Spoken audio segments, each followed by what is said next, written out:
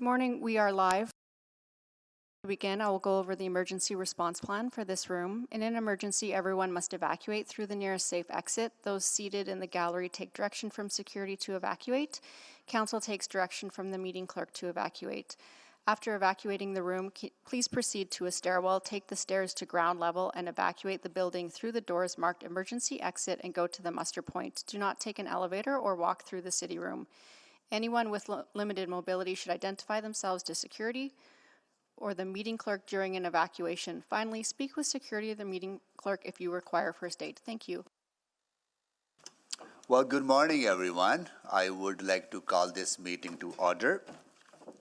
At this time, I would like to acknowledge that we are meeting on the traditional land of Treaty 6 territory, as well as the Métis homeland, and acknowledge the diverse Indigenous peoples whose ancestors' footsteps have marked this territory for centuries, such as Cree, Dene, Saulteaux, Blackfoot, and Gorasu, as well as Métis and Inuit, now settlers from around the world. I will do a roll call of committee members. I am here, Councillor Paquette. Good morning. Councillor Cartmel. Good morning. Councillor Principe. Councillor Tang. Good morning. And Councillor Stevenson is joining us. Good morning. And I will go online, see who else is joining us. Councillor Rutherford. Good morning. Councillor Rice. Good morning. Councillor Wright. Good morning. Councillor Jans. Good morning. Okay, that is it for now. Other council members may join us later on. Adoption of the agenda. Councillor Paquette, you want to do that? Oh, sure.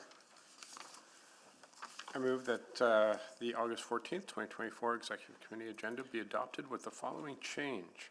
In addition, 7.4, amended single source request, Canadian Red Cross for emergency response services. Okay. Please vote for the approval of adoption of the agenda. In favor. Thank you, Councillor Paquette.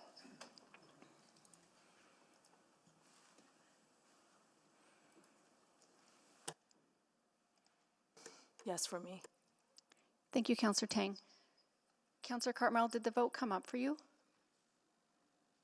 No, it did not. I'm a yes. Thank you very much. We have all the votes. Display the votes, please. That is carried. Councillor Cartmel, you want to move the approval of the minutes? I suppose I could. I wasn't here at the last meeting, however. I'll move approval of the minutes of the June 19th, 2024 and July 2nd, 2024 Executive Committee meetings. Okay. Any errors or omissions? I'm seeing none. Please vote.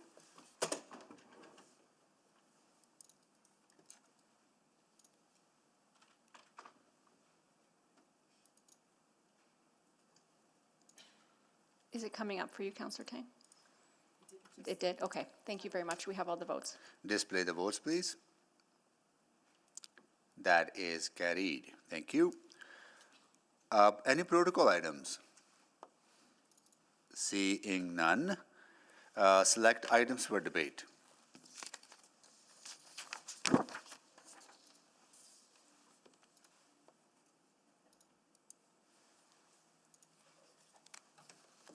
Okay. Councillor Paquette. Thank you. Mr. Mayor, I will select item 6.1 Okay. and item 7.1. Okay. And it looks like 7.2 must be dealt with, so I will select that as well. Oh, right, we just, I'm going to select 7 too. that sounds great.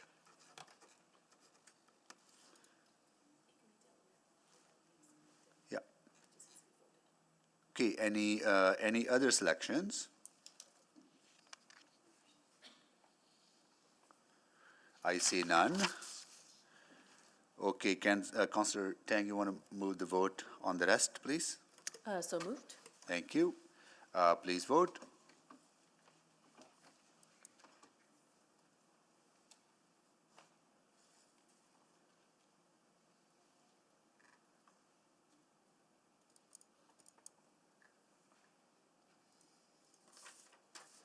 We have all the votes. Display the votes, please.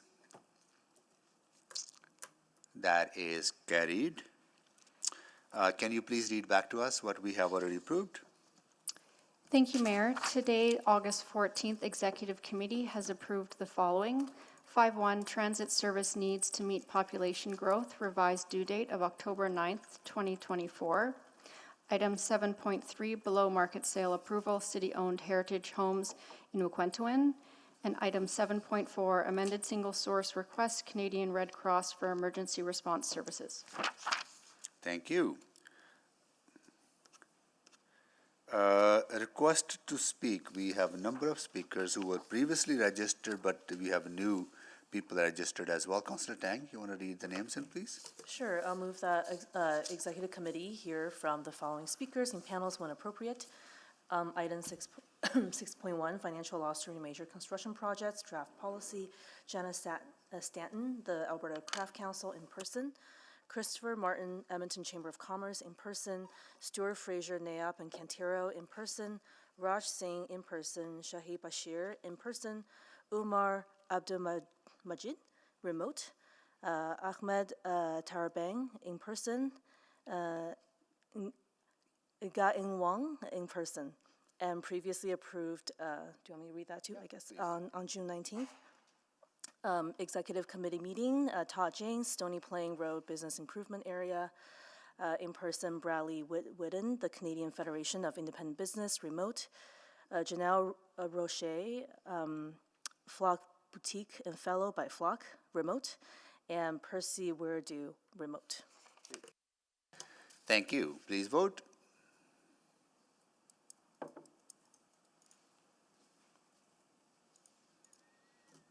We have all the votes. Display the votes, please. That is carried. Request for specific time on the agenda. It's been already approved that 7.1 will be the first item on the agenda. Then we'll follow with 6.1. Okay. Any councillor inquiries? Seeing none. Reports to be dealt with at a different meeting, none. Request to reschedule reports, none. Unfinished business, which is 6.1, financial loss during major construction project, and we will come to that item as the second item once we have dealt with 7.1. So with that, I'm going to go to administration to make a presentation on first item on the agenda, which is 7.1, financial stability, addressing budget and growth challenges.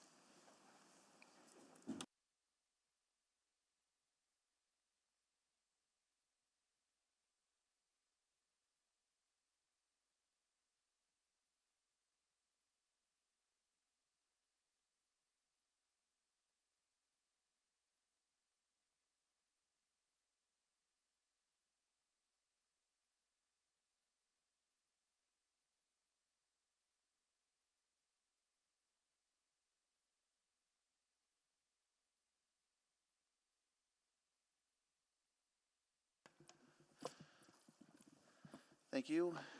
The city has robust financial policies and practices in place which help us to manage the challenges we face and ensure the books are balanced. Our strong financial management is demonstrated in having reserves that stabilize our finances by supporting one-time pressures on our operating budget, like financial stabilization reserve that will help us offset our 2023 deficit.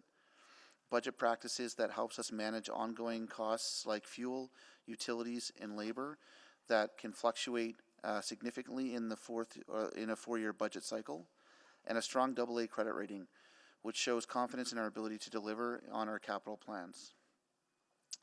While the city is in a stable financial position, a number of financial pressures have resulted in budgetary pressures that must be addressed to keep our financial position strong, including inflationary pressures. Like many Edmontonians and Edmonton households and businesses, the city is faced with increased costs after a long period of high inflation. The city is paying more. Than forecast on major expenses like fuel, labor, parts, and maintenance costs, which means it's costing more to deliver the same service level. Population growth, significant population growth is also creating more demand on our services and adding to the city's existing cost pressures.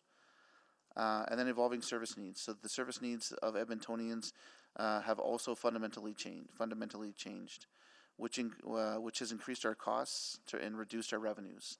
Examples include transit ridership and emerging needs to respond to encampments with extreme weather. The city is projecting a deficit for 2024. More details on the projected year-end deficit will come in September when we present our Q2 financial report. The city is committed to finding a balance between delivering the services Edmontonians rely on, keeping property taxes and user fees manageable. This is especially challenging given the high costs that the city and Edmontonians are dealing with. The financial challenges we face are complex and will take several years to address. This will require us to make tough choices between funding these ongoing budget pressures through increased property tax and user fees or by reducing service levels. And it will likely take both strategies to ensure that we continue to be financially stable. Administration has developed action plans to address these budget pressures, and we'll be bringing some of the recommendations from these plans forward during our fall budget adjustment. I'll now turn it over to Stacey Padbury and Jody Graham to walk through the presentation. Next slide, please. This council report is in response to a motion passed on April 23rd for administration to provide a report with an action plan and recommendations on how to respond to structural budget issues and growth challenges over the next 3 supplemental budget adjustments while ensuring the long-term financial sustainability of the corporation. As budgets are estimates of revenues and expenses, variances are expected.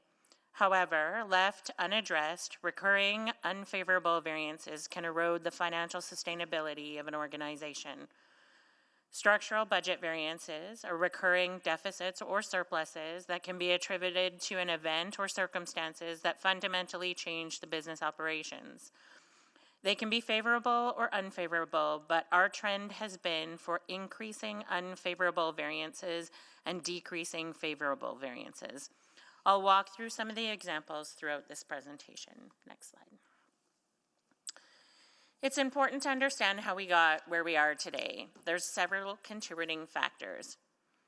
In response to the pandemic, the city limited tax increases to provide relief to residents.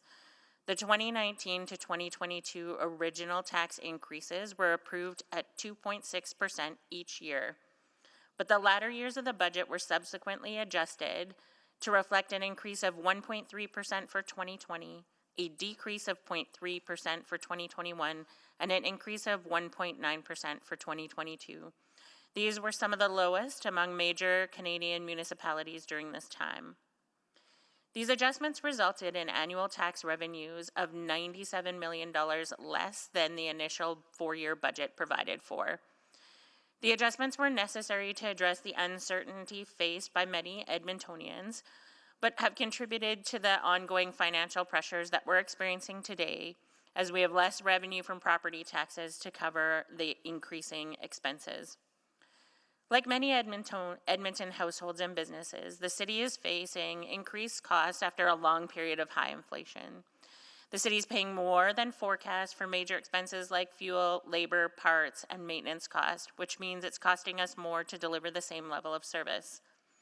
Significant population growth is also creating more demand on our services and adding to the city's existing cost pressures. And lastly, the service needs of Edmontonians have also fundamentally changed, which have increased our costs and reduced our revenues. Examples include changing transit ridership and emerging needs to respond to encampments in extreme weather. Next slide, please. This slide identifies structural budget variances that started in 2019 or earlier, and they total approximately $11.5 million. In previous years, there had been some flexibility within the city's budget to offset unfavorable budget variances in one area with favorable budget variances in another. The limited amount of flexibility that once existed has diminished, as many of these favorable budget variances no longer exist as a result of either the rising cost to deliver services or multiple years of budget reduction exercises. Next slide.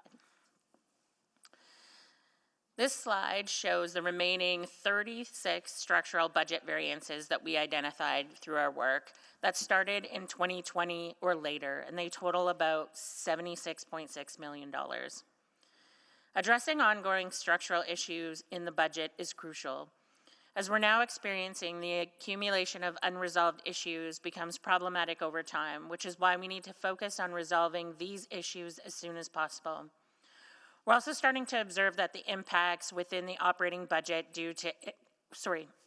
we're starting to observe impacts within the operating budget due to insufficient renewal funding in the capital budget. This results in higher maintenance costs, a trend that will likely continue as renewal remains underfunded. Likewise, shortfalls in the operating budget are also resulting in an inability to maintain assets at appropriate levels, which decreases the life of the assets in place and places a heavier burden on that renewal budget. I'll now turn it over to Jody Graham. Next slide, please. In total, there are $88.1 million in ongoing structural budget variances. Of this amount, only $650,000 was identified as surplus, which will be added to the OP12 funds being held within financial strategies. The items were categorized as inflationary, such as inflation on fuel and parts for $23.9 million, revenue shortfalls of $19.2 million, where actual revenue has been less than budgeted, most notably transit fares, external factors for matters that are out of the city's control, such as vandalism or extreme weather for $21.4 million, and lastly, administration or council-directed initiatives of $23.6 million. An example of administrative directed is disposing of properties to right-size the real estate portfolio and address significant long-term capital renewal liabilities. While this program is in the long-term financial best interest of the city, it creates short-term variances due to the foregone lease revenues. An example of council-directed item is the council's approval of policy C-556C on July 4th, 2024, requiring procurement for contracted services to continue to include a requirement of paying a living wage to all employees performing work in city facilities. Our projected year-end deficit is lower than $88.1 million identified here, thanks to several one-time favorable variances in the budget that help to offset this shortfall. However, these very favorable variances are mostly one-time occurrences and cannot be relied upon to address ongoing unfavorable variances. Next slide, please. Each structural budget variance comes with an action plan that outlines the steps and timeline for finding solutions to the issues. These plans detail how the solutions will be identified through the subsequent supplemental operating budget adjustments. In many cases, budget remedies are not immediate. The focus is on aligning actual expenditures to the budget once solutions are implemented. Administration is taking various steps to address budget variances, including initiating program reviews, conducting cost of service studies, exploring revenue boosting methods, and examining service delivery options. The time required to implement these action plans and achieve expenditure reductions will vary, with some taking 2 to 3 years. Select action plans that propose service level reductions will be presented as unfunded service packages in the fall SOBA, allowing council to decide whether to reduce service levels or adjust the tax levy. If left unfunded, the action plan will be implemented and service levels will be reduced. Next slide, please. Reducing service levels will have impacts, but it is crucial to recognize the financial realities we face today. Across the organization, service levels and budgets vary widely. Starting from left to right, in some cases, service levels exceed the budget, creating financial pressure. Here, service levels would need to be reduced to align with the budget. In other instances, service levels and budgets are already aligned, so no change is required. However, there may be areas where the service levels and budgets are aligned, but we could reduce both without compromising essential services. We could be providing a first-class service where a standard service might suffice. In a few cases, service levels could be met below budget, offering an opportunity to reallocate funds to other services. As mentioned in the previous slide, Council will make the final decision on service level reductions during the fall SOBAs. Next slide, please. There are two key approaches to building a budget around service levels. Understanding these approaches is important to address the issues that we are currently facing. The first approach starts with the service level. The first figure on the left outlines the desired service level, identifying the specific outcomes and quality of standards we want to achieve. Once the service level is set, we determine what resources we need to meet that service level, including the number of people, the amount of time, and the necessary equipment. This allows us to calculate the total budget needed to support these resources. This approach ensures that our budget is directly aligned to the service level that we aim to provide. The second approach, the one on the right, starts with the budget. We begin by looking at the available funds so that we clearly understand how much money we have to work with. With that in mind, we then determine how many people we can afford, how much equipment we can get, and how much time we can allocate. Essentially, we are working within our financial limits. Based on these resources, we figure out the service levels that we can realistically achieve. This approach ensures that we operate within our means while still striving to provide the best possible service. This may involve having varying levels of service throughout the city and being creative in finding solutions, but will result in some tough decisions because we can't afford to do it all. In the current economic environment, where resources are limited, we must be using the second approach. By starting with our budget, we ensure that we make the most efficient use of the available funds, avoid overspending, and adjust our service levels based on realistic financial capabilities. While both approaches have their benefits, the current economic climate makes the budget-first strategy necessary. Next slide, please. The economic adjustment is needed to address inflationary impacts on fuel, parts, tires, and facility maintenance, which affect multiple service areas, including emergency services, transit, snow and ice, and spring sweep, just as examples. These inflationary increases cannot be absorbed within the existing budget without adequate funding. Legislated and scheduled preventative maintenance levels cannot be maintained, leading to significant and imminent service disruptions. Regulatory standards would not be met, compromising the safety and operational integrity of certain facilities and infrastructure assets.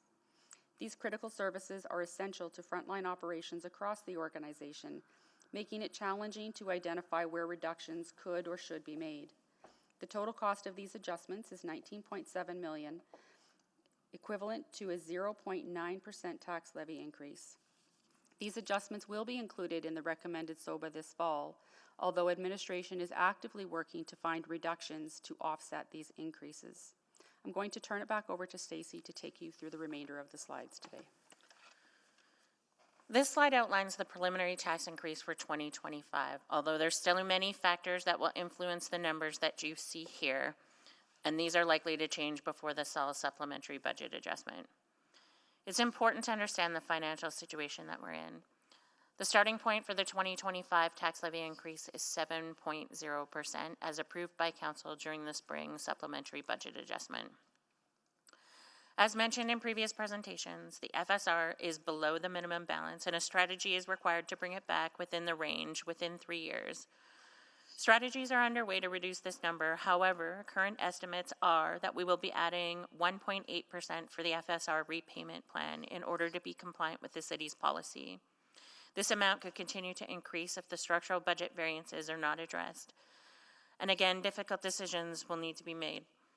If we funded everything on the structural budget variance list with tax levy, this would add another 4.1%, bringing the total tax levy increase to 13%, which we know is too high. The action plans put in place by administration will address the structural variances, but full implementation of these plans may take 2 to 3 years. Administration will recommend using funds from OP12 held in financial strategies to cover costs associated with the Citadel Theater lease that was approved earlier this year.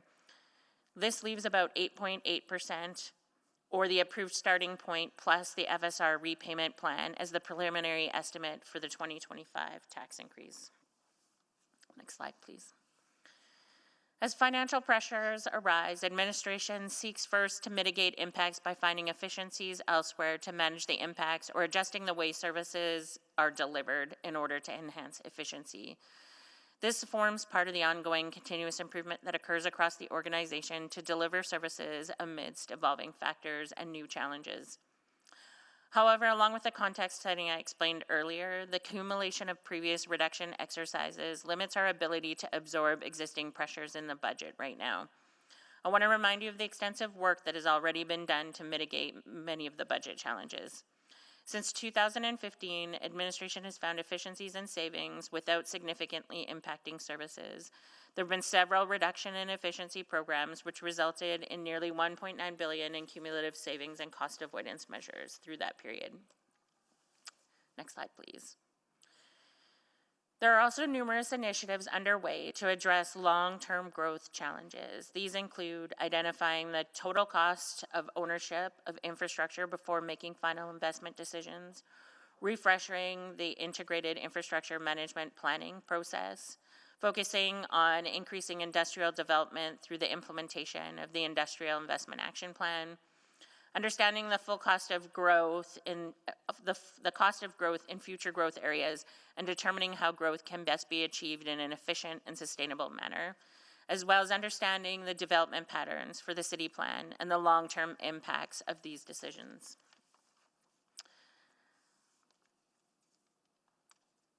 This final slide outlines the next steps leading up to the fall supplementary budget adjustment process. Today, we've presented our action plans to address structural budget issues. We will return in September with a budget process update, which will formalize the reduction in scope of the spring supplementary budget adjustment from a budget adjustment to a mill rate finalization, effectively requiring all tax levy decisions to be made in the fall supplementary budget adjustment process. Administration will also provide the Q2 financial update, where we will provide an updated projection for the year-end deficit. In October, we'll return with a capital and operating funding shortfall analysis, which is in response to a council motion. And the fall supplementary operating budget and supplementary capital budget will be held in late November and early December this year. Throughout this time and into the next 2 to 3 years, administration will be implementing the action plan to address structural budget variances identified in this report. The city is committed to finding a balance between delivering services that Edmontonians rely on and keeping property taxes and user fees manageable. This is especially challenging given the high costs that both the city of Edmonton and Edmontonians are facing. The financial challenges we face are complex and will take several years to address. It requires us to make tough choices between funding these ongoing budget pressures through increasing property taxes or increases in user fees, or by reducing the levels of services. And again, it'll likely take both strategies to ensure our continued financial sustainability. This concludes our presentation. We'd be happy to take any questions you may have. Well, thank you so much for such a comprehensive presentation and all the work that has gone into preparing this. Really appreciate that. Now we're going to open for questions from committee members and council colleagues. Councillor Paquette, you exempted this. Why don't you start? Thank you, and thank you for the presentation, all the work that went into it. Just to clarify right off the top, what I'm hearing is that, correct me if I'm wrong, the finer or the more lean the budget and organization, the more exposed it is to uncertain external economic factors because there's less wiggle room, less cushioning possible. I think that's a fair characterization. And so over the past many years, the City of Edmonton organization has gotten leaner and finer, hence the fact that we don't have a lot of availability for variances. Is that what I'm hearing? Yeah, I think over time, as we've worked on multiple budget reduction scenarios, we've lost some of the flexibility that we previously had in budgets to be able to respond and shift, to respond to changing demands. So the double-edged sword of becoming an extremely lean organization. Okay, so I wanted to get we were talking about, we've got basically three options of increasing user fees, permitting fines, that sort of thing, increasing taxes, or service cuts, and that's the way that we look to balance budgets right now. Yeah, like as a municipality, we really only have two revenue tools, taxation and user fees. There's fines and dividends and things like that, but the lion's share of what we can do are taxes and user fees. And then really it's about controlling expenditures, either what we pay for or what services we deliver. Yeah, because I think it might be lost among a lot of people that Edmonton's not the only city that's facing these challenges, for one thing, and for another, we are also not immune to inflationary factors on the same things every corporation faces right now, and that is fuel, maintenance, contracts, and labor. And so these are sort of all the perfect storm leading us to this situation today. Yeah? Yep, that's fair. Okay. So, I'll say right out of the gate, I'm supportive of the proposal, multiple proposals, but one of the things that the public has been very loud and clear about is that they don't really have a lot of appetite for more taxes, on one hand, and they certainly don't want to see a reduction in services on the other hand. And we're not in a position to be able to find a way through that I can see, because I'm going to ask you, with these service levels and budget cuts, they'll take years to go through, so there's no immediate relief in sight. So what are the realistic expectations?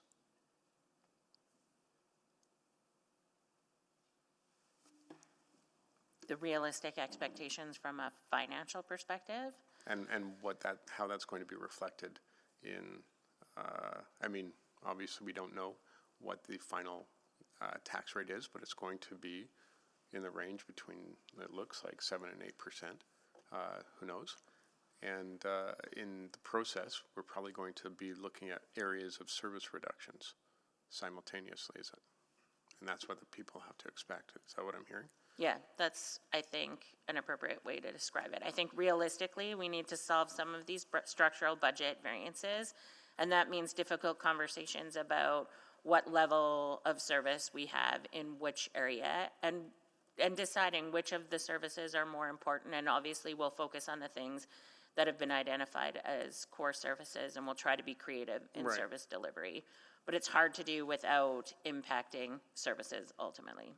Because everything has a cost. Every policy, every new line of business, every service that we have, that has a cost. And I think that, you know what, before I finish this question, I'm looking at the time. I'll come back for a second round. Thank you, Councillor Paquette. Councillor Tang. Great, thank you very much for this very thorough presentation and report. Lots of details there to dive into. And just so, I'm going to just share my interpretation that the numbers that you're sharing here is kind of status quo. This is the landscape, but between now and budget adjustment, administration is going to be looking at some of these action plans, try to adjust as much as possible so that we don't head into budget adjustments with double-digit tax increases. Is that correct? Correct. I think what we're telling you is we're going to have to work hard, and we're going to have to do some service level adjustments just to be able to come in at the 7 that you've approved, plus the 1.8% to address the FSR. Great. And the tax implication you shared is just for 2025. Would there be future year impact?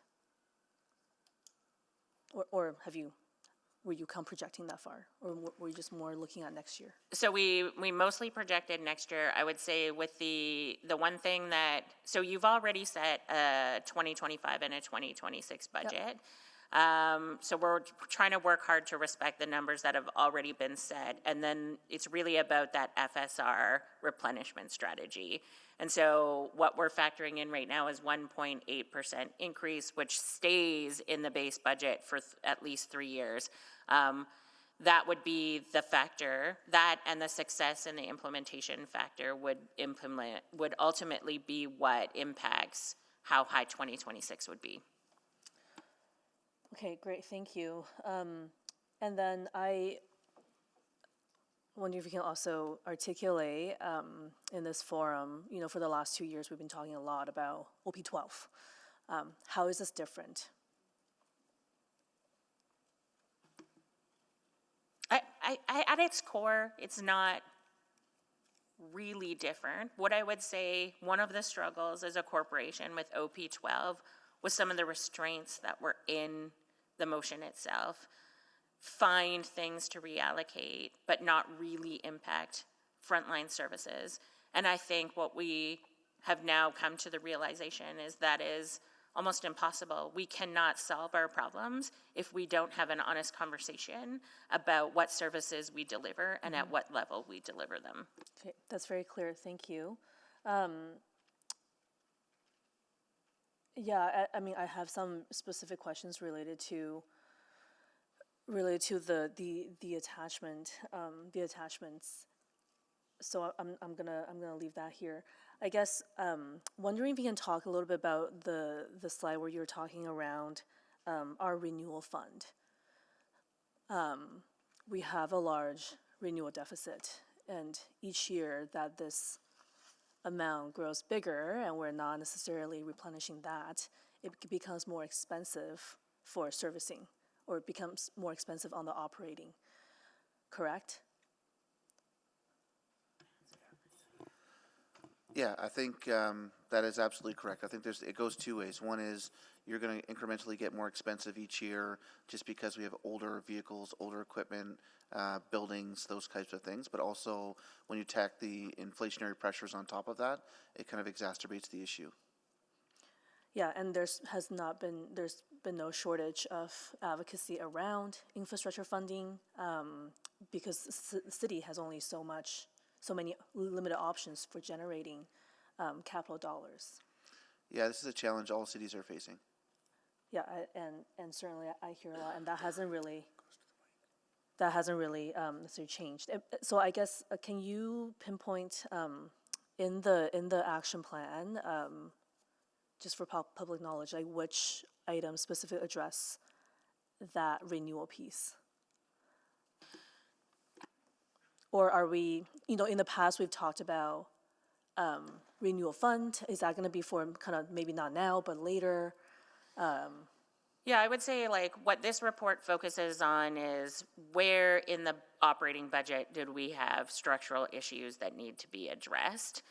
So you're not going to see a ton of things in the attachment that deal specifically with the infrastructure deficit or the renewal deficit. I think what we're highlighting is the impact between both the operating and the capital budget. The longer that it takes to resolve our issues in capital with the funding level for renewal being, I think only about 38% of what our ideal renewal would be, the more pressure that's going to add to these operating things. We haven't lost sight of those being issues. It's just that this particular report focused only on the structural issues within the operating budget. Very helpful. Thank you. Thank you, Councillor Tang. Councillor Carmel. Yeah, thank you. So I'm going to say it my own way, I suppose. This is essentially a fairly detailed forecast of where our budget will end up at the end of the year if we don't make change. Is that reasonable? And you're proposing some change? Yeah, okay. Are these the only pressures? So I have questions around salary settlements. Maybe that's a private conversation, but I guess to ask it in a different way, is this the grand sum total of all of the operating budget pressures we see, or are there other things not included in this forecast that might also have upward pressure? I think this captures what we were able to identify by reviewing the budget and the trending. I don't think it's all there are still, I think what you're asking about is risk. Is What there else is still out there? risk in these numbers? And absolutely. I think even in terms of salary settlements, we budget for those, but we won't know what they are until arbitrations come in or collective bargaining is actually resolved. And I think Jody just had one thing she wanted to. There are also a number of items that we removed from the list because they're not structural yet, but departments have flagged them as an up-and-coming possibility if things don't shift and change. And so we have another list of things that we're keeping an eye on because they're not there yet, but they've been flagged as a possible future pressure. So the headline today is 13% property tax increase, right? And Well, I'm trying to make the I know you- headline not 13%. but I mean, if we were to put the whole, like this is a substantial part of the list, but there's still a few other numbers not on the chart that have upward effects, yeah? Yeah, that's fair. If we don't actually implement plans to resolve these issues, the increase will be in the 13% range Or more. or more. So, in the chart, in attachment 1, that's roughly 71 or 77 million anyway. The big number in there is $13 million or the biggest number is $13 million of transit fares. And the way I'm reading that is that we've got a pretty good handle on bus fares, less confidence in LRT fares from the perspective of fare enforcement, fare evasion, ridership numbers, etc. It feels like we don't have a good lens on LRT. I'll maybe ask Carrie Houghton McDonald to weigh in, but I would say we do know that part of our revenue issue on the transit side is the change in the demographics of the ridership and the pressure that's coming from the low income, the growth in the lowest subsidy programs. Yeah, the growth in the ridership is in those cohorts that, for very good reasons, pay the lowest amount of fare or provide the lowest amount of fare revenue. But are we? And I think we know that on the bus system. I just don't think we have clarity on the LRT side of the system. I can help with that. So I think in part we agree with you. We've got additional measures. The TPOs have really increased their fare enforcement in terms of random fare inspections focusing on LRT. We've got audio reminders as well, and we're about to implement a signage related campaign reminding people of the requirement to tap their ARC cards. And I think it's a combination of all of those factors. And that's why the action plan talks about multiple different activities. But I agree. I think in part it might be a contributing factor, but the biggest contributing factor, as Stacey mentioned, is just the increased demand for those deeply discounted fare programs like Ride Transit.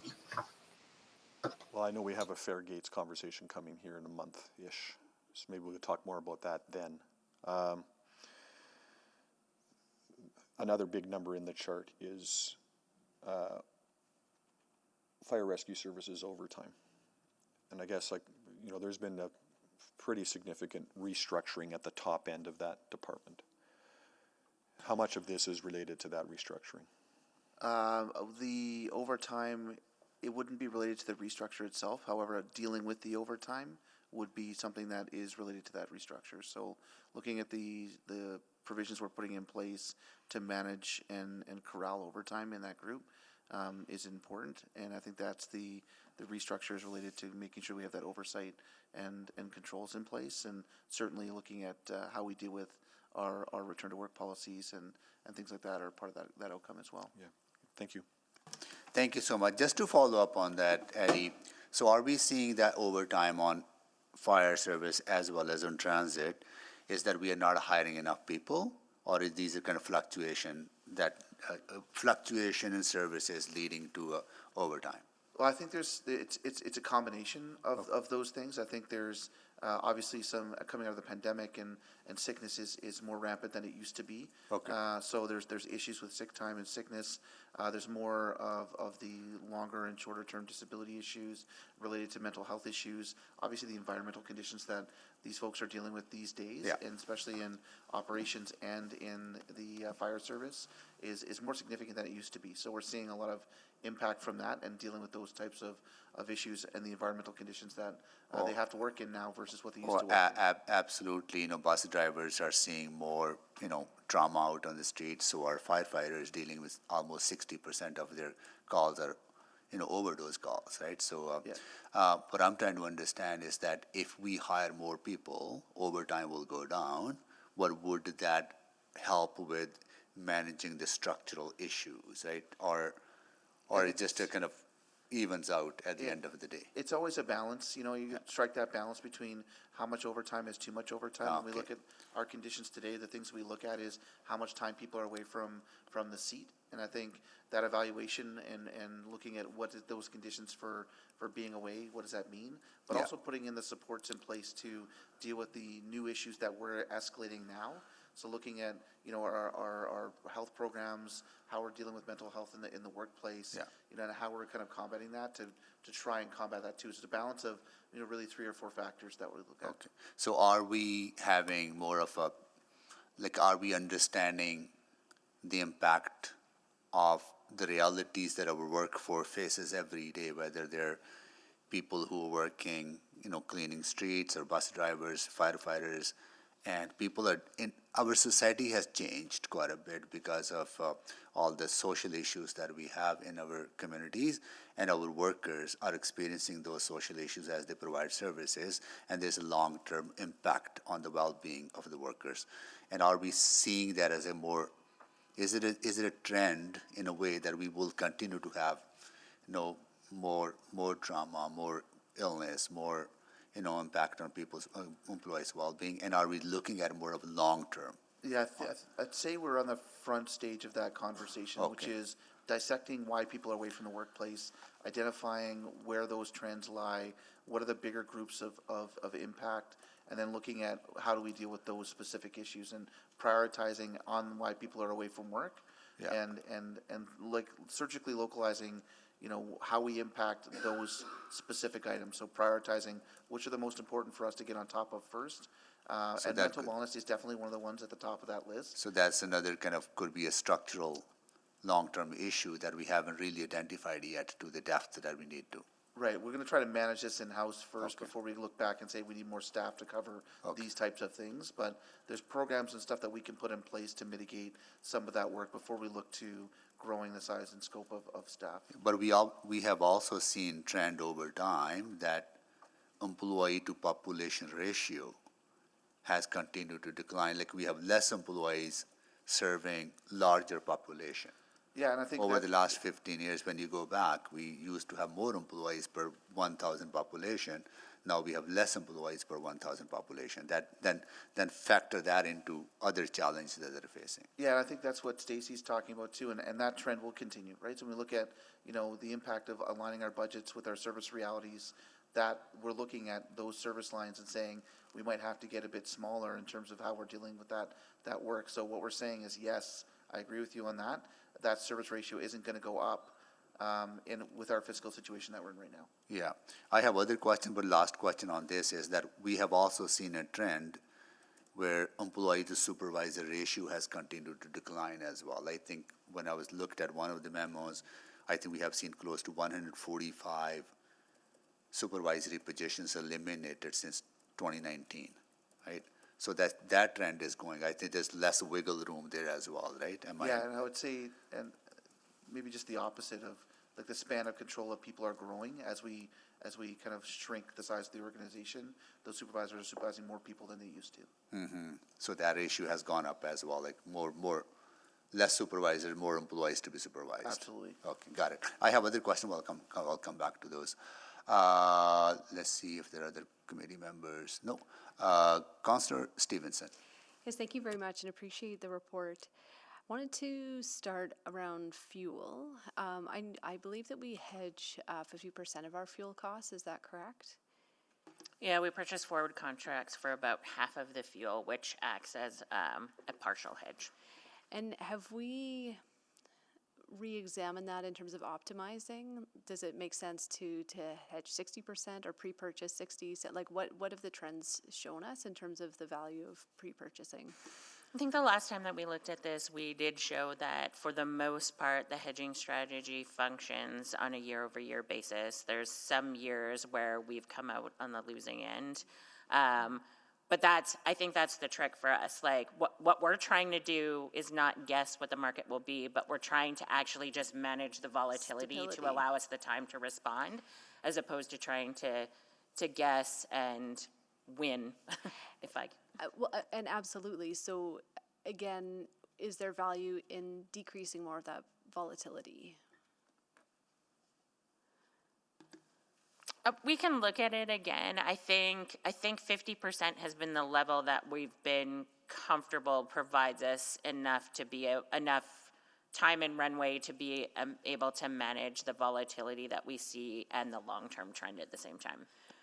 Okay, yeah, I mean, it seems that the volatility has been increasing, right, in terms of what we've been budgeting for. So perhaps, just a consideration for reviewing that. And then fuel as it relates to our fire trucks. So really great to see the decreased usage for health calls. I think that's an excellent policy to help address that. I feel like I've heard that fire trucks need to run their engines for a certain amount of time per day to keep them in good working order. Is that the case? Is that true? I don't think that's true. Okay. I think there's an element of using vehicles in kilometers, but no matter how they're used, I guess the maintenance regime on them would account for ones that are more stagnant than others, and obviously using vehicles and cycling them around is something we do often. So Okay. So then are there any policies in place related to non-call usage of fire trucks? not sure what you mean. I'm aware of fire trucks being used, and it could be that they're on their way back from a call, but sort of being in places that aren't call related, but being there. Are there any policies related to that? Well, maybe I'll ask if David Lazenby's online here. Yeah, good morning, Eddie. Yes, I am on the line. Councillor, we don't have policies as such, but we try and encourage kind of appropriate use of the vehicles. And you're right in what you said. You might see, a crew grabbing a coffee or a snack on the way back from a call. But, the crews are very mindful of the fact that it's also a chance for an interaction with the public. There's often times where we see really good news stories around, public education being delivered or, engaging the crews, engaging the public and looking at ways, to educate them on, firefighting as a career and things like that. So I understand your question, but like I say, the crews do try and be responsible in appearing in places where it doesn't appear as though it's an emergent incident. Great. No, I appreciate that, and I think there's a balance. And coming back from a call makes a lot of sense. I think if it's sort of a purpose visit out, maybe there's some opportunity there for some policies. Just recognizing what a squeeze we have on fuel right now. And then just the last one, back to the question around overtime in Edmonton Fire Rescue Services. Is that overtime? My memory is that there's a distinction between sort of minimum staffing levels and ideal staffing levels and some policies around that. Is the overtime to achieve minimum or ideal? The overtime is to achieve minimum staffing. Minimum only. Okay. And are there policy reviews in terms of those minimums? Those are, in line with current guidelines. Is our minimum as minimum as it can be?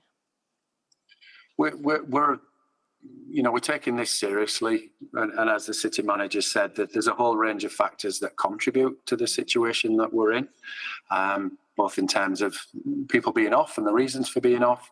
And so we are having to look at everything, how we staff our vehicles, where we staff them, but also, fundamentally the reasons why people are currently off in the numbers that they are. Okay. Thank you. Thank you, Councillor Stevenson. Councillor Wright. Thank you very much. Acting Chief Lazenby, don't go anywhere because I'm going to ask you. Yeah, the reduction in the response to medical calls, has that had any impact on overtime and or just the need to have the firefighters there on call? I think we will see the fruit of that in the longer term, possibly. And it's not maybe as you think. Just, you know, we're projecting we'll reduce by approximately 20,000 calls a year. So that's going to help on the fuel side of things, but also it's going to take some of the burden off the firefighters in terms of having to respond to calls in quite the volumes that they're having to now.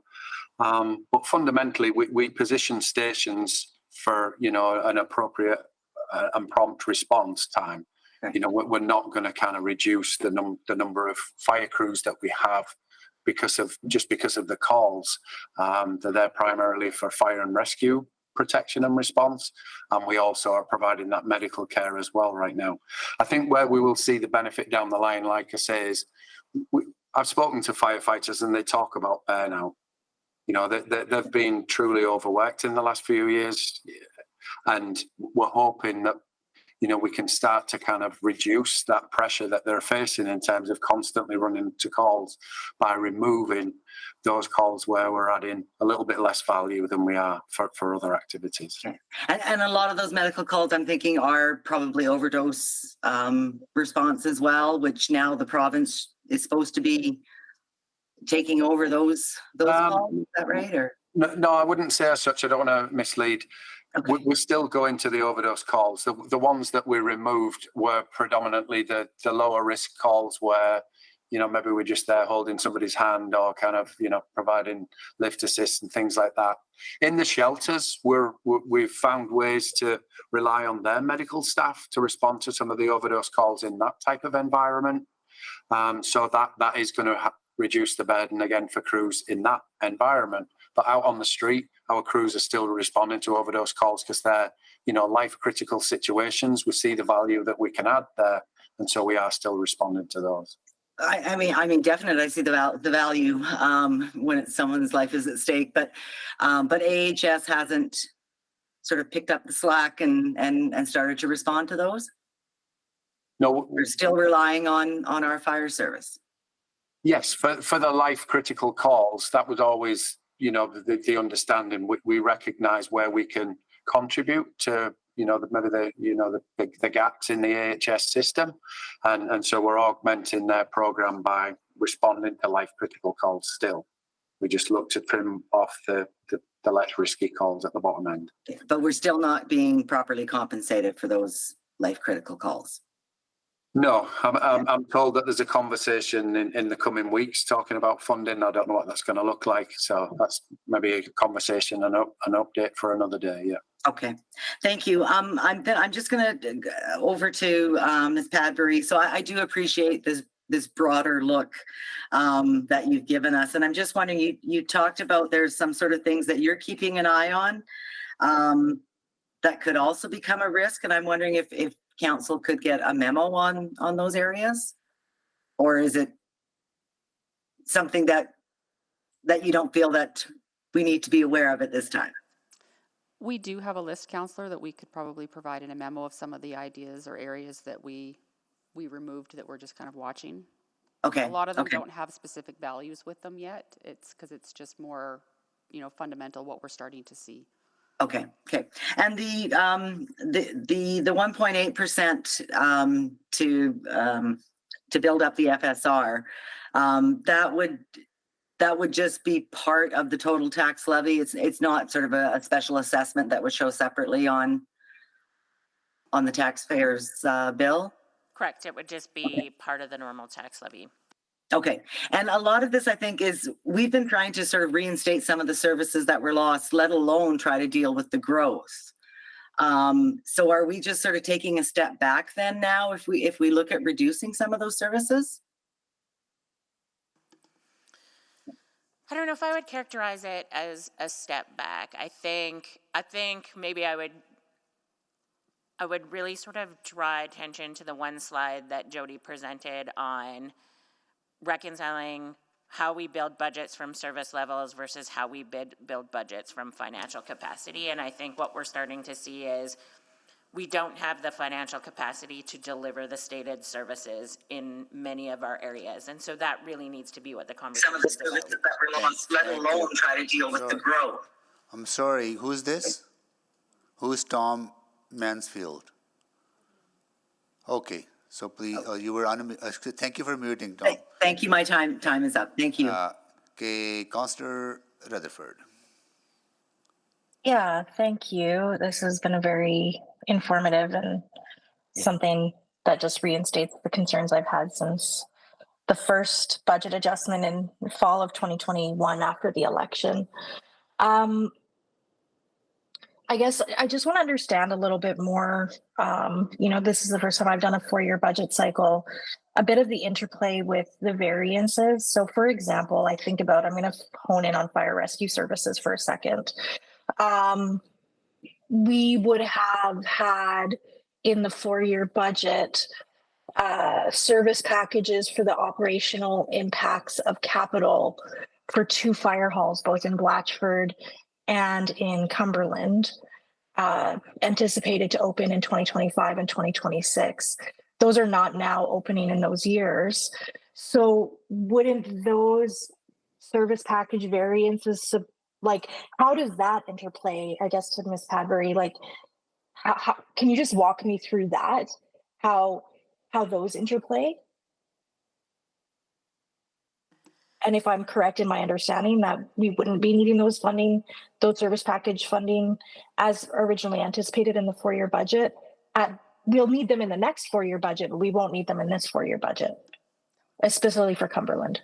Yeah, Fire so hall. I can't remember the specifics off the top of my head, and I can absolutely look them up. But I think our general practice with things like this would be if we bring you a service package with a start date, and that start date moves, that we generally tell you, we bring you an adjustment in the budget to either push back the start date or to make money available on a one-time basis so that you can use what was previously budgeted to handle a one-time issue. But it's for a one-time. Back. Yeah. Well, I'm trying to understand the process more so than the specifics of that. I was just using that as a specific example, but I'm really just trying to understand, as again, new to this is the first time I've done a 4-year budget cycle, just understanding that process and how it interplays with immediate needs versus some of those long-term systemic issues. I was it's a lot of information, but I was very overwhelmed by the tables, and I'm going to focus in on the public attachment action plan to address structural variances. Because, so for example, when I look at A126, it talks about the encampment response, and it talks about the branch will review enforcement job types that can be stopped in order to reallocate to this file. So am I to read this? And this is one of many, and I think there's some significance in this. Am I to read this that we are going to stop doing some other enforcement to double down on encampments, cleanups, and teardowns? Frankly? So I'm going to pass this to my colleagues, but what I would say is we have made a decision that we must do something with encampments, and there's a plan for encampments, and in order for us to execute a plan, we must draw resources from elsewhere. But I'll maybe pass it to, I think, Ms. Gallatley, who's acting for Jen. I see David Jones is online too, and his mic off. Yeah, I can jump in on this one, Stacey. Essentially, that's correct. We don't know what this is going to look like, but we need to look at all of our service demands across the city, and just the call volume, the persistent call volume for encampments citywide is such that we know we can't keep up to it. With the EOC activated for the majority of this year, we've established some minimum staffing levels, which we've been running on overtime, but that's not sustainable either. And so we need to look at all of the things that the peace officers do across the board and determine if there are some things that we can slow or stop in order to satisfy the service demands for the encampment response, the resources that we've been given. Is the encampment response coming? Because I have major concern, and that's one of many. I could literally go through one by one some flags that I have on different ones. You know, this is again where we're continuing to put more money into non-root causes and addressing the weeds, and we're not actually fixing the problem. I have some major concerns with that. I'm running out of time, so I'll stop there. I'll see. I might need another round. Thank you. Okay. Thank you, Councillor Rutherford. Councillor Rice. Thank you, Mr. Chair. Thank you very much for the city administration, specifically our financial team, provide this financial forecast for the 2025, what the tax levy increase could be. I think this information really provides us with, it's time for us to pay closer attention, because we do not want to see the 13% tax levy increase and for 2025. So I do have a few questions in terms of decision-making point. Because right now we have to make decision, either reduce spending, and in the last 4 months for this year to ensure 2025's tax increase will not be 13%. Do we have sufficient time to do that? So I think we all understand that in the latter part of this year, we really need to control spending. But I don't think that what we're proposing here is that we'll solve the problem in 4 months. What we're saying is, in order to be able to right-size our budget over the next few years to maintain the city's ability to be a financially viable organization, we need to actually take some steps to address the long-term issues. That's a wonderful answer, because I do not expect we can resolve this issue in 4 months and to reduce the tax increase for 2025. So that is wonderful. And then that is why my next question comes in. I really appreciate, and from financial principle perspective, we provided 2 approach. So my next question is about, yes, we need to take step right now. We cannot delay these steps. And then either we start control the spending right away and to reduce unnecessary spending, or we start looking at different revenue options. Is there any different revenue options right now, and we can explore to have some quick turnaround to improve our city's financial situation? So I don't know that there's an immediate unidentified revenue source that's going to save the day here.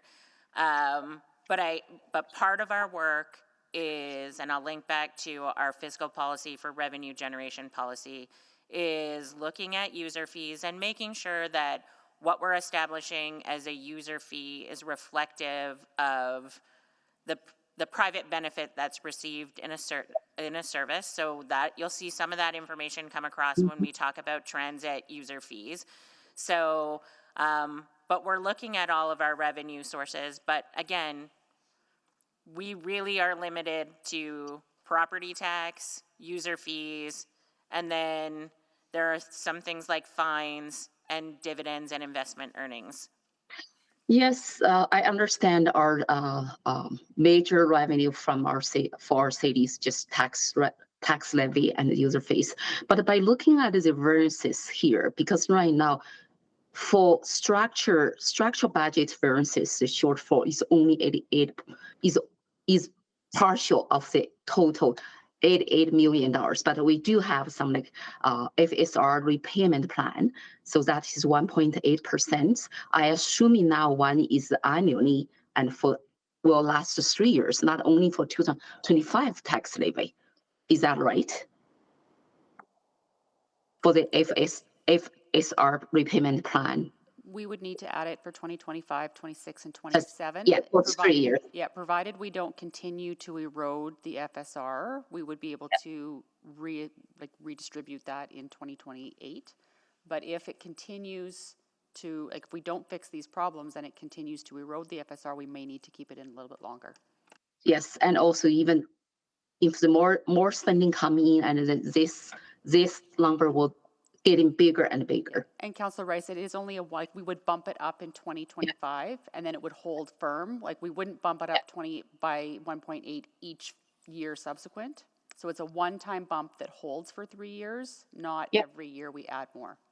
So that is another thing we have to pay closer attention as well, because we do not want that number getting bigger and bigger. So I want to get back to the revenue, increased revenue, and then we talk about the economic forecast as well. So is there any way? Yes, we do have. I'm glad our city starting and focus on the industrial action plan and investment action plan. So is there any other way from economic perspective, and we could look at deeper, explore broader, and to really bring some more revenue to our city? I think you see us do so part of what you'll see in October in the financial shortfall reports are around the tools that we have available to us and the things that we potentially might need to advocate for. I think we always advocate for things like grants in lieu of taxes, a restoration of the loss of that revenue stream. So those are things that we continue to advocate for. But again, unless we get different powers for revenue tools, there is a limitation to what we can achieve in new revenue streams. Okay, thank you so thank much. you. My time is out. Councillor Salvador? Yeah, thank you so much. Really appreciate the report and presentation this morning. So maybe just to reflect back what I'm hearing, and maybe offer a slightly different or alternative headline, is that the city has an action plan to mitigate potential tax increases. Is that fair? That is certainly what we're presenting here today. As administration, we have no intention to bring you 13. It's our intention to resolve to honor the increases that are in place. Great, thank you for that clarity. And then I'll just follow up on some of the questions that were being asked around revenue options. Obviously, fairly limited. And in the attachment, there was some mention of increases for, things like moving permits and some of the fees associated with smaller items like that.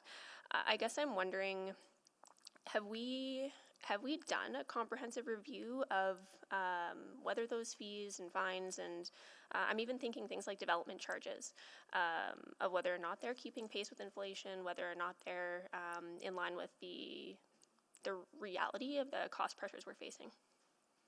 And maybe just to be extra clear, I'm not talking about sort of those citizen-facing ones like transit fares, like rec centers. I know those have been looked at, but some of those other ones. Yeah, I think, to the extent that we're so the rest of the fees and permits, I think those are things that we look at on an ongoing basis. I don't know that, I'm not sure I would say the same for fines, because the purpose of a fine is very different than the purpose of a user fee. Yeah, absolutely.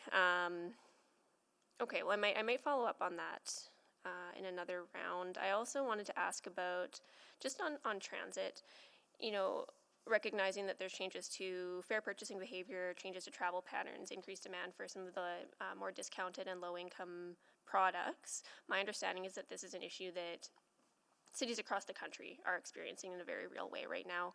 I'm just wondering, what are we hearing from other municipalities and jurisdictions that are facing the exact same pressures? How are they responding? What are they doing?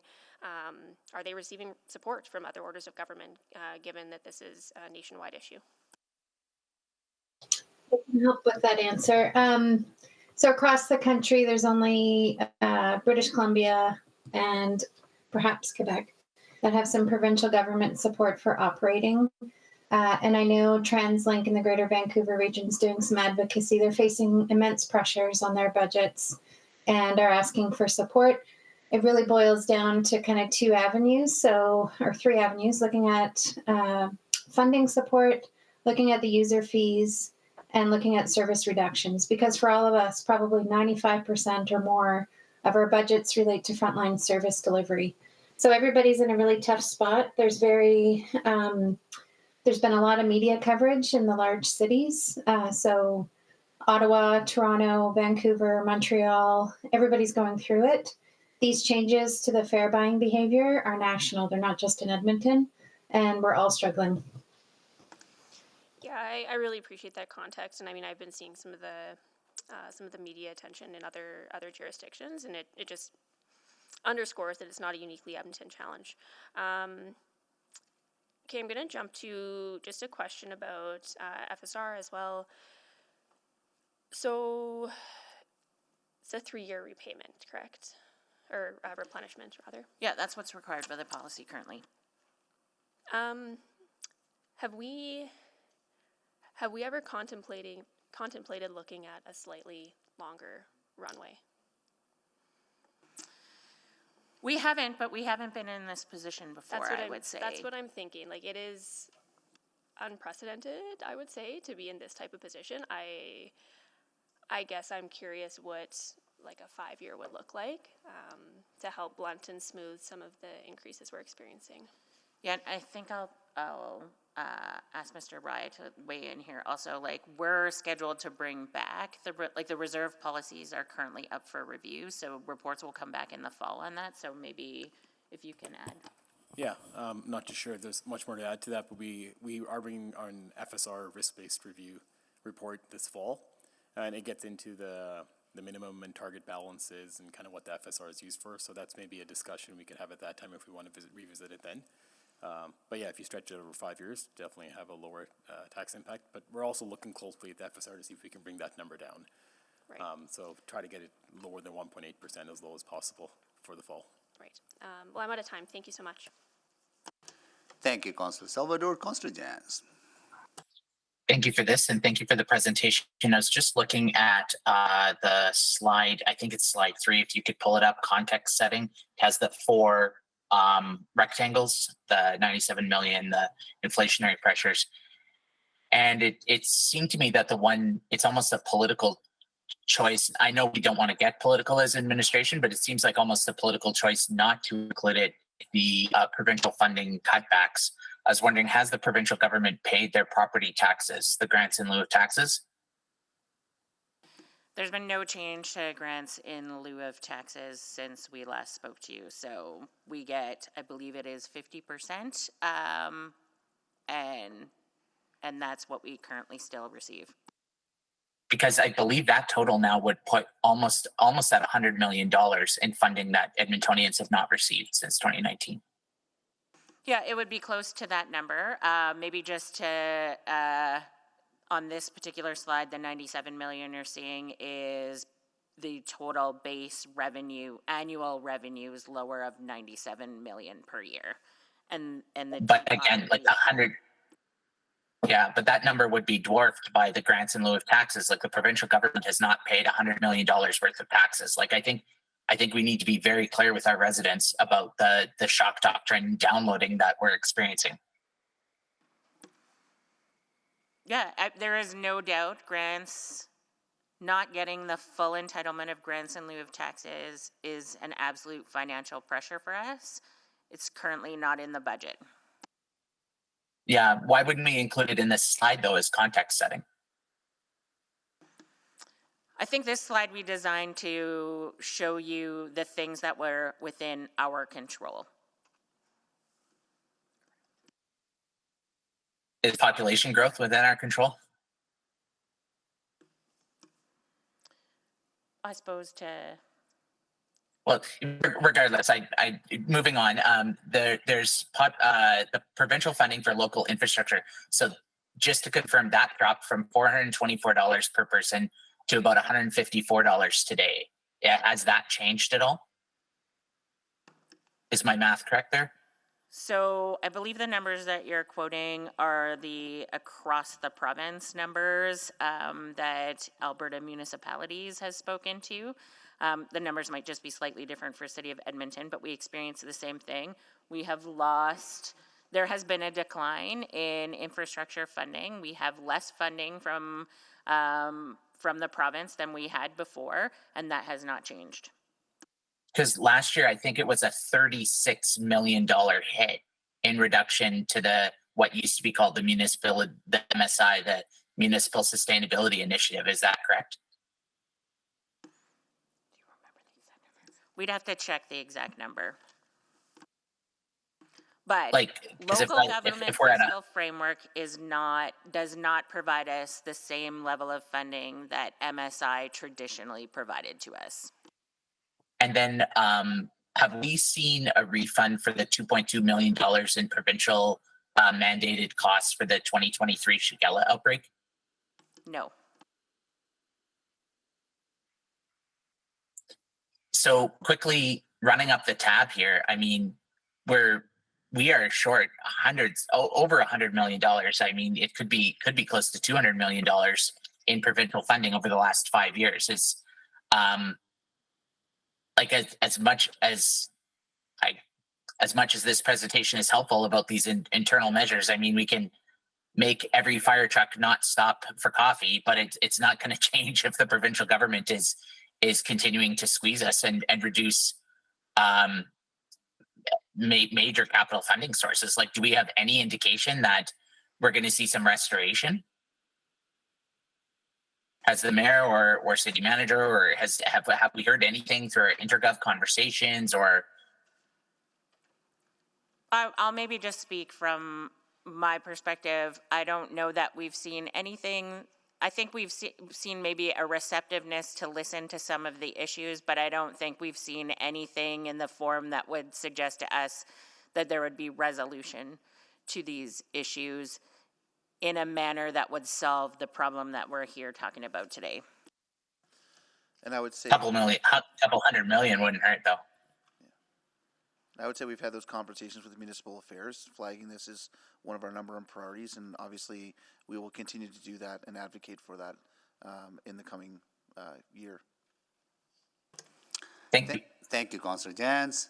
Just to follow up on that, so when you come back with the action plan and revenue options, would you give us that context about how provincial reductions and provincial decisions have impacted the overall capacity of our, or how those cuts have added pressures onto our finances? Yeah, and you'll see that is part of the financial shortfall reports that are scheduled to come in October. I think that's good information.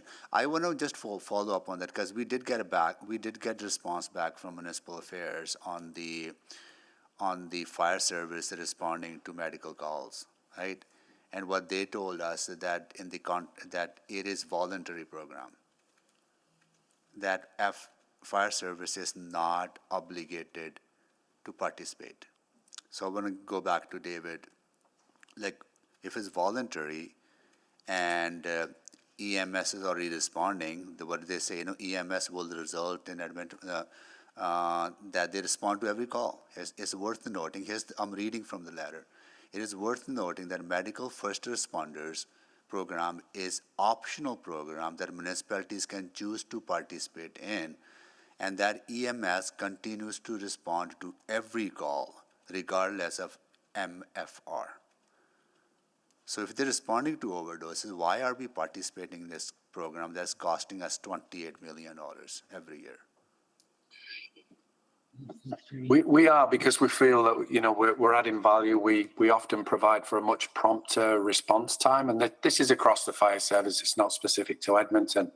The fire stations are cited such that it provides for that prompt response time. David, I would be interested in how quickly you get to the calls and how late EMS gets to the calls. Because if minister is telling us that they respond to every call, but they go 5 minutes late, then fire service get there 5 minutes early, then that is valuable service that you provide. I would be interested, because if we're looking at reductions, we're looking at, in every pillow that we find to find a dollar. And this is a lot of money that we're spending on service that is a provincial responsibility. And I'm told that AHS is providing their service to the level that is acceptable to them. Yeah, I'm just trying to get clarification on what is AHS's typical response time. Fire services generally look for a 4-minute response time. That's road travel time to calls from the first in station. So, I've seen earlier in my career, ambulance services look up for an 8-minute response time depending on the call type. So you could have a distinct time saving in terms of, if somebody is in a life critical situation. Oh, and then absolutely. I value the service you provide. I think you save lives. But if AHS is doing the same and EMS doing the same, then are we not duplicating those services? Please have that conversation with them. Yeah, we can have that conversation. I think the one thing I want to highlight is that just not attending those calls doesn't mean that you're going to save the $28 million that exists. So we still have those people on shift. Well, you save on overtime, right? You'll save on a wellness. What it does for us is it could diminish our capacity to deliver timely services to other events that happen. It will increase your capacity, not diminish. It'll increase our capacity to be like more nimble about how we respond. So to there are events. benefits to that. There are benefits, yes. Yes, okay. I want to get to slide number 4 on the slide that talks about here, service levels and budgets, where you show, service levels, then budget, they don't match, right? On the right side, you show service levels are lower, budget is higher. So when you're looking at restructuring within the organization, you're thinking of shifting money from one department to the other. It's not just within departments. Like you're looking at everything, how we align and where we save and where we need to put that money, where the gaps are. Yeah, we'll explore the entire organization. So it's not just one over the other. I think we hear loud and clear how important the frontline service deliveries are. So when we look at that, we're also prioritizing within each of the groups, the most important things that we deliver to the least important things that we deliver. So when we look at what we bring back, we'll look at the bottom of those lists and understand if those are places that we can pull out of in order to make sure that we're maintaining those frontline Right, it's going to continue to break down those departmental silos and look at each department and every branch, every service line, and look at, which we can do less and which we can do more, or where we can cut or where we can increase. That's correct. Okay. And your goal is to, when you come back with an action plan, is that look at what you can do without impacting frontline services, right? Yeah, we've heard loud and clear the importance of frontline service delivery. And then look at some of the things that we haven't started doing yet, maybe we shouldn't start doing it. And I would say that we will start there first, and that'll be the last kind of place that we go to. So for us to say that we wouldn't impact it, I can't say that right now. I'm so long out of time because I didn't see that. I'll come back on because I need clarification on the process, right? Okay, I will go to Councillor Pickett. Thank you, Mr. Mayor. No one would have called you on that. So, so returning to, and this is a good conversation. It's an example of maybe business lines we should be in, business lines we shouldn't be in, opportunity costs, all of that sort of thing. So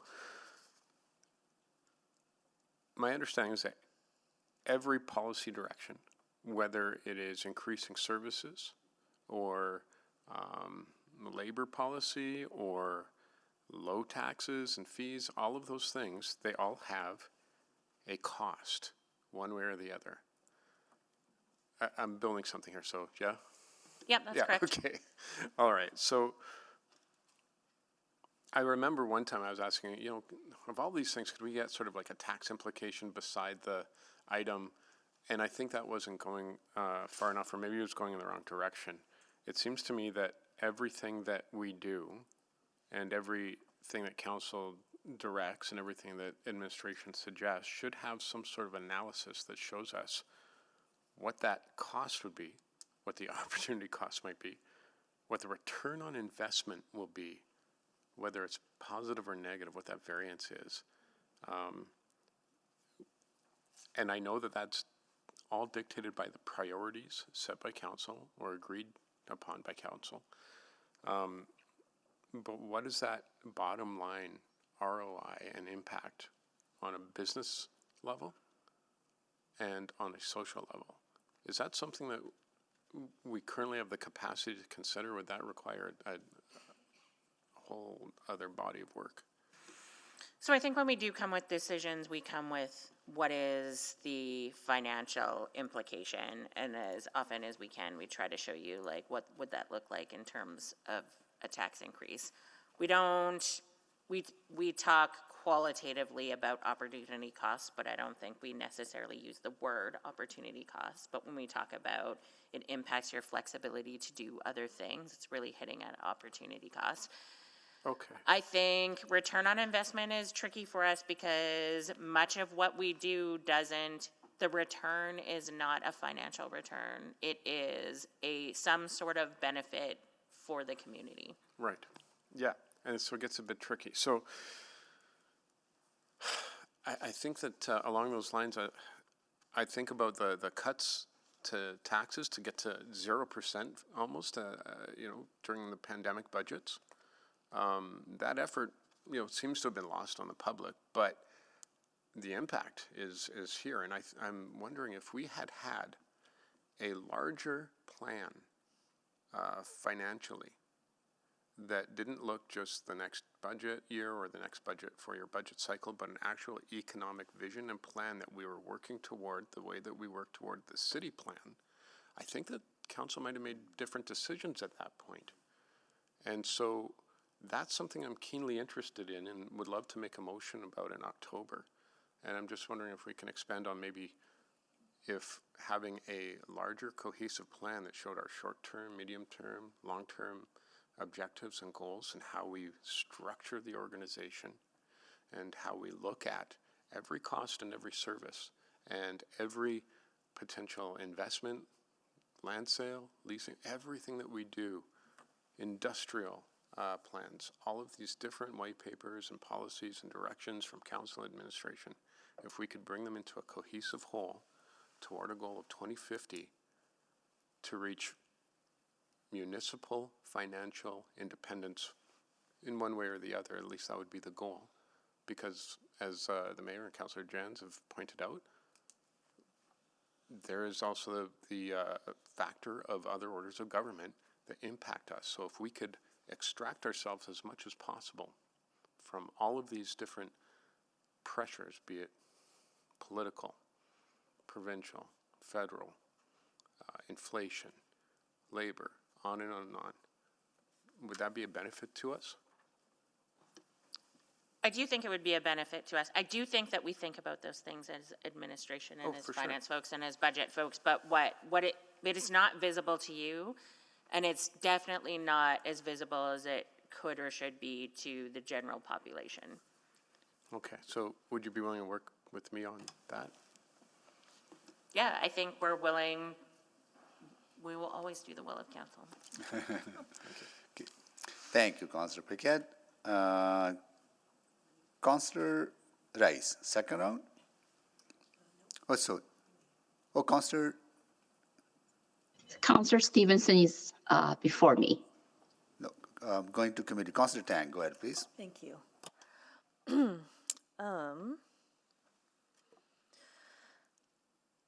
I have a very minutia question, just out of curiosity. On one of the items,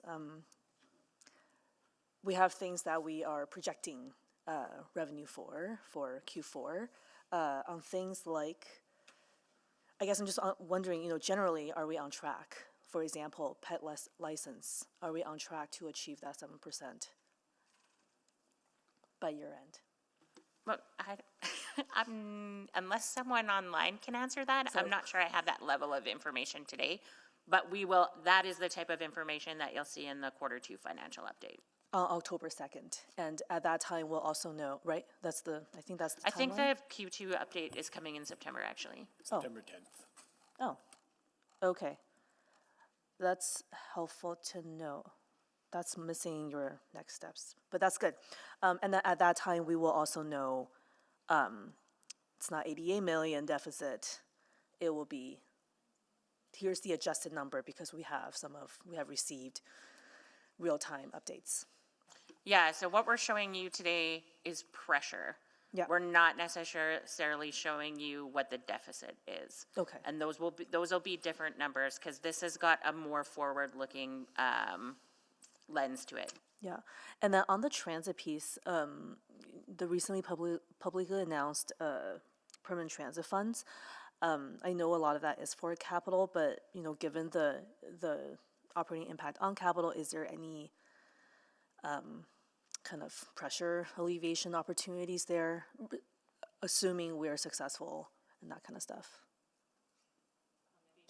In terms of the program structure, it doesn't include any operating support. There's been lots of advocacy from different organizations throughout the consultation process, but they've focused it solely on capital. Right. I understand that, but I think we've also been talking about, if we did have kind of an up-to-date fleet and kind of fill some of our renewal gap, it will alleviate some of the pressure on the operating side when it comes to maintenance and that kind of stuff. Do you foresee that opportunity? Not I'm assuming not immediate, in the next 5 to 10 years, perhaps. Yeah, my apologies, I misunderstood. So yes, the program takes effect starting in the 26-27 federal budget cycle. We will apply under 2 streams. So there's a baseline stream, which is a direct allocation to municipalities. It's a smaller amount. And then the Metro Region Agreement stream is project by project application if we make it through the different gates in the application process. So I agree, as we lower the fleet age, it lowers the pressure. So that negative variance we have because of increased parts pricing is also a volume problem. So you reduce the volume, which should reduce some of the negative pressure on the budget. So that, for example, could be something like, what I'm hearing from Councillor Paquette, if there's like a long-term plan, that could be one example of what could alleviate that long-term pressure. I guess I'm also wondering, what would be helpful between now and SOBA, which is only a few months. There's a few action plans that we gotta kind of get going on, and there's lots of conversations underway. I'm hearing there will be some unfunded service packages coming out of these action plans, but I'm assuming additional unfunded packages or funded that's outside of the scope of what's here is not going to be helpful to the work you're trying to do to stabilize. Yeah, I think that's fair. I think the biggest thing that can help us is a prioritization on the part of council on what you actually really would want to see and fund, limiting the number of service packages that you want to see because they were just, that you may not be willing to, I would say only put forward the things that you truly are interested in funding. Otherwise, we just have a large list of things you'd like to do and no money with which to do them. Yeah. Thank you for that advice. I think it's really important we all listen to that advice and as we head into the fall. And I guess that slide with the service and budget kind of alignment, do you have a sense of that's 4 categories of type of exercise you got to do? Do you have a sense of is it 25% of services at the city that's kind of equally distributed in those categories, or more in the I'm running out of time, but more in the part of higher service levels, but we don't have the budget to match it. Do you know what I mean? Yeah, I don't think we have a sense of that. I don't believe that there's an even distribution on that. I don't think you can say it's 25% in each category. We are going to be meeting with each of the departments in September to really go through and do a deep dive into each of their budgets, and we'll hopefully get a better sense, but I don't think we can say it's an equal distribution at this point. Thank you. Thank you, Councillor Tang. Councillor Rice? Oh, Councillor Stevenson, sorry. Thank you so much. I wanted to talk about ETS fares. I know that's a discussion that's coming up, and something I'm struggling with is that most of our services don't cover their costs. So libraries, turf maintenance, snow clearing, there's no revenue line there. And so I'm just wondering why we sort of continue to frame ETS as a revenue shortage rather than looking at it as a service being more expensive to deliver than it previously was, as we do for some of our other services. I would say initially, and I'll maybe toss off to Carrie, but there's a policy in place that says, you know, we recover 40 to 45% of transit fares, and we're falling underneath that number. So in light of that, we, as per council direction, that we're underneath that number. So I mean, I'll just toss over to Carrie if she's got anything else to say. But Yeah, I would say, Councillor, it's both. Like, expenditures have increased, our revenues have decreased, and that puts more pressure. We have the fiscal policy for revenue generation across the city for services, where there's an individual kind of benefit to a particular service user. And then the transit fare policy, as Eddie said, outlines that target range for us. So it's partially offset by revenues, not completely. Obviously, it is heavily funded by the tax levy as well. And I think what you're touching on is that national issue of we don't have diverse funding sources to support transit services, particularly in our big cities. We just, all of us are in the same boat. Yeah, okay, well, I think I really appreciate you pointing to that policy, and I hope, I would like that to be part of the discussion as well, because I think reconsidering the 40% target is an important part of this conversation as well. But, you know, something we can pick up on when that comes forward later this month. One of the, and I'm sorry, I'm going to try to run through these very quickly. You know, I think a big part of this work is going to be effective communication with some of the stakeholders that are going to be impacted. So I can't help but notice that a number of the changes are going to impact BIAs, for example. Is there some work that's going to be done to collate some of those impacts by some of those larger user groups or stakeholders so that we can communicate those effectively with those groups? Yeah, I think every time that we impact a stakeholder, we try to ensure that we can communicate effectively with the stakeholder on what changes to expect. Great. So that we, and we do try to do our things like GBA plus analysis to make sure that we understand the impact to those who our decisions have an effect on. Great, really appreciate that. Just a couple of very specific ones. For A122, this is our emergency response, or like the emergency weather. It notes that there'll be a decrease in the shuttle service. I'm just wondering if we have parameters around how significant that service reduction is, or are those details that will come forward to us at a decision point? Yeah, so maybe what I would just point out with the action plans is what we're doing is we're showing you the steps and the things that we're going to look at. I wouldn't always equate that with a necessary, with an automatic reduction of service in that area. Okay. So we will look at reallocating expenses, we'll look at securing funding, and we'll look at whether a reduction in services is warranted. Gotcha. Okay, really appreciate that. Finally, just a last one, which is maybe a bit offside. I appreciate that we're focused on the operating budget. I'm reflecting on, again, that relationship with the capital budget as well. I just want to confirm with the composite profiles that we have we done a risk assessment on the items that are within a composite profile to ensure that what we're spending on in composite profiles is connected to the risk assessments? And I'm thinking of this in terms of, you know, again, if we're seeing higher operating costs because of repairs, you know, is there room within PAYGO that's going towards composite profiles to potentially help offset that? So I would say, Councillor, the best way to characterize that is part of our composite programs and the level of funding we have for renewal has all been part of that prioritization exercise. Part of that risk we're looking at is those critical maintenance items. So we have to make sure that we keep things running in safe order, but we're also looking at how we optimize our dollars to minimize those risks and do the best we can with the dollars we have. Okay, great, thank you. Thank you, Councillor Stevenson. Councillor Rice. Thank you, Mayor Selhi. I do have a few follow-up questions.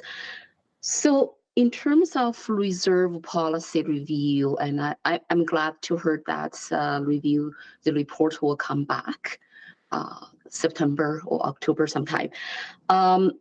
So I just want to know, because reserve is a fundamental factor to ensure our city's financial health, and that's really important. I just want to know a little bit about the review scope. Is only focused on the repayments timeline or some other factors we're going to review for this reserve policy?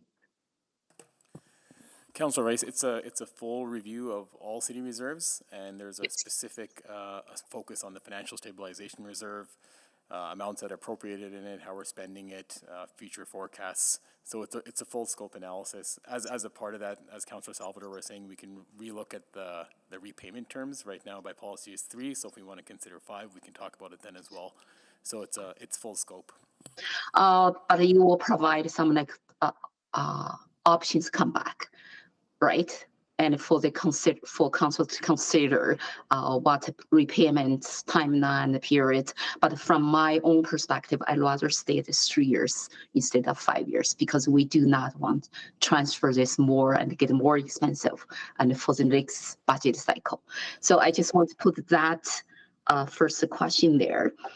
The second question is about the impact, and is then right now, if we start to take some action to prevent the tax increase for 13% for next year, and then do we have a plan and to communicate those impacts, what we're going to do with Edmontonians, and to talk about, to public communicate it, and with all this impact on the service levels, on the other type of things? So we will, but I would say that part of that depends on allowing us to work through the action plans. Once we make the decisions, then we will have communication plans on how those decisions are communicated. Yes, that's right. And when you mention about allow and for the action plan, and do you need the decision making point today or just receive this as information? And because in the presentations there are 2 approach proposed, and also some like how we reduce the 13% to the 8% proposed. And is that the point today and for make this decision, or what's the specific action and you are going to take after today's meeting? So today's report is really about providing you with the information that we have and being transparent with the challenges. We don't require a decision from council today, but it is a preview of what you can expect to see in the decisions that you may be confronted with that budget. So will that be too late, because the budget will be in November or December, early December sometime, and because right now if we're not take any action and to make some change? So Councillor Rice, we are always watching and looking to try and make sure that we're minimizing the impact as we move through the remainder of 2024. A lot of the items that are going to come forward in the action plans could take over a year to actually implement, maybe even as much as 2 or 3, depending on the level of complexity.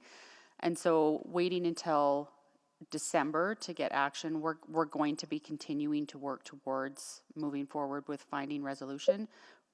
Anything today, our departments are already doing everything they can to minimize the impact on 2024.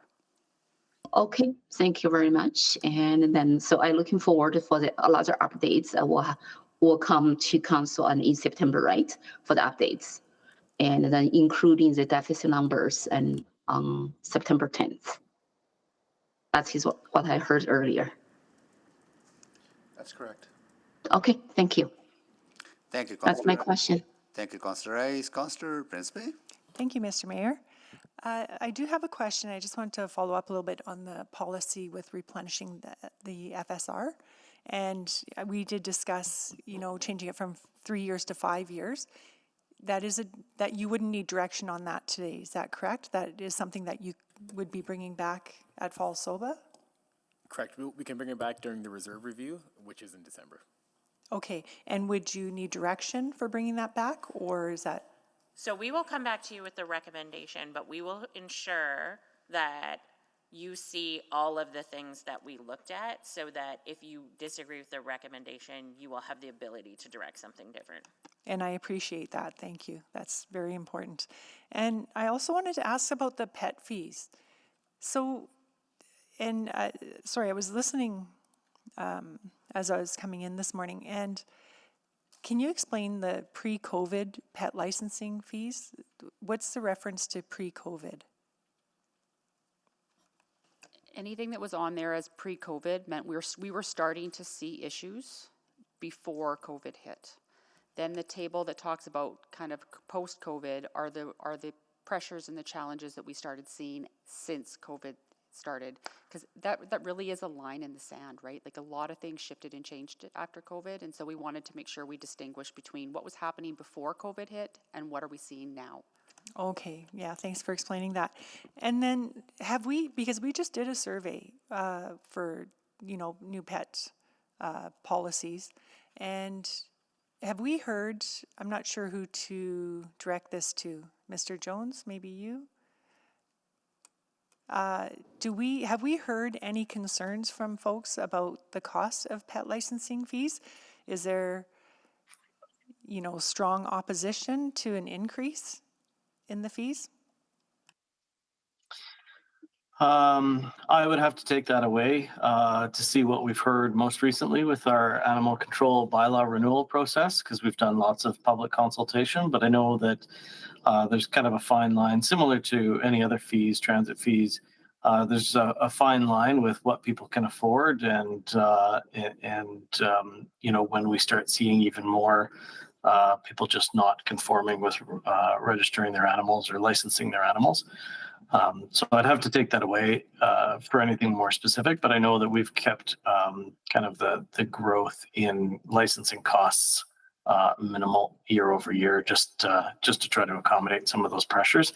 And we also have some license reduction plans for those who need a bit of a break on those costs.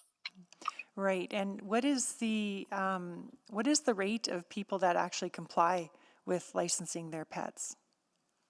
Well, it's kind of a hard thing for us to estimate because we're not sure exactly how many companion animals are out there. But most recently, probably 34 or 35% of those animals that should be licensed is what we're seeing. And so, with the budget that we got last year, we've started an animal licensing team that is going out and following up on those, and so that's starting to see a bit of a turnaround, but it's going to be slow because that's lots of animals to get out to with a small team. So right.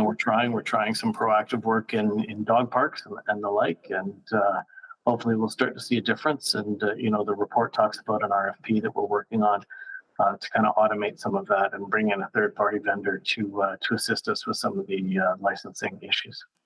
Okay, and I think that I would like to, if you could send some information, maybe a memo on if you did hear anything about concern about increasing license fee. As a pet owner myself who pays fees every year, I have no concern with a little increase because I think it's fairly reasonable, the price right now. And not so much about focusing on compliance with licensing pets, but maybe seeing if an increase would be acceptable. Sure, we can take that away. I think there's some of what we heard is actually put online on the city website, but we can make sure that all of that is forwarded on. Thanks. Okay, thanks. I appreciate that. That's it for me. Thank you, Constable. Constable Wright. Thank you very much. Just on that note, wasn't there some talk about sort of divesting ourselves from the from the Humane Society, similar to what Calgary? I understood that we were the only city or the municipality in Alberta that actually maintained our own sort of Humane Society. So the Edmonton Humane Society is a separate institution. We have a partnership agreement with them, and we do pay them for some services. They take over animals that we have in our care, and they take care of adoptions and the like. But they are their own organization with their own. It's a not-for-profit organization, similar to many other kind of pet shelters pet adoption agencies in the city. Okay, I thought there was something different between us and like Calgary. Okay. I just have a question in regards to the action plans that are noted in the attachment 1 and 2. Just sort of an overarching question. And I think you might have answered it with Councillor Rice's response to her, but where there's no sort of dates indicated, due dates that actions will be taking place, those are considered to be sort of ongoing. They're happening now. Is that right?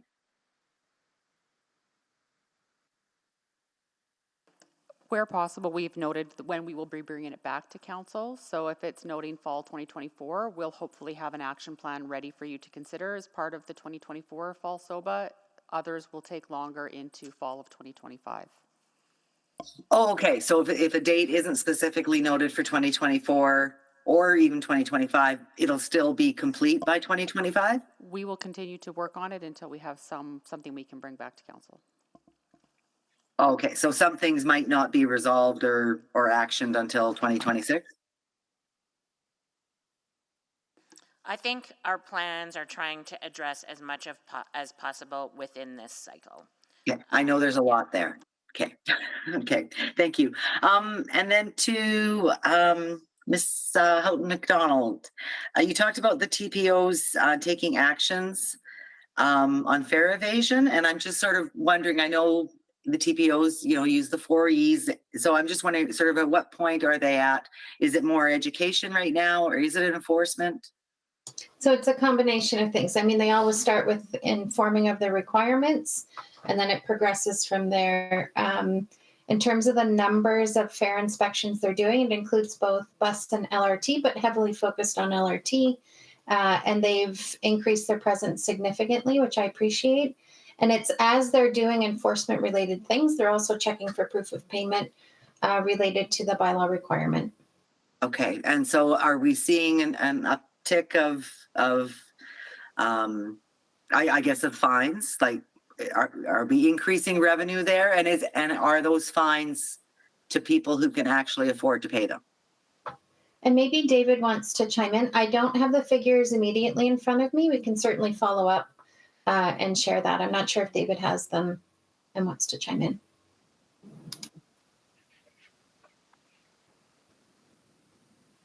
I see you looking at your screen. Are you getting them? Yeah, sorry, my computer's bogging down on me a little bit here, so I apologize.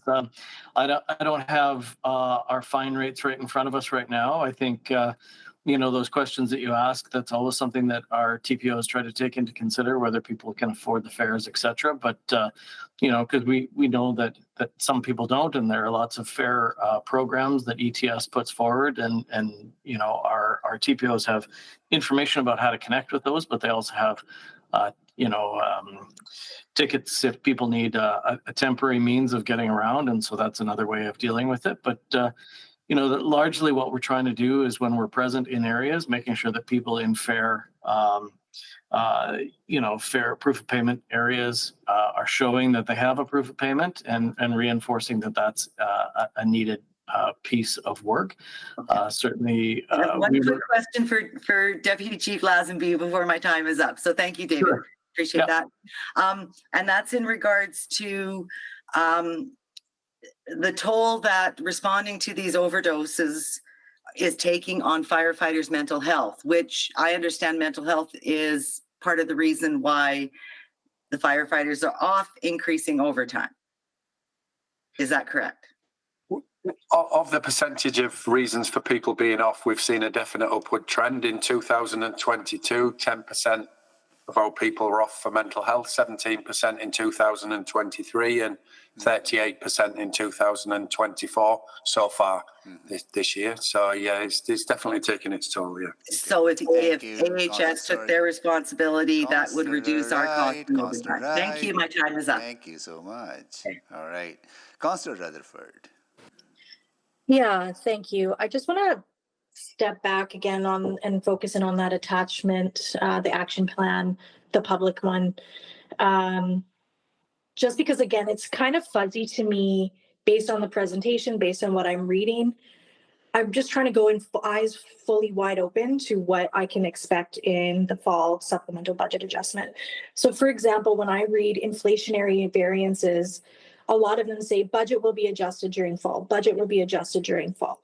But when I heard your presentation, you said everything's coming back as an unfunded service package. But are some things that say in this action plan that they will be adjusted in the fall, are they coming back as funded? And then other things where maybe there's that service level reduction, that would come back as an unfunded service package.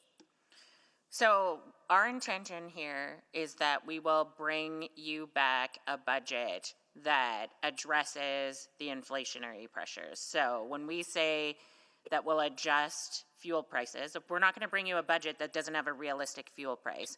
So is But it, we is will that, do is that that, by making some decisions, and Yeah. those decisions might be service cuts. And so when you see our administration recommended budget, we will have baked in our response to address those.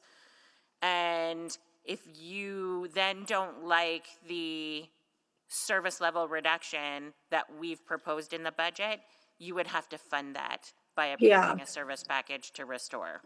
Yeah, I think this is going to be a terrible process in terms of that. But so, for example, the 1.12 total inflationary variance following, there's a two table breakdowns, and this is after A1-9. Is that 1.12 separate from or included in the 8.8 that you cited in the presentation? Councillor, everything that we've identified on attachments 1 and 2 are not included in the 8.8. The 8.8 is the 7% that council approved as of spring, plus 1.8% to address FSR shortfall.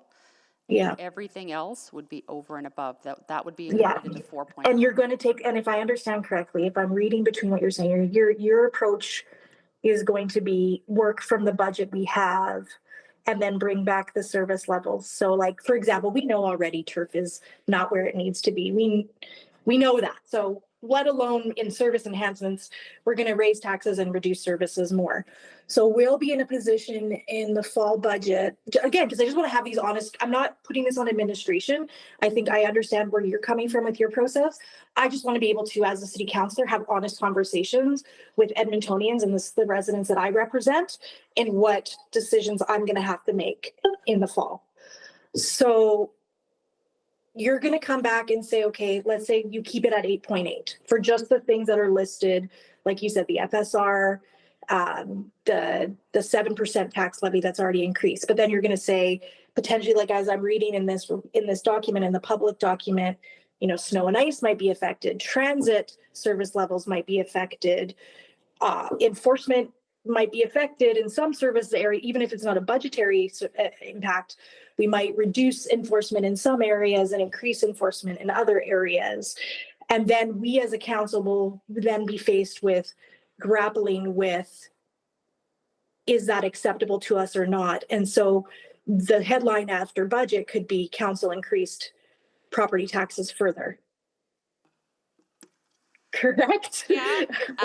Like, I'm just trying to understand. I'm just trying to, like, again, not a criticism of administration. I just want to be honest and reality setting with the residents that I represent. I mean, I acknowledge that that could be a headline. I think when we go through and we try to. But like, unless we accept all of the service reductions, and already, like I said, I'm very uncomfortable with enforcement reductions. I'm very uncomfortable with, and we know there's places that are untouchable. Like, let's talk about EPS, an untouchable budget that we can't touch. A huge significant proportion of that property tax increase. We're going to say, yeah, okay, no, I don't think I have any further questions. I'll just speak to this at the appropriate time. Okay. Thank you, Councillor Rutherford. Councillor Tang. Oh, you have third round, right? This is the third round. Okay, I'll take my third round. So just to follow up on that, how are we engaging agencies and boards on this exercise? Because they need to pitch in. If we're going to have a reduction in other services, they need to have a serious look at their budget and see what they can do to help to minimize the tax increase. So our work with agencies, boards, and commissions is very much focused on trying not to have service packages. At this point in time, we have not gone out and suggested that they need to reduce. I see that as being a sister exercise to what we're doing here. We're not coming forward. What our intention is to bring you a budget that aligns with the budget that you already passed. So It might be different in terms of services, it might be different decisions might be made, but we intend to stay within the increase that you've already proposed, plus the FSR. And so we expect agencies to do something similar, and I believe. So we've they'll been stay communicating within, that. so if I understand correctly, that they would not add to the pressures that will require us to go beyond 7%. So we share that information, but I don't ultimately have control over what an agency board or But how commission does, puts in the budget. what do you need from this council to communicate council's wish to agencies that whatever they do, they remain within whatever has been allocated based on 7% increase for 2025, they remain within that? Yeah, when we talk with agency, we basically tell them that we're asking them not to bring forward any additional pressures. I think you but we telling them can- is different than council, stating through a motion, a will of council that we don't have the capacity. Edmontonians don't have the capacity to pay more. So a motion directing administration is probably not going to be what helps in that situation. I would suggest that you would have to communicate that directly. Okay, but then council, I cannot communicate directly with agencies without the permission of council, right? There has to be council decision. Let me think about it. I think there gotta be an onus of discipline on expenditures on the agencies as our administration is exercising that discipline, right? So I have another question on the economic adjustment requirements, right? I understand there's a 0.9% increase needed, and you'll try to manage that.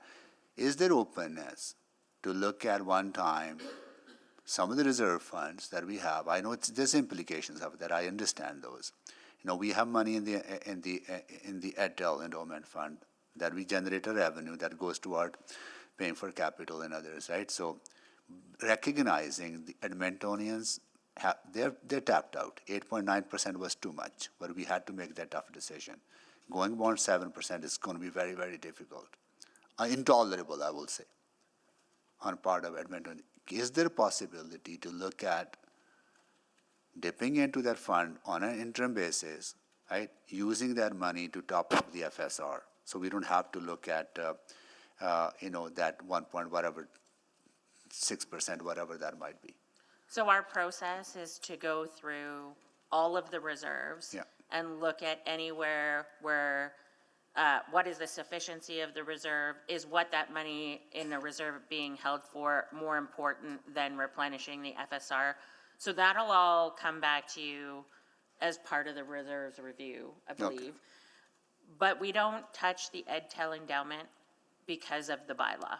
Yeah, There is no mechanism for us to be able to do that. I think we need to look at all these things. I would never recommend You may not recommend, but council may make a different decision, recognizing, being attuned to the realities of Edmontonians when they're struggling with their own affordability crisis, and we are asking them to pay more. I think we might have to make those choices.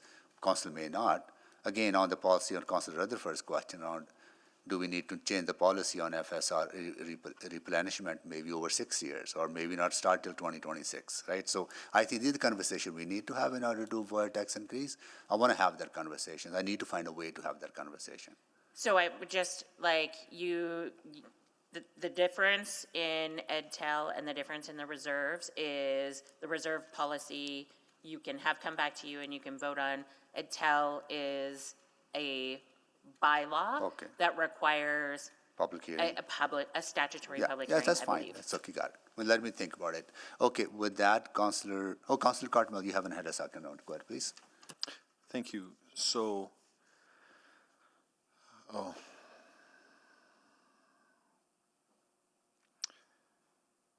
we have a number of reserves, not including EdTel. We have a number of reserves that are discrete reserves. So like, for instance, the Planning and Development Reserve where fees go in and there was, policy around that. I'm not sure if it was bylaw or if it was policy. Maybe that's the first question. How many of those of the reserves have discrete policies? Or discrete bylaws. They all have discrete policies, my bad. But is EdTel the To only my one? knowledge, EdTel, I don't think we consider it a reserve, we consider it a fund. It appears in the equity section, not, which is Not a different. yeah. It's not a subcomponent of reserves. To my knowledge, that's the only one that is bylaw driven. Yeah, okay. So, and then we've got policy around these reserves around minimum balances, which are effectively risk management balances. So take the planning one as an example. There's a need for that, a policy, a desire for that account to have a minimum balance, and that's effectively a risk question. Yes. Yeah, it very much depends on the type of reserve you have. So stabilization reserves often have a minimum balance. Not every reserve has a minimum balance. Not every but it reserve is is absolutely linked to risk. Yeah, but not every reserve is a stability reserve. That's correct. Right. So is there some analysis that could be done that could hold those reserves together based on a risk analysis that says, okay, rather than have, I'm just picking numbers out of there, rather than having 10 reserve funds with discrete goals and purposes and policies, we can, rob Peter to pay Paul a little bit on those reserves. We can do some analysis on what the total pool of reserve dollars is necessary to mitigate the risks of these reserves and reduce the amount of money that we're just holding stasis. Is there that analysis that we could do?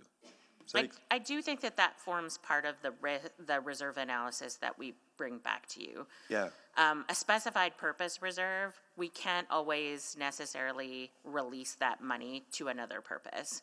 But we can have conversations about whether the other types of reserves are, the questions around sufficiency. Can we have a conversation about whether we can release reserves to other reserves? So, I'm going to stick with the planning one only because it's just, top of mind.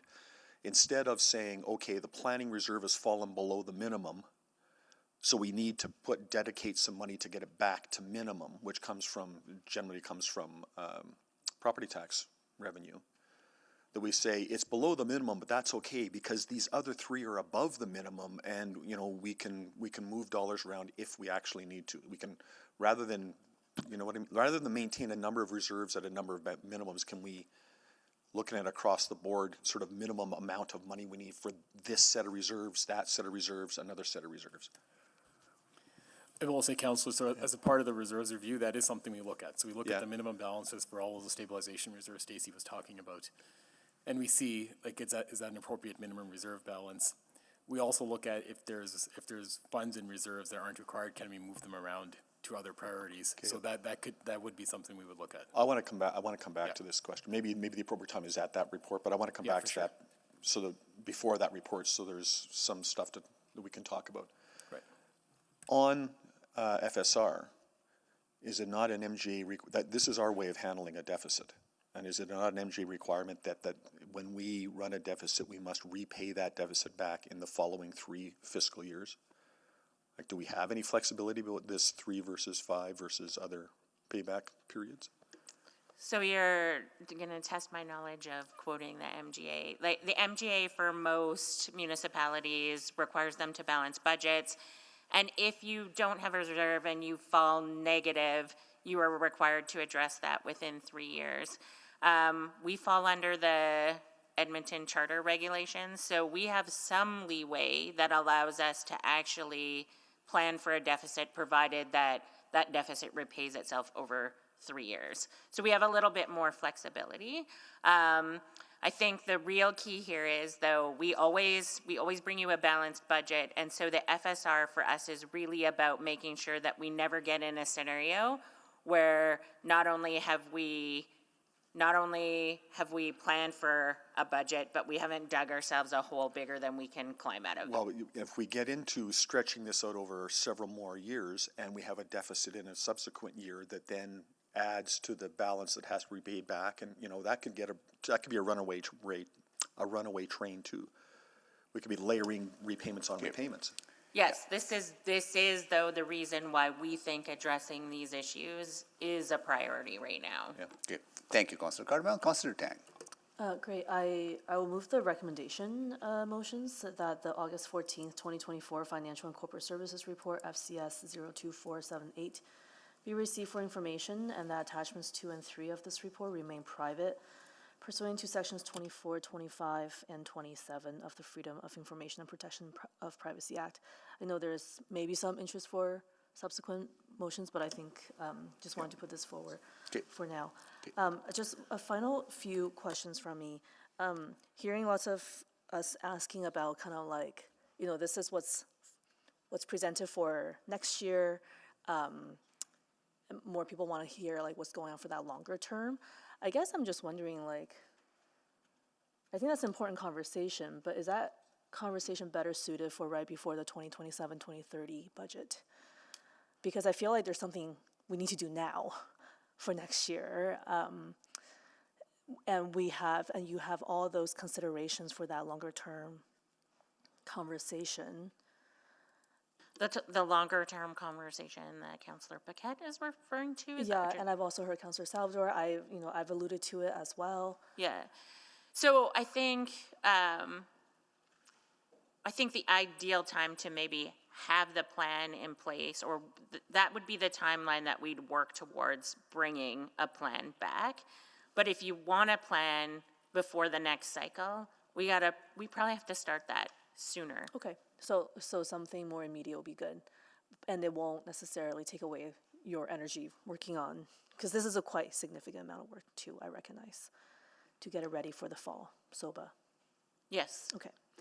And then I had a couple small ones. Our S&P rating is AA this year, and it's been coming back, correct? I think last year was like A. No, it's AA+. It's been AA+ for a number of years. The outlook is positive, and we maintain the positive outlook this year. And if we don't do anything to address structural challenges, would it affect that rating? Sorry, I just said it was AA+. It's AA. AA. Sorry. Okay. And would it affect that rating if we don't address, the structural challenges? Yeah, budgetary performance is a large component of the rating. So if we continue to operate at deficit levels, I believe that will impact the rating over time. And the rating affects our borrowing capacity and that kind of stuff, correct? Which has impact on debt and infrastructure and that kind of stuff. So because we borrow from our provincial lender, it impacts maybe the rate that the provincial authority lends to us at. So it determines the rate, less so our ability to actually borrow. It's still a strong rating. We wouldn't have trouble securing borrowing, is what I'm saying. I see.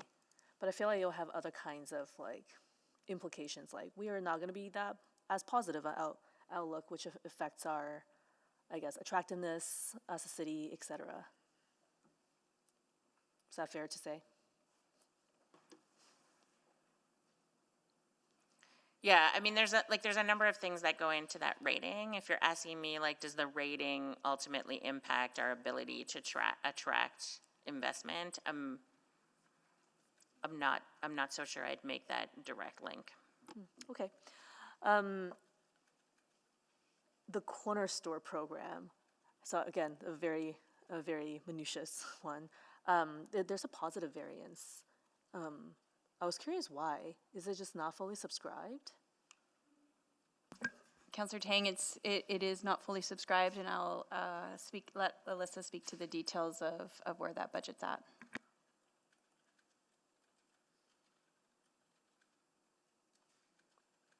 Or I mean, Maybe she's not online. it's I think- okay. Like, yeah. if we're gonna get an update Yeah. in September as part of the Q2 outlook, I'm happy to follow up there. But I was just surprised, actually. And then finally, for the Citadel, the operating impact of capital evaluation, we did that for that project, correct?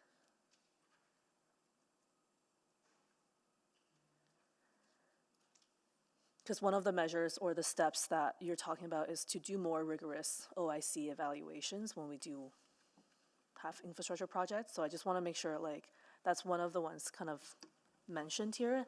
We done that analysis, and we will continue to do that analysis for other things. Yeah. So, sorry, so on the Citadel, what you're seeing in the slide and in the report is we've negotiated a new lease with the Citadel, Yep. and this is the impact of it.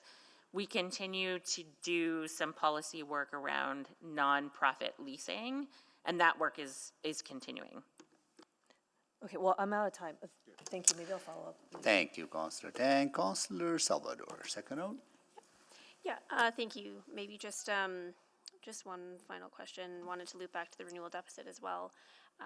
And, I know we've had a number of questions and conversations about potential for a dedicated renewal fund in the future. I guess I'm just wondering,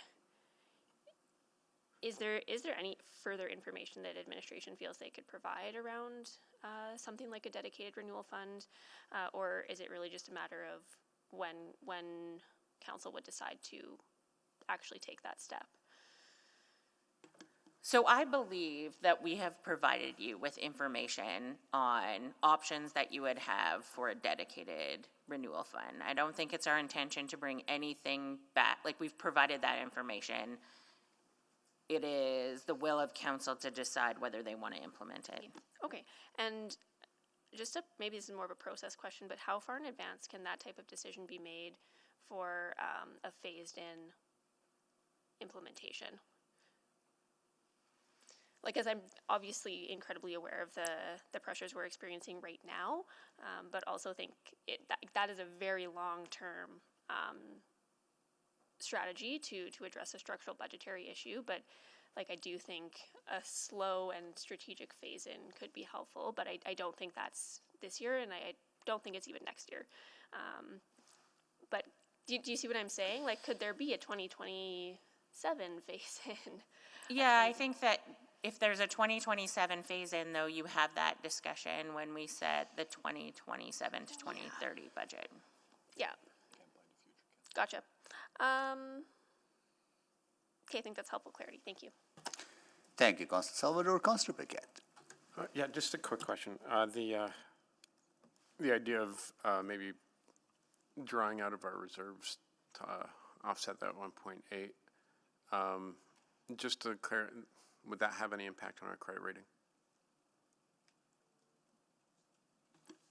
I don't know the answer to that because there is criteria. So budgetary performance, absolutely, we know impacts the rating, but we get what you ultimately see in terms of a credit rating. Okay. And so I don't know the impact that would necessarily have. Okay, just checking, because if I have more assets, I have better credit in my own life generally. Yeah, I would say for sure one of the things that they look at is, so they look at budgetary performance, they look at financial position. There's no doubt that something like EdTel enhances our financial position. Yeah, and I heard that you probably wouldn't recommend that, so that 1.8 otherwise would be found in one of two places, either through cuts, finding something to cut, or through a tax increase, is what I basically stated in the report. Or the thing that we're looking at with the FSR is replenishment is scrubbing all of our reserves and looking at whether there's any reallocation, including anything that's been previously appropriated, that could be released back. Okay, yeah, so without, yeah, okay, that makes sense to me. All right, and I think that's it for me, Mr. Mayor. Thank you, Councillor Paquette. So that concludes all the questions on this item. Now we have a motion on the floor. Anyone to speak? We got about 5 minutes till we break. Okay, let's see. Yeah, okay. Okay, Councillor Paquette, go ahead, please. I selected it. Councillor Paquette, go ahead, please. All right, so as we wrap up this conversation, I think it's important to recognize the realities we face as a growing city. First, we do have an incredible finance team, as proven by our current financial state with our AA rating, which we would like to get to AA+. Our current financial position is sound and strong, but I would love to see council and administration give ourselves the tools to improve that and to set the standard for Canadian municipalities, frankly. However, we are also under immense financial pressure driven by several factors beyond our control. Significant cuts in provincial funding, infrastructure funding cut by at least 2/3. I think that really needs to be driven home. The public really needs to know about that. The relentless rise in inflation and increase in costs in many other ways. So these factors are straining our budget and leaving little room to absorb added pressures to maneuver around mounting costs after years of trimming and efficiencies. We're so lean that at this point, in some ways, we've become a victim of our own success as far as that maneuverability is concerned. So now I think we all agree that we need to continue the work to focus on our core municipal responsibilities rather than stretching our resources thin, trying to fill gaps left by provincial cuts, absences, or inaction. If we can focus on these things, we will be able to deliver a better city with better services where they matter most to residents. The thing we hear clearly is maintaining roads, public transit, ensuring the city remains livable, beautiful, accessible, and sustainable. But that's also going to mean really tough decisions going forward. And I think we really need to be honest and forthright and try to find the clarity required to communicate this to the public. We've got the challenges of a rapidly growing population, and that's going to demand forward-thinking investments and moves. So while we look at cuts, I think we should also look at strategic investments that give us an attractive financial position in the medium and long term. An example would be around transit and fare recovery. There might need to be some investments in there in order to increase that fare recovery, which would actually help our bottom line. So another way to look at this, over the last few budget cycles, we've allocated billions of dollars to road construction and maintenance, an essential but costly endeavor. In contrast, the investment required to build and maintain bike lanes and shared use paths is significantly lower, providing a cost-effective solution that also contributes to a sustainable, livable city that also helps to relieve congestion for a growing population. So while roads can run hundreds of millions, or tens of millions, of dollars per kilometer, bike lanes can be built for a fraction of that. And then the operating costs, which is what really gets you, is much reduced. In fact, I look around and I see these new glass panels, and I just think about the operating costs of including these panels. So every dollar obviously has to be carefully considered. But essentially, reading over this report, I believe we should be going above and beyond in managing short-term problems and crises and look to end them. I really believe we need to work toward financial independence and sustainability for decades to come as a municipality, as far as that is possible. By strategically managing our resources, reducing reliance on unpredictable funding, and weathering the storms of unpredictable economic changes, and investing in the appropriate areas, I think we can keep taxes stable and low while still meeting the needs of our growing city. But in the very short term, it's going to be tough. And there's no way around that. There are going to be cuts. And these cuts are not going to be easily absorbed. They will be noticed. And there's no way around that. So I'll leave it at that, but I really appreciate administration for this, and sorry I took so long in my statement. Thank you, Councillor Brickett. So we'll take a break here, and we'll be back at 1:30, and we'll carry on with conclusion of this item. Okay. Until then, we are on the recess.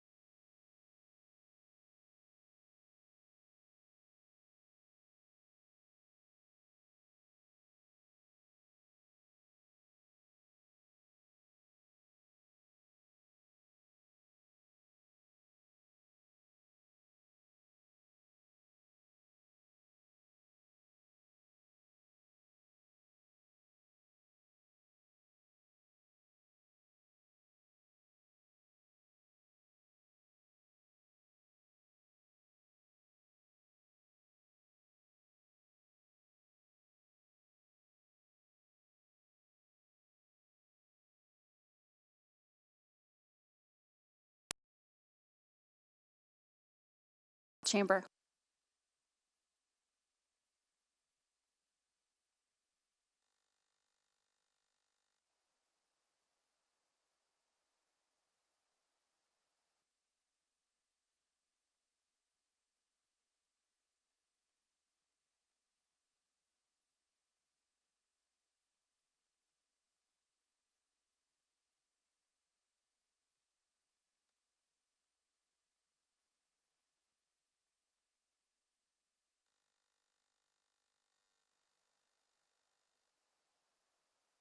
Well, good afternoon, everyone.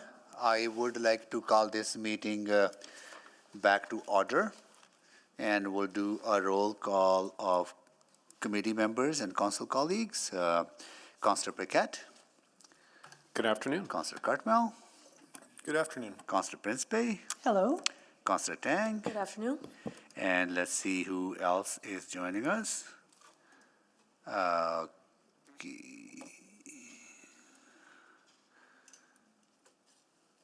Councillor Rice. Good afternoon. Councillor Wright. Good afternoon.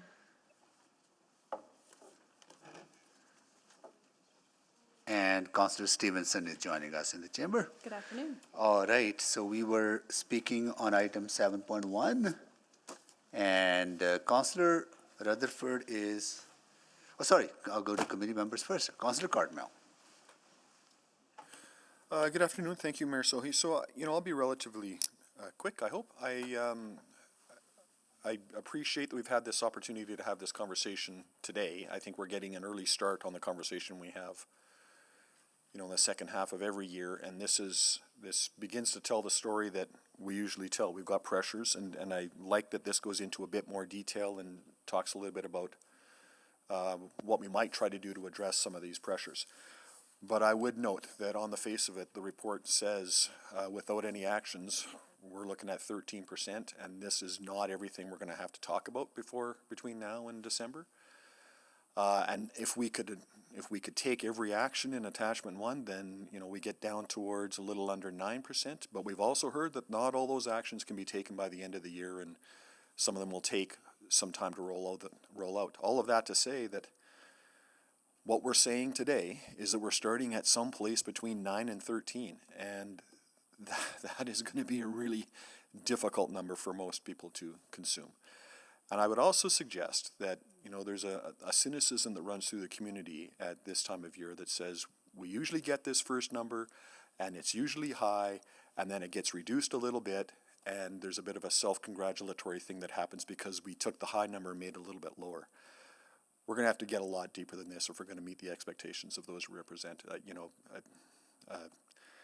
Even this time last year when we were talking about, a 7% for 2024, that was not meeting with anybody's approval. So there's a long way to go. And I appreciate that this is the beginning of that journey, and that we maybe can get some work done.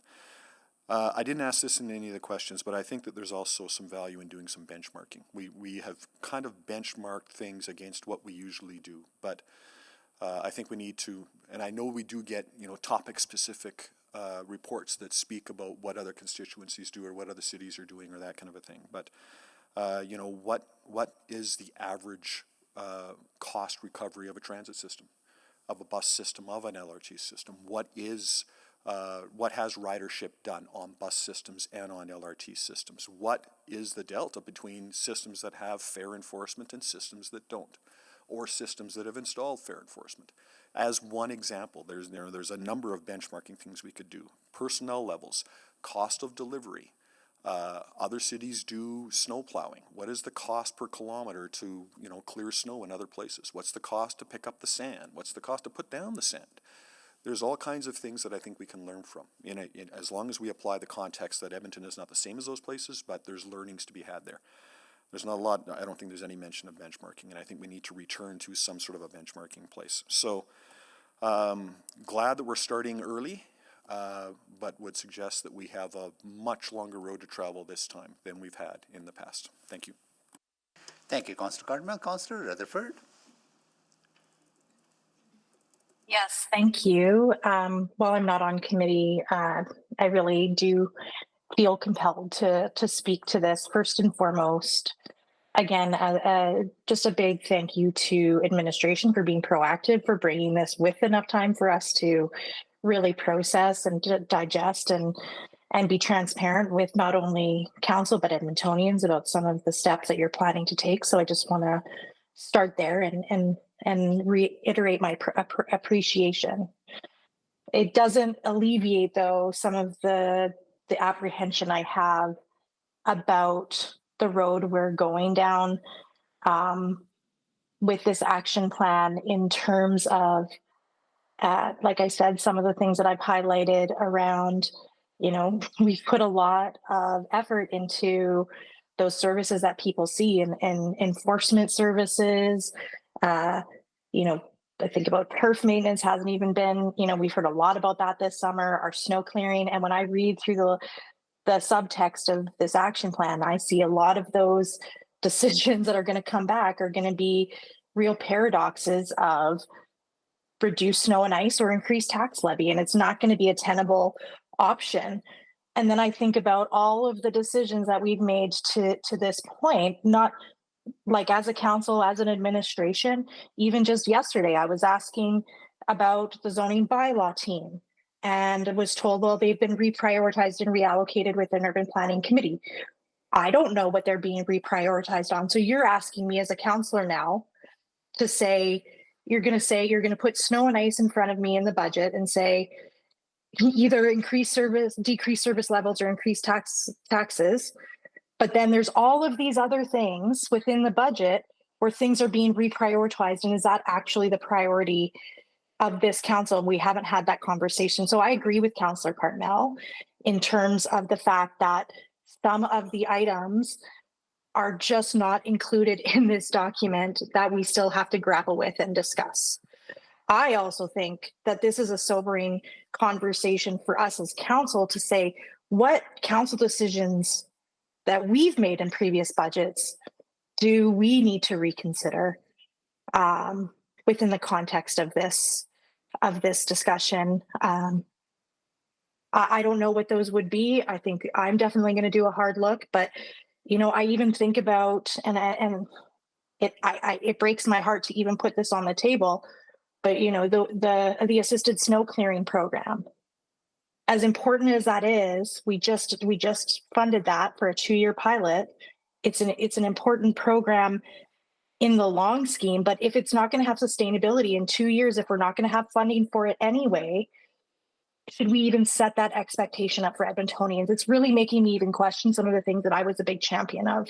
And so I think we as a council are going to need to say, how do we have conversations and relook at decisions that we made in light of the new information and the context that we have in front of us today? And so I hope that my colleagues are open to that conversation too as we go through this process into the fall. So the other thing I heard in this today that really causes me pause, but also as a call to action for me personally in the role that I have, is I heard from administration that they're going to communicate once a decision is made. That's not engagement. That is not engagement. The whole purpose and process of engagement is to get information that will help inform the decision making. And so I, as the ultimate decision maker in the fall, I'm going to need to do my own engagement. That's what I'm taking away from this today, and have some real honest conversations with the residents of Edmonton and the residents that I represent on what we're grappling with and what decisions and the dichotomies that are probably going to be put before us at that budget debate. So it's been a very sobering conversation. Like I said, none of my apprehensions come from a place of not thinking that administration did the right thing with providing what they provided. But I think it's given me a lot to chew on over the next little while in terms of what that we actually do with that information. So I hope that my other colleagues and me can come together and talk about some of those previous council decisions and that we might need to revisit as well. Thank you. Thank you, Councillor Rutherford. Before I go to Councillor Tang to close, I just want to note that I want to thank interim city manager Eddie Robar and entire team having a fresh look at how we run our city, how we fund services, and really taking a very important, serious look at things the way they are. And I have confidence in your team that you're going to explore everything possible before we look into making reductions in front-facing services and core services that are responsibility of our city and that Edmontonians actually rely on for their well-being and good quality of life that people enjoy, because Edmontonians value the services that we provide, and many of them rely on those services. So I get that sense that that's the approach we're going to take. We're going to look internally, and then the things we haven't done yet, and then reduction in services will be the last thing that we want to do, right? So I get that sense. Thank you so much for that. I also want to note that the city continues to be in a good, sound financial condition. The city's AA credit rating was reaffirmed by S&P Global with a positive outlook. But however, the decision that we need to make in the short term are very, very difficult decisions. So how do we got here? I think the decisions to keep 0% property tax increases during COVID has contributed to where we are today. You know, we caught up with some investments in core services like police, public transit, snow and ice, recreation centers and others, and libraries. But unfortunately, we also have a very unresponsive provincial government that has not paid enough attention to things that we have identified that are the drivers of some of these costs, and how downloading has impacted us, and how inequities when it comes to support for Edmonton compared to Calgary or other cities get that we don't get, or a disproportionate impact of province not paying its fair share of property taxes.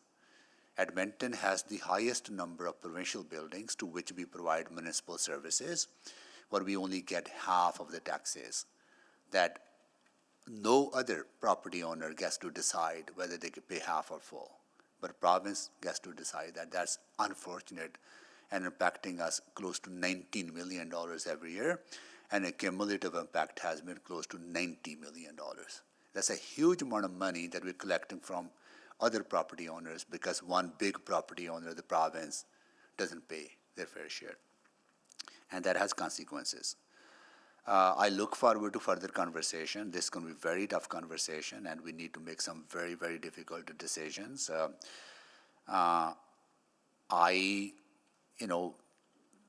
Raising taxes to 8.9% for 2024 was the most difficult decision that I had to make and other council members had to make, and a difficult decision that has put a lot of pressure on Edmontonians. So I really want to thank them for the sacrifices they're making in the short term.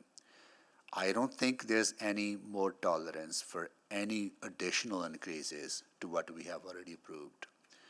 I would rather see that number go down, but I will be hard-pressed if that happens. But I think we need to look at every option in order to reduce that pressure on Edmontonians at a time when they're struggling with their own affordability challenges. And we have to say no to some very difficult and important decisions that will be coming in front of us. Legitimate asks, very important conversations, but we have to start saying no to some of those things in order to manage the finances of the city and continue to provide core services that are our responsibility. So look forward to that conversation. With that, I'll go to Councillor Tang to close. Thank you, Mr. Mayor. So today, this isn't the first reality check we have had about the financial challenges we face as a city. Every budget deliberation, every budget adjustment, a financial outlook every quarter, OP 12, et cetera, And when we're constantly talking about cost-cutting, service efficiencies, I know it gets really fatiguing and it can be demoralizing. So I just want to appreciate, first of all, administration for taking a very disciplined approach to this exercise in preparation for not just this report, but also in thinking about future budget deliberations and the city's long-term financial stability. So for me, I had two takeaways for today, constraint and restraint. And I'm going to be echoing a bit of what my colleagues have already touched on. On the constraint front, we've talked about some of the factors in the presentation that are out of our control. And to my colleague's point, the provincial context that's missing on that slide is actually a really critical one. We've heard a lot about the unpaid property taxes. We talk all the time about the infrastructure funding that hasn't kept up with growth and has been consistently declining, which has an impact on operating, which has an impact on tax levy. We've talked about the medical and healthcare services, and also all the social services in the charitable sector, even something like FCSS, which has seen pretty stagnant funding over the last 7 years. In the meantime, we've had a pandemic. A lot of our social needs have grown, and it just hasn't kept up pace with population and inflation changes. And on top of that, I think about the implication for Bill 18 that potentially might go into effect next year. I know there's still engagement going on about regulation. But that will have an impact on how we access other sources of funding, which gives me further pause about our financial reality. Yesterday, I was at a community event about the community disability benefit, and one of the speakers shared a quote, and she said, "The federal government has all the money, the provincial government has all the responsibilities, and the municipal government has all the problems." It really resonated with me, and this is a result of that kind of mismatch. And so I think, for our next, if we do get this back again, I think that context is also really important, not just for council, but also for the members of the public to really understand that. On the restraint side, yes, there's a lot that's not even on that numbered list. And in my inbox, I get lots of ideas about what other services, what new services, what additional services city could be funding, even if it's not within our scope. I welcome Edmontonians too writing to share how city can save money or be more efficient. It's not like that's not happening. We've been doing that, for the last decade, and billions of dollars already saved. But I also think about the scale of what we're talking about.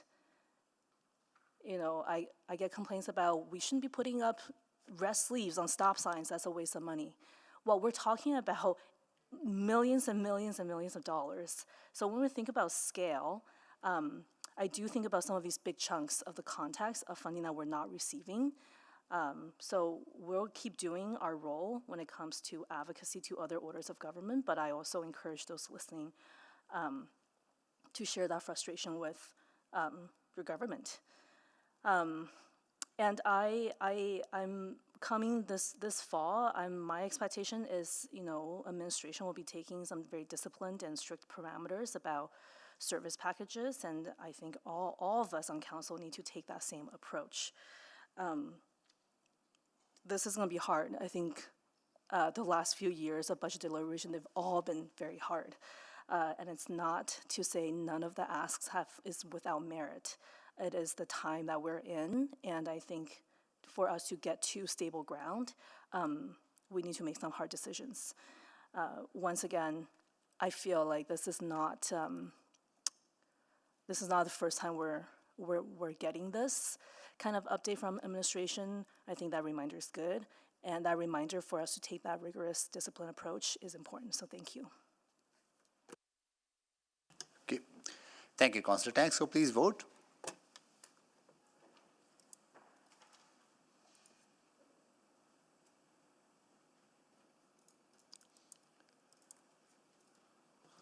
We have all the votes. Display the votes, please.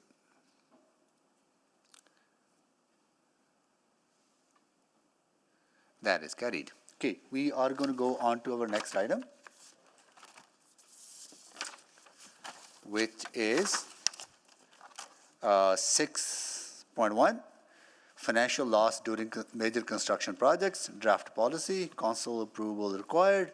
This was postponed from June 19, 2024 Executive Committee meeting. And we have a number of speakers. Is there a presentation from administration on this? No, rather than come down, Council, we don't have a presentation. We're just here to. Oh, there you are. Yeah, sorry. Yeah, I thought this would be briefer. We don't have a presentation, and we're happy to take questions after speakers if that works for you. Okay, we will do that. So before we begin our discussion, I want to share my expectations for the conduct of everyone participating to ensure a safe and inclusive environment and workplace. These expectations apply equally to both in-person and virtual attendees. Hearing from the public is an important part of Council's process to ensure we hear the full diversity of opinions that exists in our community. As meeting chair, I have a responsibility to ensure the safety of all participants in today's meeting. As part of that responsibility, inappropriate comments or gestures will not be tolerated. If they occur, I will direct the clerk to immediately remove anyone engaging in such behavior.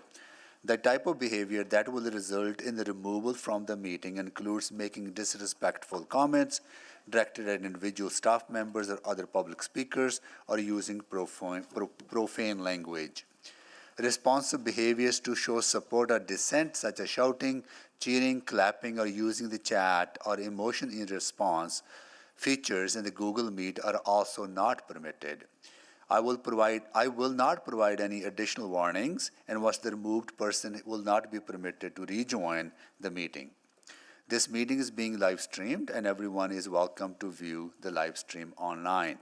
Again, my role as chair is not to moderate the nature of the content being discussed, but to ensure chamber behaviors are maintained to support a safe, respectful, neutral space for my council colleagues, city employees, and the public. And I thank everyone in advance for your respectful participation in today's discussion.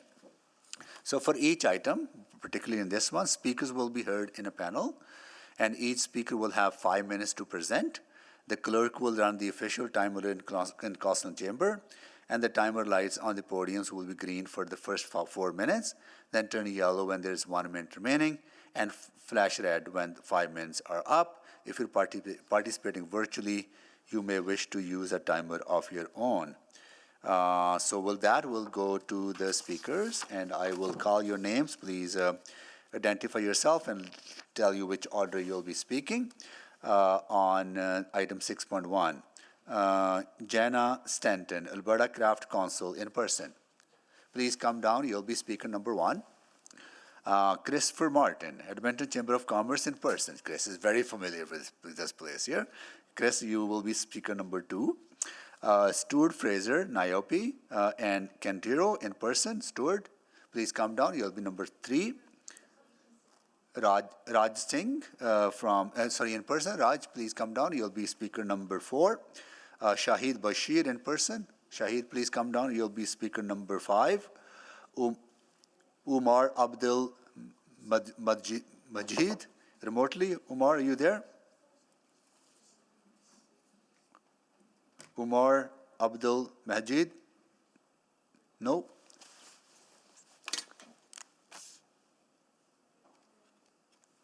Ahmed Taraban, in person. Ahmed Taraban? No. Negayan Wong? Negayan Wong? No. And Todd James? Todd, I saw Todd here.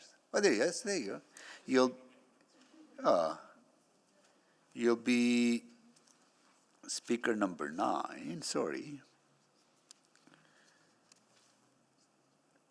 Bradley Whitten? Yes, I'm here virtually. Thank you. You'll be speaker number 10 if others show up. Janelle Rocher?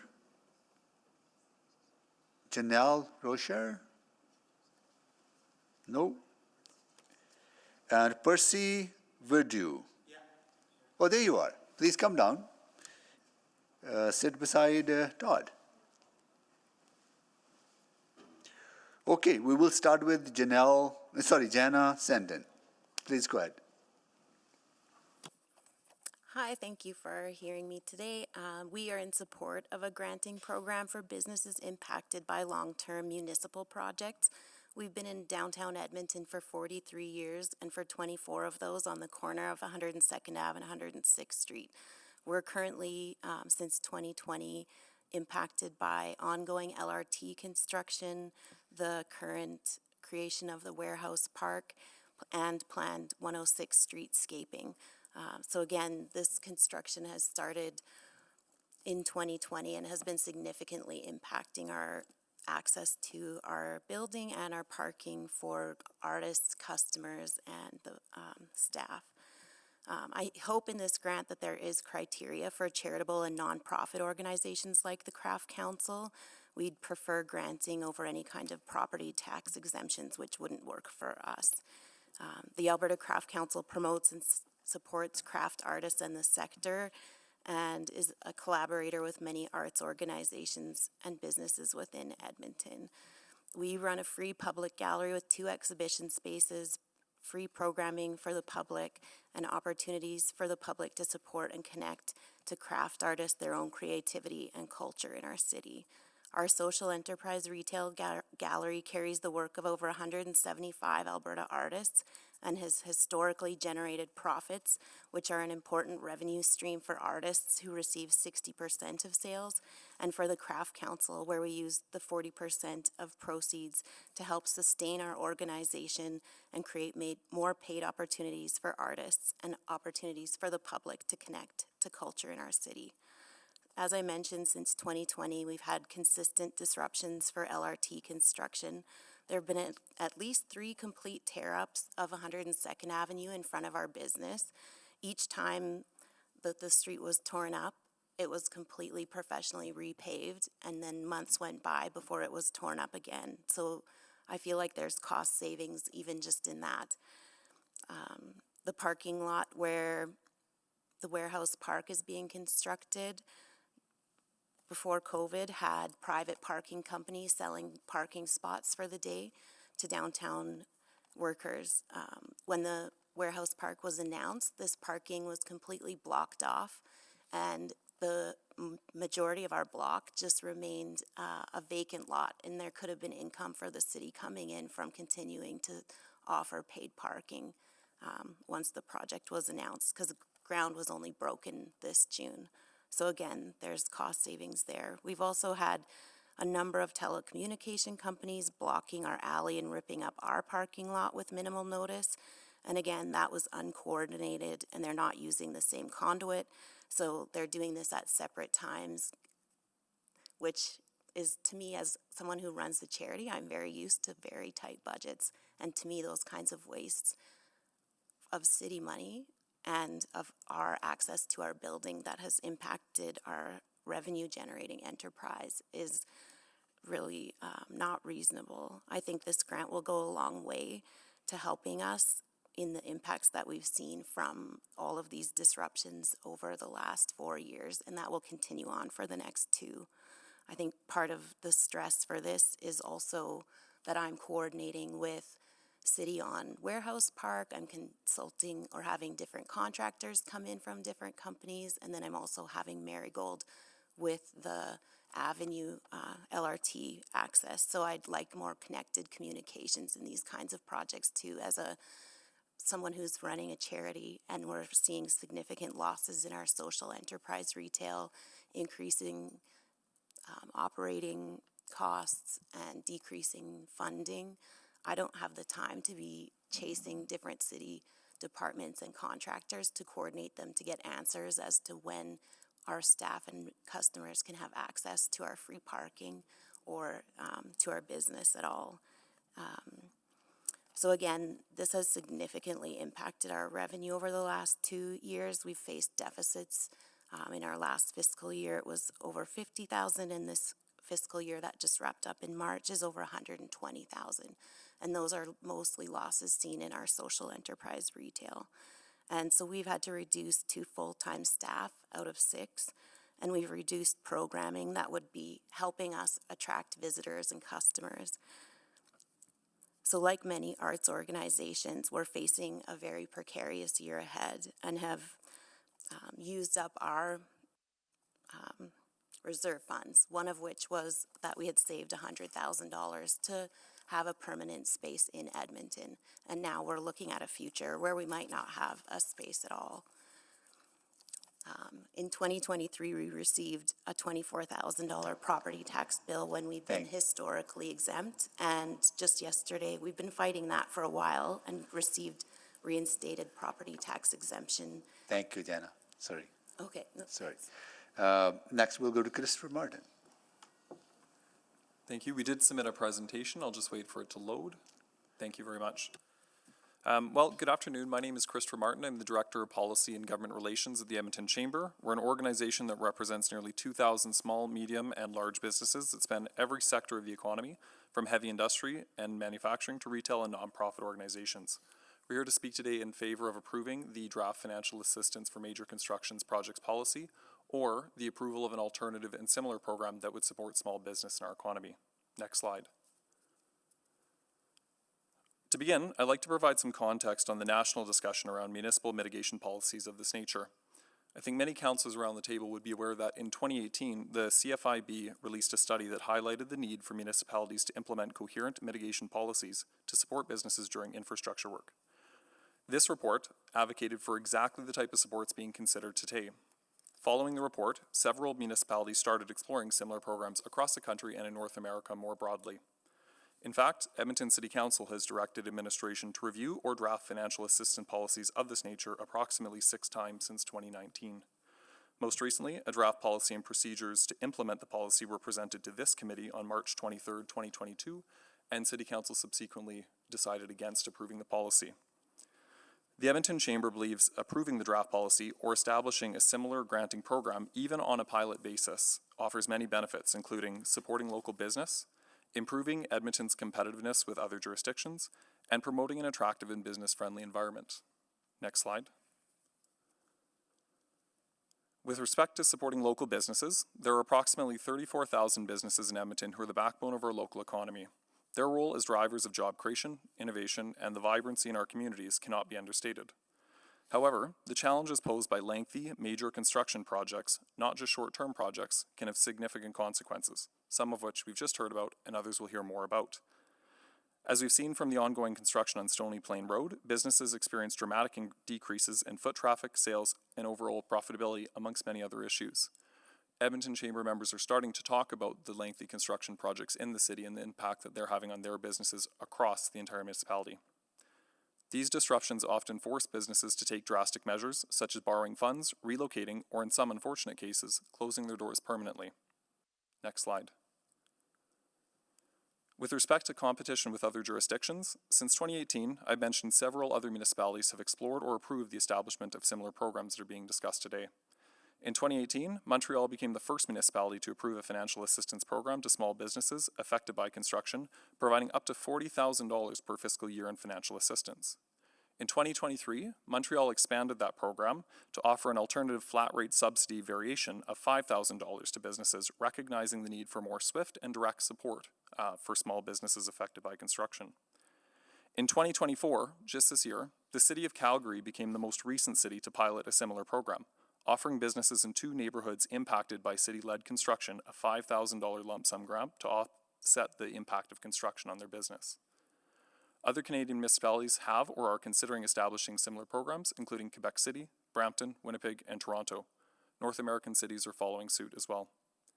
We encourage Council to think about our city's competitive and comparative advantages and how these factors are critical to attracting and retaining not only people, but businesses and investment in our region. Approving this policy, or a similar granting program, would help our city align and compete with other municipalities, especially those in our own province. Next slide. With respect to providing an attractive and business-friendly environment, Edmonton City Plan speaks to the importance of business as the economic engine of our city. The Edmonton Chamber recognizes the city's efforts that they put forth in trying to create a more attractive and business-friendly environment, as evidenced by many recent efforts, such as simplifying zoning bylaws, improving permit processing timelines, and making strategic investments in key areas via the Downtown Vibrancy Fund. The Edmonton Chamber is also aware of the city's growing focus and recognition on the importance of business, not only as drivers of our economy, but also in their role for helping address the city's ongoing financial circumstances, which were discussed at length today, and as well outlined in the Industrial Action Plan. We are hearing from our business members that rising inflation, rising cost inputs, including non-residential property tax rates, and rising interest and debt costs are their greatest challenges they are currently facing. Lengthy construction projects exacerbate these challenges, and providing financial or non-financial supports would help businesses not only thrive, but survive these turbulent times. Next slide. In conclusion, the Edmonton Chamber acknowledges the breadth of financial pressures and economic uncertainty that individuals, businesses, and the municipality are currently facing, and Council's efforts to address these. We are confident that investing or reprioritizing resources to fund this program, even on a pilot basis, would be advantageous. We recommend approving the policy, or that Executive Committee recommend establishing and implementing a pilot grant program similar to that offered by Calgary in 2025. This could be achieved by directing an unfunded service package at SOBA. Thank you, guys. Thank you so Thank you. much. Next, we'll go to Stuart Fraser. Thank you for allowing me to speak to you today. My name is Stuart Fraser. I am the chair of the NAOP Edmonton's Advocacy Committee. I also sit on NAOP's National Advocacy Task Force, and I am currently Vice President of Commercial Acquisitions and Entitlements for Cantero Group of Companies. Today I'm talking to you wearing my NAOP hat and on behalf of industry. Though some of my examples shall be within Cantero's portfolio, in particular our West Block Trans-Oriented Development on 142 and Stony Plain Road. My main reason for speaking is to express industry support for funding to flow to local businesses directly impacted by major construction projects. As drafted, I do have some issues with the current proposed policy, but I'll touch on those later on this presentation. If we take a step back, City Council has committed billions of dollars to projects such as the LRT expansion. These projects are major catalyst initiatives that should spur significant community benefits. Wearing my Cantero hat, we fully committed to supporting the LRT expansion and have designed our project to incorporate a stop directly into our plaza.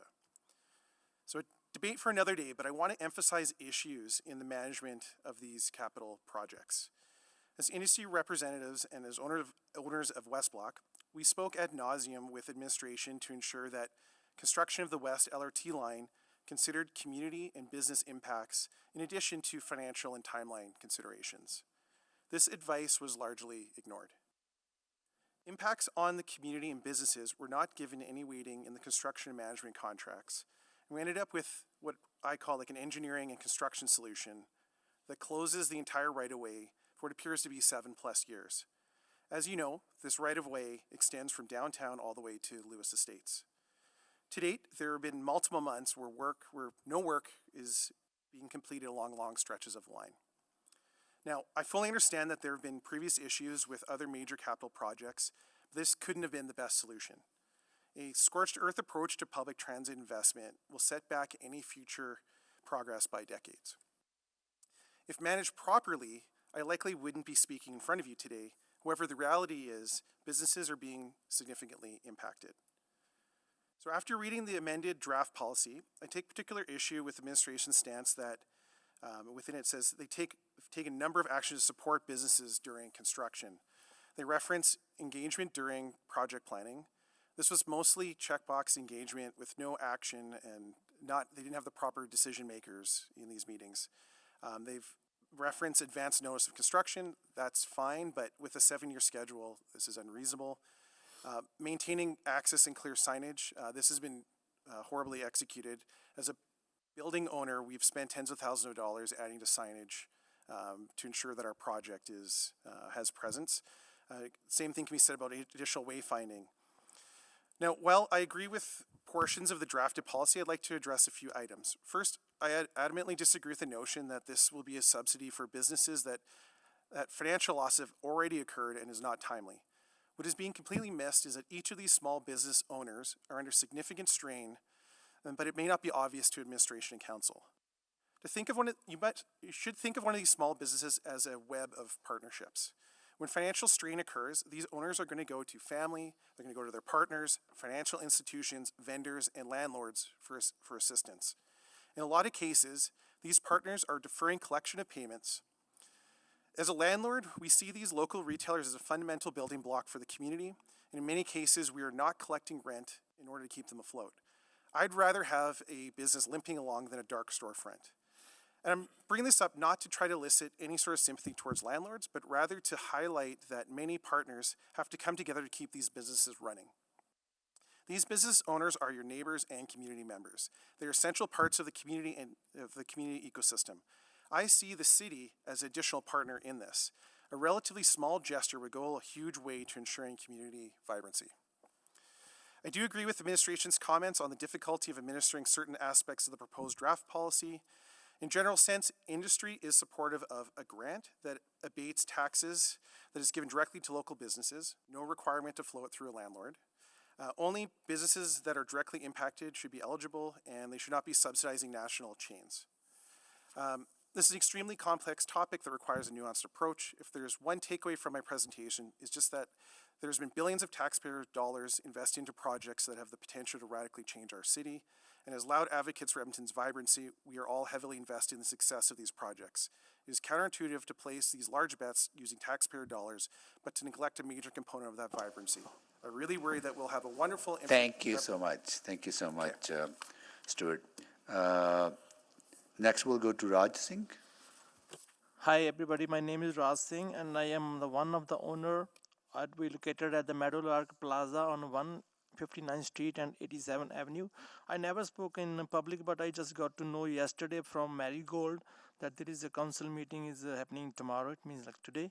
So I just prepare myself to express my feeling and whatever we're going through in this LRT construction happening on the West Edmonton side there. Sorry about my English, excuse me, and because it's my not first language, but I just want to express whatever we're going through, and we don't have any other option. Before we go into any lawyer or any news or anything, we just got to know that it's better that we can go to the council and whatever is happening, we have to express. I own the restaurant on the Meadowlark Plaza, and it's from my third year. Before I bought this place, I got to know there is going to be LRT construction going to happen, but this is the other side of the road, so I just think it's okay. It's our, as a citizen of Edmonton, it's our duty to cooperate with this infrastructures, constructions, and because of the growing city is the part of our developments. But since last September, our whole plaza has got covered by the fences. Before we got like 4 entrances, they just closed two of the entrances and just left our main entrance open. And with that one, my sales was down like 30 to 40%. But to survive, and I don't know how long it's gonna be, as the Marigold always just surprise us with they don't send us any proper notice. So what happened after 30 to 40 is I have to go through with this the worst time in my life, and because I put all my saving to start my own business, because this is my passion to have our own restaurant. What happened with this critical time, I have to cut down all the expenses, my labor cost, my insurance, everything. I just try to manage my cost so I can survive through this time, because everybody have to go through, because we don't have any other options, right? Then after what happened, just last week, what happened, they just closed our main entrance as well. Only the email was the message they sent, not all of them, because we have the 7 businesses, nobody got the proper message that they're going to close our main entrance. And they demolished all the 87th Avenue far away from the plaza. So they just left open the back alley. And that is not only the proper road to get inside the plaza, because there is no any proper signage as well. So they have to put any proper signage. So it's very hard, because the back alley is for the residential use also. It's not just the parking lot. There we can park the commercial, the customers, they can park their vehicles, and the road conditions are very bad as well. There are the big ditches, and nobody want to drive their car through the back alleys there. And the winter is on the corner as well. And because of the no proper enters in the plaza, so we don't have like any other option. So I don't know how it's going to be our survival through till, and the closing, this is going to happen till fall 2026. That's what they mentioned in the notice. And because this is just the notice, we don't know how long it's going to be taken real, because all depends on the weather conditions, and we don't know how long it's going to be take. And because I am already going through this inflation, we already went through the COVID time, and hardly we just surviving this hard. Everything was like it's hard to live in this tough time. Cost of living, taxes, inflation. We just got to know our landlord also sent us a notice that his property tax is also up through like 22%. He's just sending us the this notice. Maybe in future he also planning to increase the rent as well. If this is the matter only couple of months, we understand. As a citizen of Edmonton, is our duty also to cooperate with construction. But this is like years-long construction, and this is only this is the main thing to how we gonna survive. I already put through all my savings through till now, but because of the closure of the main entrance, this is really like the future is. I don't know how to survive in this future. So I really urge this council to plan anything to assist the businesses to go through this tough time, because all we need. Otherwise, this is going to be a very hard time from all of us. Thank you. Well, thank you so much for joining us, Raj, and you've done well. Thank you so much. I know your first time, you have felt comfortable. Thank you so much for joining us. Really appreciate your input. Thank you. Yeah. And next we'll go to Shahid Bashir. My name is Shahid Bashir. So we are neighbors with Mr. Raj. So now we are in the same plaza. We have a butcher shop with the grocery store attached together. So we have the same feelings and the same issues what he raised it. So I don't think so I have to explain again the same issues. So you have to consider all these matters. So that's our appeal to all council members. So that's all for me side, because I don't want to again spend for the same issues the same time. Okay. Thank you very much. Thank you so much for joining us. Really appreciate it. Next, we will go to Todd James.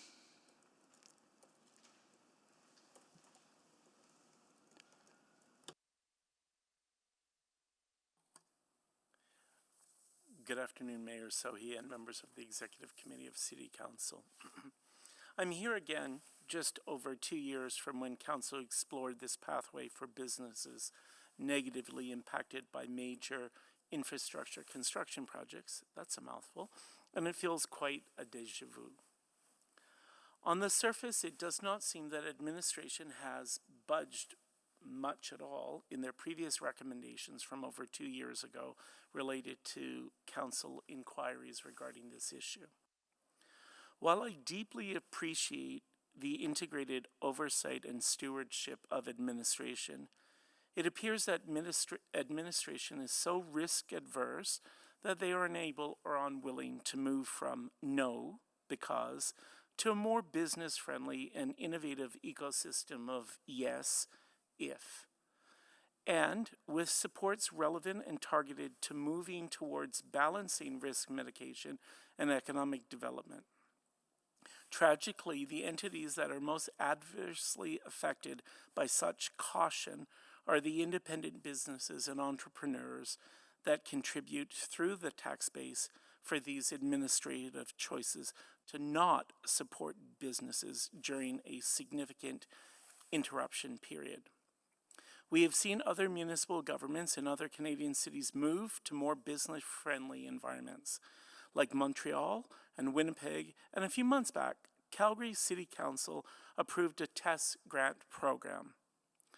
In this light, I am concerned about the lack of movement from the City of Edmonton, and that it may clearly communicate that Edmonton is not business-friendly and not competitive with other similarly sized municipalities.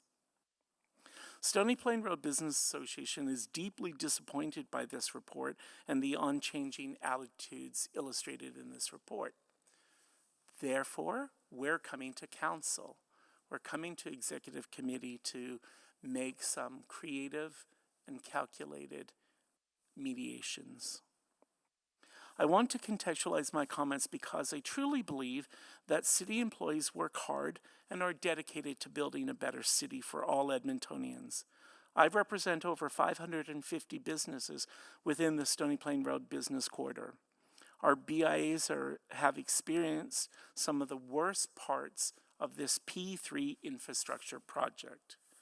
We've had businesses that have experienced 3 years of construction fencing, plywood sidewalks, because the concrete was removed in May 2021, and it has just recently started to be replaced.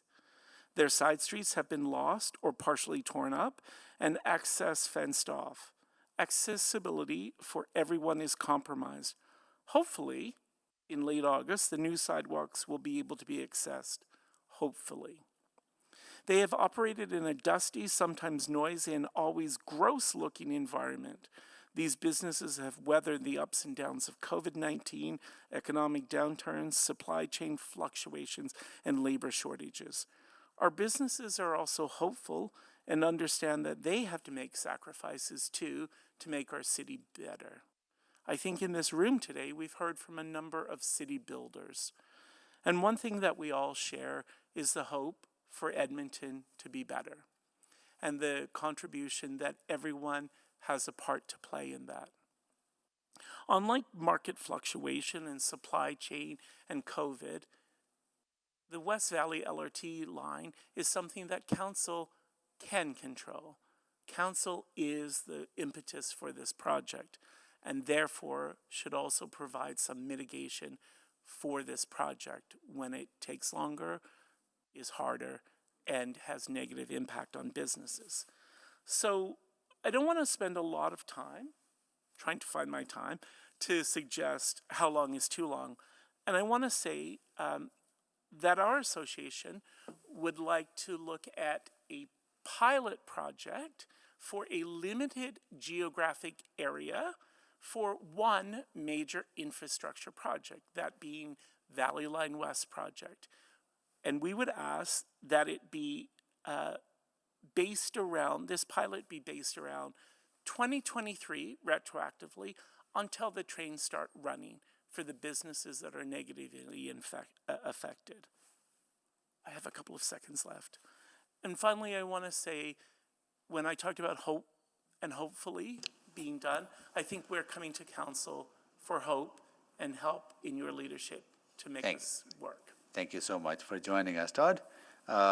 Next, we will go to Bradley Whitten. Please go ahead, Bradley. Thank you, Your Worship and Councillors, for the invitation to speak with Executive Committee today on the proposed financial loss during major construction draft policy. My name is Bradley Whitten. I am the Western Canada Policy Analyst for the Canadian Federation of Independent Business. The CFIB represents 99,000 independently owned and operated businesses across Canada, 10,000 in Alberta and approximately 2,000 in Edmonton. Our members recognize that improving public infrastructure is necessary for cities to be vibrant, welcoming, accessible, and provide core services to residents. However, these projects can have a negative impact on the local small business community. In 2022, despite receiving approval from this committee, Edmonton City Council rejected a plan to provide financial assistance to businesses impacted by municipal construction by a vote of 7-6. However, 2 years later, the problem has not gone away and small businesses continue to struggle to maintain operations during major construction projects. In June, CFIB was pleased to see a draft policy being presented to help alleviate this burden for small businesses. When the Executive Committee delayed deliberation and voting on this agenda item for nearly 2 months until construction season was well underway, it sent a message that the municipal government was not taking this issue or small businesses seriously. In CFIB's 2023 Municipal Issues Survey, 70% of Edmonton small businesses reported that they have been negatively impacted by disruptions from local construction projects over the last 5 years. Noise, debris, dust, and barriers make it challenging for many businesses, staff, or customers to access the business. This has resulted in 20% of these businesses suffering from a reduction in sales. To highlight the concern over construction, we've had approximately 150 Alberta small businesses sign our construction mitigation petition that can be found on CFIB's website. As you are aware, small businesses across the province are struggling with high inflation, interest rates, and low consumer demand. At a time when 35% of Edmonton small businesses are reporting weak or critical financial health, the impacts of construction may push many to closure. For instance, just in the last 3 years, 25 businesses along Stony Plain Road have been forced to close due to ongoing construction. Despite these challenges, these businesses have continued to pay property taxes to the city, only to face more construction barriers in return. With this data in mind and construction season underway, we hope that the draft policy is adopted by Executive Committee with final adoption by Council. Small businesses are the cornerstone of our local economy. They employ residents, support community initiatives, provide essential goods and services, and contribute significantly to municipal tax revenues. Allowing these businesses to fail benefits no one. Calgary has recently implemented a construction mitigation pilot program that provides up to $5,000 of support for businesses located in Marda Loop and Bridgeland. While this program is only temporary and limited in scope, it signals that Calgary City Hall is hearing the concerns of small businesses. As mentioned in the report, the total cost of Edmonton's program is estimated to be $425,000 per 100 businesses, including administration costs. This amount is less than 0.1% of the city's 2024 capital budget funding. Allocating this small amount is a clear demonstration of the city ensuring the survival of our local economies and is well worth the cost. A construction mitigation program like the one being considered today would provide businesses breathing room at a time when they need it most. By supporting this policy, Edmonton will be the first municipality in Western Canada to implement a permanent financial assistance program to mitigate construction impacts. The CFIB would like to thank Councillor Knack for putting the policy forward and urges Edmonton City Council to adopt it. Thank you. Thank you so much for joining us. I will see if, Percy Verdu. Percy Verdu? Hi, thanks for having me. My name is Percy Verdu, local restaurateur here in Edmonton. We currently own 3 restaurants in Edmonton, with one being on 104th Street and 104th Ave, and one being on 142nd and 102. Pre-construction, we employed just over 120 staff. Since the construction has started, our revenues are down 35%, which for us is over $1 million, and we've had to cut our staff down from 120 down to 75. Aside from that as well too, living on the construction line, part of our frustration is the lack of progress and what seems to be constant delays. We're constantly getting news of delays. As a restaurant and a business, we have to budget. However, the communication isn't happening.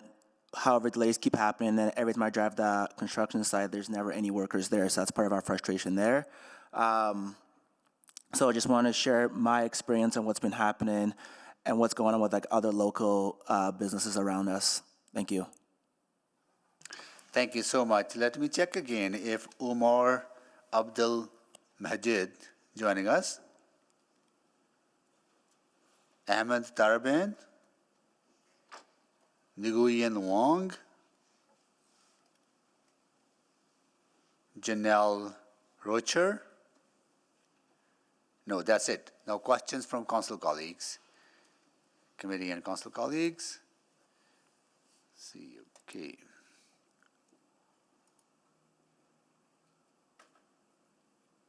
All right. Here we go. Councilor Principe, go ahead, please. Thank you, Mr. Mayor. So I'll start. Mr. Verdu, you had mentioned that your revenue went down 35%. Yeah, that's not so good. Now, would you see the grant? I'm not sure if you read like the granting process as a good means of helping with that? Yes, 100% for us. We add that to our budget. It allows us to bring staff back, but also make plans around the construction project as well too. Okay, so if that's $2,500 a year, would that be enough? Every to little make a dollar difference? helps. Yes. Every dollar helps. Yeah. Okay. Okay, and that's what I was thinking is like, okay, it's $2,500. Does that make a difference? Will that keep your business going? It helps, right? I mean, for us, like we'd most likely put it towards marketing because one of the issues we face too is wayfinding, people finding us. So just getting the word that, hey, we're still open. So every dollar helps and we'll find ways to put it to use. Okay, thanks. And then I'll pose that same question to Mr. Singh. If $2,500 a year, if you were to receive a grant like that, Mr. Singh and Mr. Bashir, would that be enough to keep the business? I don't think so that's enough. Like I'm losing like $10,000 to $15,000 every month. So it means like that's the money I have to, that's as my income, right? So, so how are we gonna run my home and everything? $2,500 a year is like kind of joke. So for It me, won't it's make a don't difference. help. Yeah. May I add to something that? I mean, for us too, like, we're all in this together, right? So for us to just, sometimes as business owners, we feel isolated, right? So this shows that council cares, city cares, we're all in this together. We all understand the LRT has to be built. However, we can't feel isolated and go out of business while the LRT is being built. So it just helps the community grow and have faith in the projects that are going on. And then, If this is the matter of a couple of months, that's okay. But I know Right. it's a year long, right? So Right. never know when they're gonna finish it, and the future is in dark. So yeah, okay, thank you. And then, Mr. Fraser, you said a small gesture goes a long way. Is that what you were referring to, the amount of the grant? Yes, I mean, just to some of my earlier comments on this being a partnership through multiple entities, I guess as a landlord, we're stepping up, we're working with our tenants, ensuring that they're open and operating. But I think like with any sort of city support, that does help. I mean, 2,500 isn't a massive amount, but it does help everyone. Okay, and then also, Mr. Whidden, you had said that this grant process would ensure survival of the local economy? Yes. Yeah, and I did hear from a speaker that it wouldn't be enough to help his business, so it wouldn't ensure all. Maybe it might help some, but Well, I not think all. what I heard and what we generally hear from small businesses is these numbers aren't enough, but every little bit helps. It's not enough to compensate for the damage that construction has done to these businesses, but we think that every little bit helps. Okay, and you had said that you were in support of the policy, but not necessarily the grant? Like, there's different options. Are you like more supportive of a grant? We are in favor of the grant, In yes. favor of the grant? Okay. Really, anything would help. Any progress towards, construction mitigation policy in the manner that Montreal has. We think that would be close to the ideal. But yes, we are in support of the grant. Supportive of the grant, okay. And then what about if this was a possibility once, the idea is that once the LRT, because I heard a lot of discussion about LRT, once that's completed, likely there should be more business coming and, create better business for you. Have you ever considered, would it be something to consider a payback that's maybe over an extended period of time? Would that be something, Mr. Singh, that? if I say for myself, I don't need a loan. Like I can go to bank for the loan, right? So I'm looking something grand, but 2,500 a year is I don't think so is good enough for me. Okay, yeah. I just depend on just one restaurant. I have just one restaurant. I'm a small business owner, so I don't have any other source of income. So that's it. So I don't think so it's good for me. Okay, thank you. Thank you. That's my time. Thank you, Councillor Tang. Yeah, great, thank you. Hearing some differences of opinion about the impact of what a grant could look like. It's actually $2,250 per business for a year. But to you, Mr. Werdu, it will be symbolic to show that city cares, even though it doesn't solve the problems you mentioned with when it comes to delays of construction, lack of workers seen on the road, that kind of stuff. Just want to correct.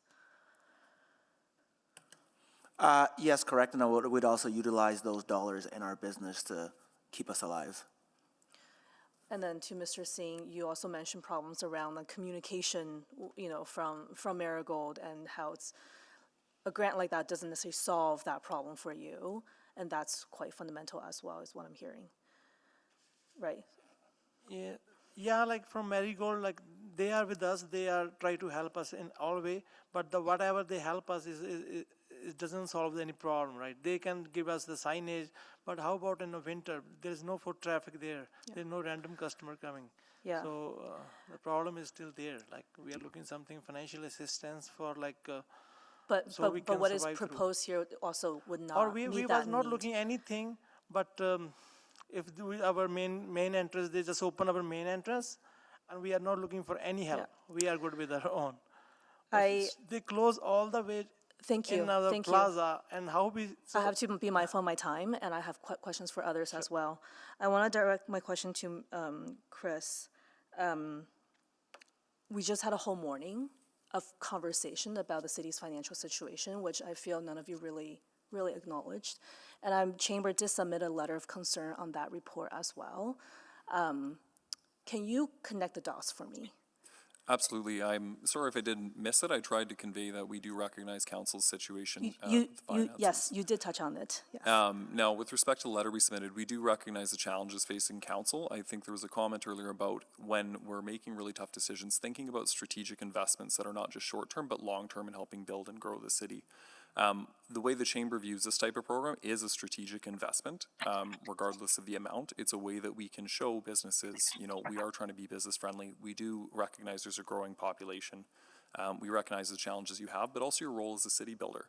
So where we land with this type of program, it's something we think council should consider during fall SOBA, be it if the policy is approved or not, but that would obviously be in comparison to other strategic decisions and investments at that time. Because around budget time, we also hear from lots of different organizations who can come and say almost the same thing that what we heard today, right?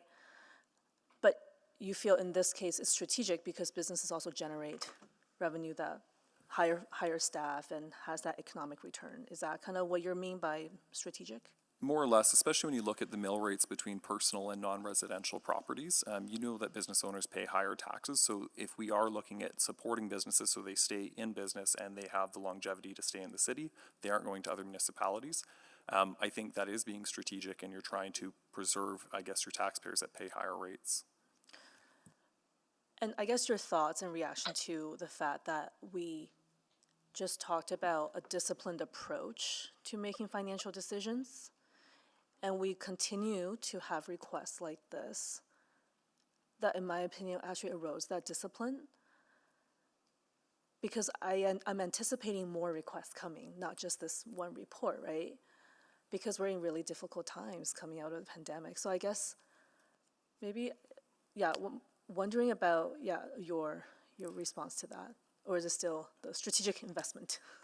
No, I think when council gets to the point of deliberating budget adjustments, there'll be multiple items to choose from, and it's not a situation I envy being in, but I think looking at all the investments across the board and thinking across them, what are the ones that'll have the biggest long-term benefit to our city, that's the lens to look at it, but I fully acknowledge more proponents will be coming forward for other asks. And even though it won't necessarily resolve some of the, pretty serious challenges with construction that was brought up earlier, right? One of the benefits, I don't know if it was talked about in the questions, but businesses have talked about the need to have more proactive communication on major projects, which I think we're getting there more closely as a city. But this type of funding, if provided upfront, can help them actually adapt their business, be it if they have to shift to online sales or other models. It can help with signage and marketing, especially if their storefronts are completely blocked. So at least having access to those resources will give our small businesses a chance of being sustainable during these projects. Thank you, and thank you all for being here. My time is up. Thank you. Councillor Cardinal. Thank you. So I'm going to continue with Mr. Martin, but I might come to you, Mr. James, in a second. So I guess my questions are similar, so I'm trying not to repeat the questions that Councillor Tang just asked. But to paraphrase what you just said, we've got a number of financial considerations. If this is going to be something that is funded somehow, some way, do you have a suggestion of something that then becomes unfunded? That's a great question. Just from some of the initial conversations I've been hearing from council and committee, there are certain programs that are undersubscribed. That would be a starting point. So one that was mentioned this morning was a corner store grant program. And that might be something that's beneficial. It's only $1,000 a grant, but looking at programs that might be undersubscribed or not really utilized could be a starting point. Another one could be looking at broader programs that if services are being eroded so far that there's really no value, it's releasing those services more broadly and reprioritizing those resources. Yeah, fair enough. So I appreciate that. I appreciate that answer. I guess part of what I'm concerned about is a grant program that is essentially a gift, right? And I'm not trying to be, not trying to antagonize anybody, but I mean, it's effectively, here's some money. But if it's, $2,500 in the face of, $120,000 to $150,000 a year, in lost revenue, or $1 million in lost revenue, it's a pittance. It's not actually changing. It's not changing the outcome of those businesses that are suffering those kinds of losses. So I worry about a grant program that does not actually move the needle on bankruptcies or going out of business or those kinds of things. Your thoughts on that? Yeah, the number that was presented in the report, I was curious about as well. It ended up being about $2,500 per grant. I mean, Calgary's looking at $5,000. One thing that struck me was a little odd in this report was there was no engagement with any of the business community, and it was noted flat out. I was curious if administration maybe approached businesses and said, what's an appropriate amount? Right. But I also understand the rationale for not doing it. Yeah. So, Mr. James, you said you represent 500 businesses. Is that right? In Correct. That? Yeah. Yes. So I'm trying to do quick math. 5,000 times 500 is $2.5 million. Sure. A year. And that's for the area that you represent.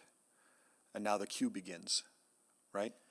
Yellowhead Trail, Fort Road. I think there's some differentiations around that, Councillor Cartmel, and I appreciate the question. Yeah. First of all, our BIA represents 550 businesses, only half of which is directly impacted by the LRT. Okay. That's why I tried to provide some alternates around that, because in response to Councillor Tang's questions, I think all of Edmonton is concerned about what are our needs and what are our wants and what can we actually afford. This is why we are proposing a pilot program specifically in relation to businesses affected directly along the Valley Line West route, and specifically why that area. It gives us an opportunity and administration to study and to look at the economic effects around that. I bet you if you went to to administration, they would never be able to tell you why a business closes. Yeah. I can tell you why our business is closed. I think the second thing around that, Councillor Cartmel, is that it's a dense business corridor. We're not talking about 20 businesses that are affected by Twilliger overpass extension or something like that. Yeah. We're talking about a dense business corridor. So it's very different, and I think a pilot program is a fair balance between risk aversion with administration, and rightly so, and it's a pilot project. You're not saying it's going to be the same for all of the city, for all of future constructions. It's a limited time, and it's a period where that can be studied, and those impacts can then inform council on your wise decisions later. So what about then, as Councillor Principe has suggested, some reimbursement policy? So that, we're in difficult times now, but your BIA will be bookended by at least 2 stations, which theoretically anyway will enhance the fortunes of those businesses. Absolutely, and as you know, the Stony Plain Road and 150th Street corridor are slotted for priority growth areas. Right. So I think Mr. Fraser, when he spoke earlier, he talked about city council in the past or administration in the past is like, let things go. And it's and it's great for blueberries. They'll grow quickly after a forest fire. But we would like a modest amount of investment from city council now. It should have been 3 years ago when it started, and businesses are failing and struggling year after year after year. Okay. So the lack of movement through city council really negatively impacts that.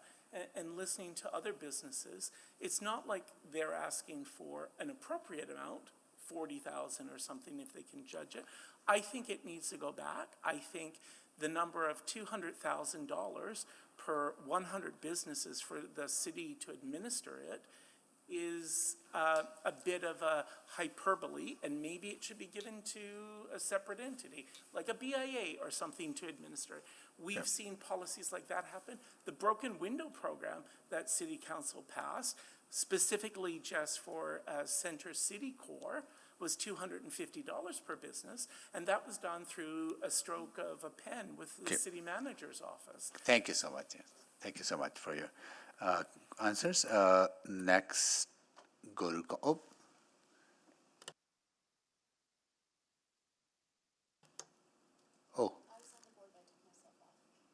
okay. So I want to go to committee members. Okay. Yeah, I will. Yeah.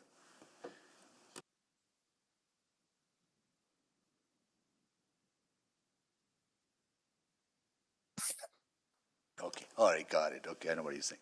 I just want to, first of all, I absolutely feel it and hear you what you're saying and understand the impact. And what I'm also hearing from you is that there are broader issues of construction management, right? Around access issues, wayfinding issues, around,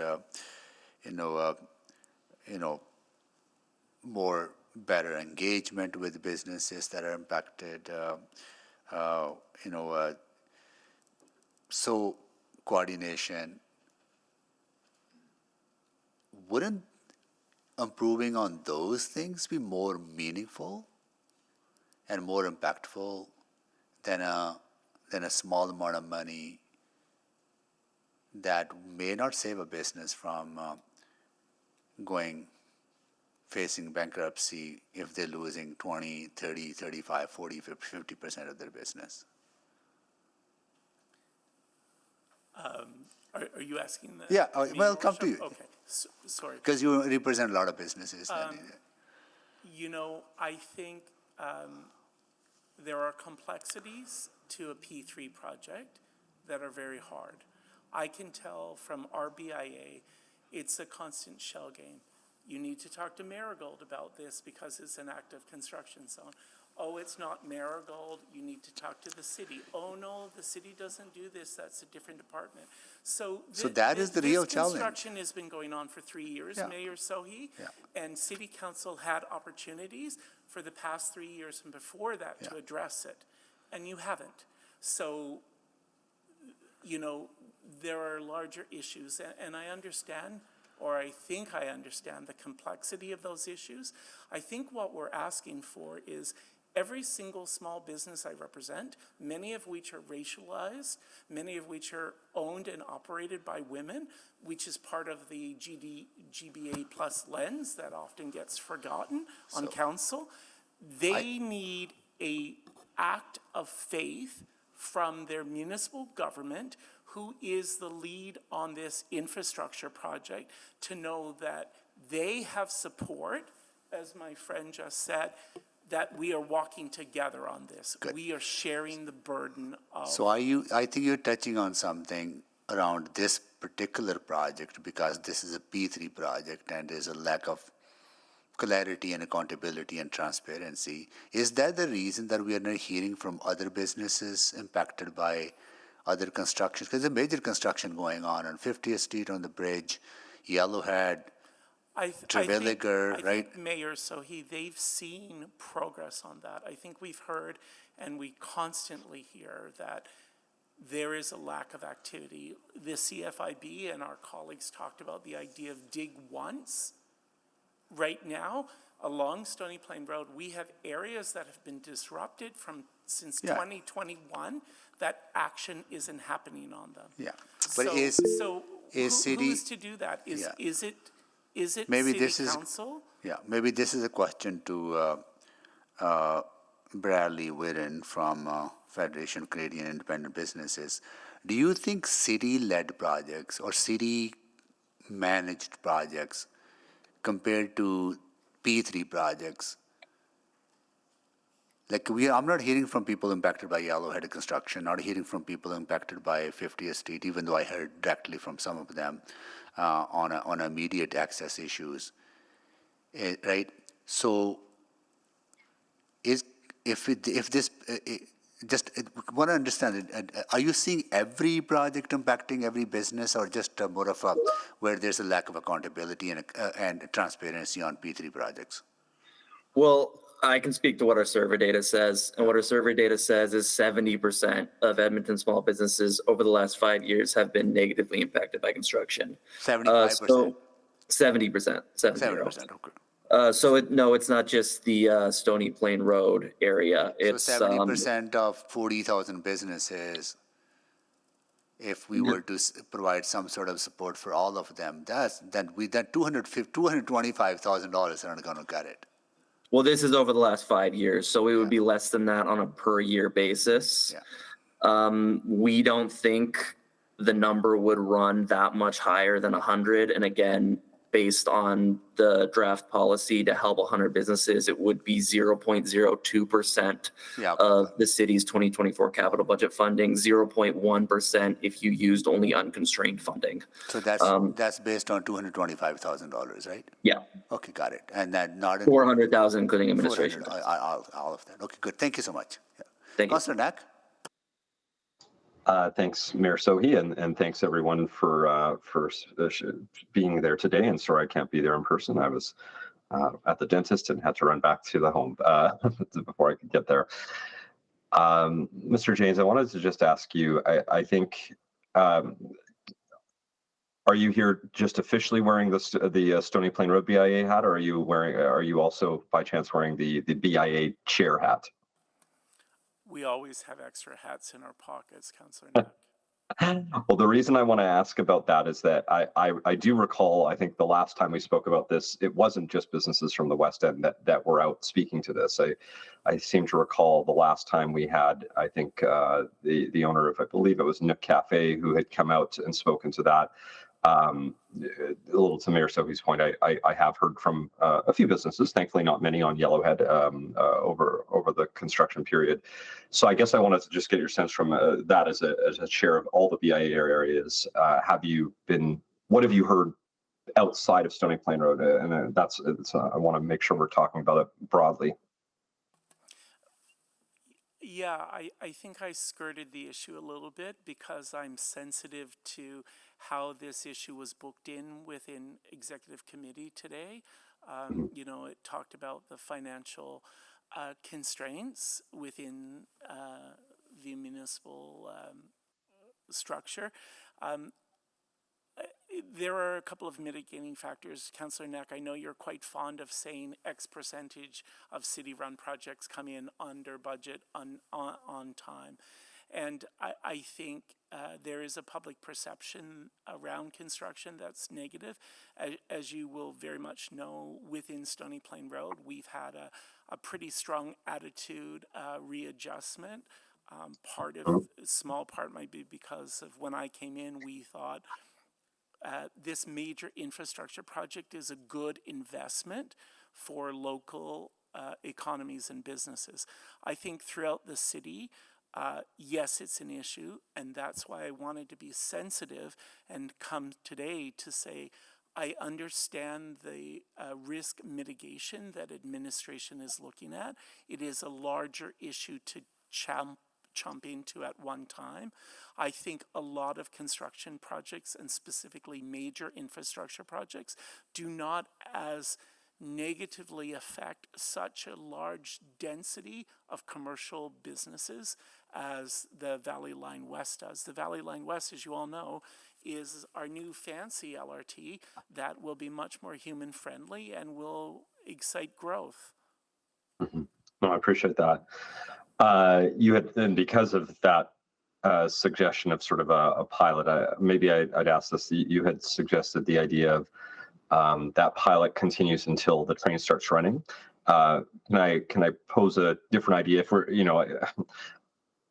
appreciating that there's been hesitation in this conversation over the years that it's been raised, and so I recognize and appreciate that this both this term and last term, so it's not unique to this council.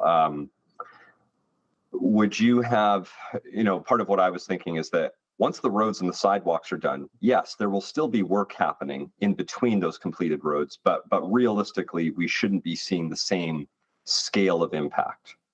And so, to take what you've already suggested as a compromise solution, what would be your thought around, okay, once the roads and the sidewalks are done, then at least we're in a much better position. People can more easily access those spots because the working in between is not going to have the same level of impact. Correct. Perhaps. Mhm. You know, I wonder where that's going to go, because originally I think we all envisioned that Valley Line West would be done within a 5-year period. We are at year 3.5, and there have been hiccups along the way. So, you know, I think it's a situation of give and take around that, Councillor. We've gone For sure. through 3 years of construction with no financial mitigation whatsoever. So perhaps if we were to do another, hopefully, 3 years of mitigation around that with a modicum of financial support or collaborative partnership around that, maybe then it would all work out in the end. You know, Appreciate that. I think we're looking at economic development. Yeah, I hear you. I'm out of time. Thank you. Thank you, Councillor Knack. Now we will go to Councillor Tang. That's great. Thank you. Well, first of all, I think, Stuart, you had your hand up when Mr. Mayor was asking questions to the...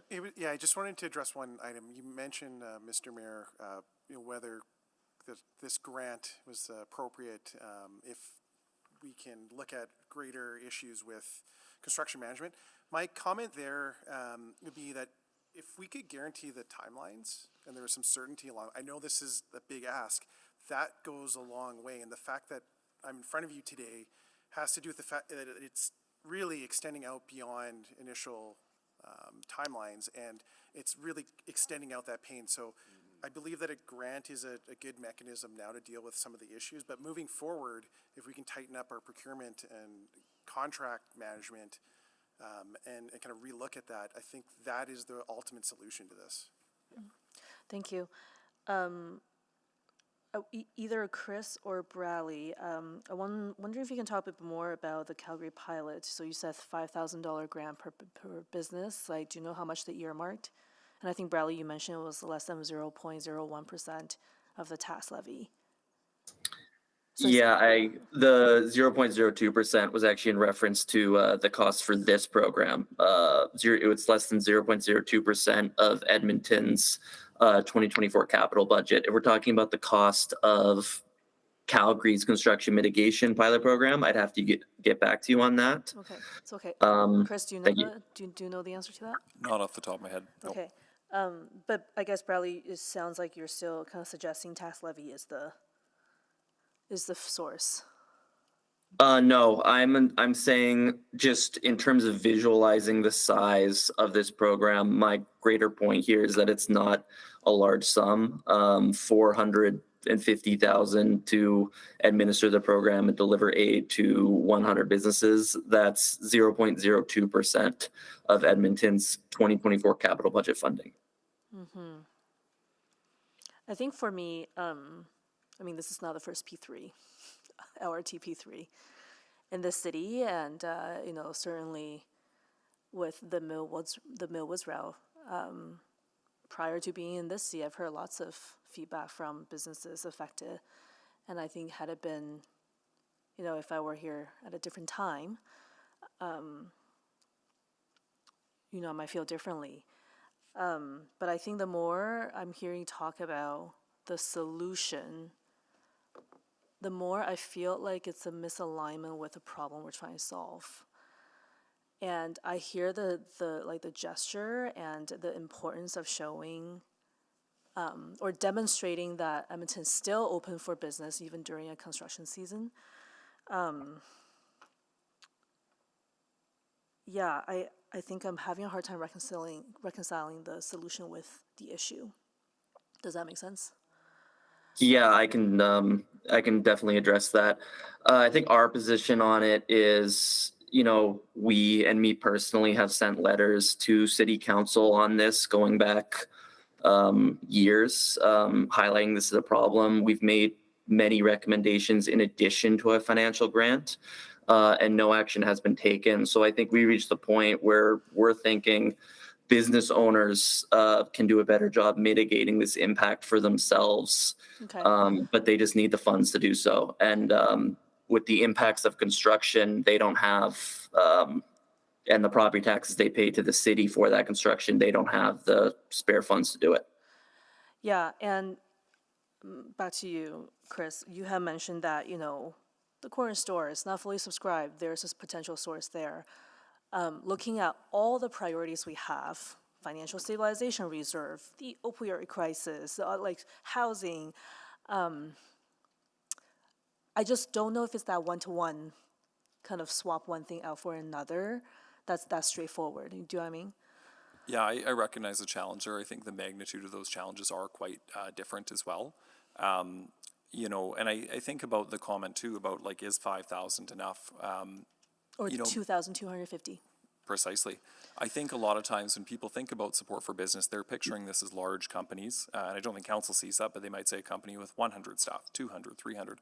The fact is that about 96 of Canadian businesses are small, and some are even micro-sized with 1 to 4 employees. So the idea of $2,500 to $5,000 to support them, It will have a big impact. Huge. Yeah. All right, I appreciate all of your answers. I know this is a very hard conversation, but thank you all for being here. Thank you. Councillor Paquette. Well, thank you, Mr. Mayor. So, right away, my inclination is to support some kind of support. Maybe I'll start here. So there's the short-term considerations, and by short-term I mean like the 5-year window. And then there's the long-term considerations. And from a purely business perspective, the short-term, and don't mistake what I'm saying for being heartless. I just have to put this out there. The short-term calculation of business loss in a construction area hurts. But the long term, when businesses return to an area that has far more amenities and has greater value and more people shopping, there's a business case that says that that takes care of itself, right? Because you have this enhanced area that now is generating more dollars than the losses incurred. That's the long-term view. And it's I think probably the view that administrations across Canada have to take. Then there's the shorter term view, which is probably what councils take, which is how are people doing? And so I guess the question is, how do we balance out those views? Yeah, First, I want to say that working in a BIA, the perception is that we're all about businesses, and that's wrong. BIAs are products of the MGA and products of the city, and we're spaces, we're main streets where people want to come, shop, watch, do commerce. We have 8 different neighborhoods that are directly dependent on Stony Plain Road, as an example. So you're not just supporting businesses, you're supporting local economy, you're supporting thrive, vibrancy, and other factors around city plan, which city council endorsed. It's about, you talked about the long game. I'm paraphrasing it for you, but this is what it is. The long game is that a greater percentage of Edmontonians will use transit or other forms rather than single-person cars to commute with. And that's part of this too. So, if city council said, oh, we're going to drive a new alleyway through a neighborhood because it's for the greater good of the city, you would annex land, you would provide probably compensation for some of those people around noise mitigation or retaining walls or some other things. And I'm using these concrete examples as another way of activating this type of intent or policy. City Council decided this was the pathway for Valley Line. So City Council was the group that inspired this to happen. You were the ones that made that happen. And gosh darn it, I'm happy about that. But in the meantime and in between time, there needs to be something in addition to that. For example, when many construction projects happen in the city, there's a percent for art that will go in after. It's about activating those sites differently, humanizing them, and doing other things. And I think this request for some type of financial compensation in a very limited geographic area around major infrastructure projects for a pilot project is very contained around that. I think it's very sympathetic to the economic realities of the city of Edmonton now and for the next 10 years. And I think it's about a partnership. I don't know if it should be administered by city administration. I don't know if it really requires $200,000 per 100 applicants. But I do know it is time for city council to take leadership and be courageous and to do something. Thank you so much. Todd, we'll go next to Councillor Rutherford. Yeah, thank you. I'm going to go to Mr. Biden. I actually was intrigued by your comment about, how you've made suggestions before. So I went back through my inbox just now. I was looking at some of the previous letters we've received from the Canadian Federation of Independent Business. And one that really caught my eye was actually from November 2023 about the city's budget and property tax increases. And so I'm guessing you were here and present this morning for those conversations. I was, yes. How do you square that with what you're here asking for me? Yeah, so I think what I mentioned in the report is the cost of this program. And the reason I did it in the context of the 2024's capital budget funding is that's what the draft policy, that's where they say the funding's going to come from. Unlike where property taxes go, which is from the operating budget. So my kind of greater point there is 0.02%. I think the city could find internal efficiencies in order to fund that. I don't think that amount would warrant or contribute meaningfully to a 13% property tax increase. I think the overall number is sufficiently low that it wouldn't damage the city's overall budget standing. And in the context of the city's financial... But it's all, like, this is what I'm really confused by, because I feel like what I tend to hear, and I hear it from the chamber too, and I hear it from Downtown Business Association, and I hear it from several organizations, BUILD, is focus on core services and basic city services. Unless it benefits us, then do it. I think like that's honestly how I'm feeling. So like, how can you rebuttal that for me? Because that's how I read these emails. Because we have so many things, and when we talk about, I'm getting, my inbox is inundated right now with people that are upset that we're not continuing to fund the overdose prevention program. That's literally people's lives. People are dying on our streets, and we're saying we can't afford to fund that anymore. I'm right? saying, Like, how do I square this? Yeah, I'm saying if we're talking about the overall financial health of the city and the city's precarious budget situation, businesses closing isn't going to help that. It's only going to make it worse. These businesses, they pay, I think, a tax rate over 3 times higher than residences. Every time one of those close, that's a big hit to the city's finances. So if we're having budgetary problems now, that's only going to get worse if businesses continue to close as a result of this construction, as they've already This problem is like when we talk about something like, even when you say like, well, let's do like if we do the grant program, which would come from operating, it wouldn't come from capital. We say, okay, just this area, very concentrated. It's a big project. The same issue and the same challenge I had when we had this debate about this exact program previously still exists? And at what point do we say, well, your business is impacted to small business owners, and say, well, yeah, we see that this, because you're in this geographical area, your business gets funding because you're in this geographical area and the project isn't as big, your impacts don't matter as much.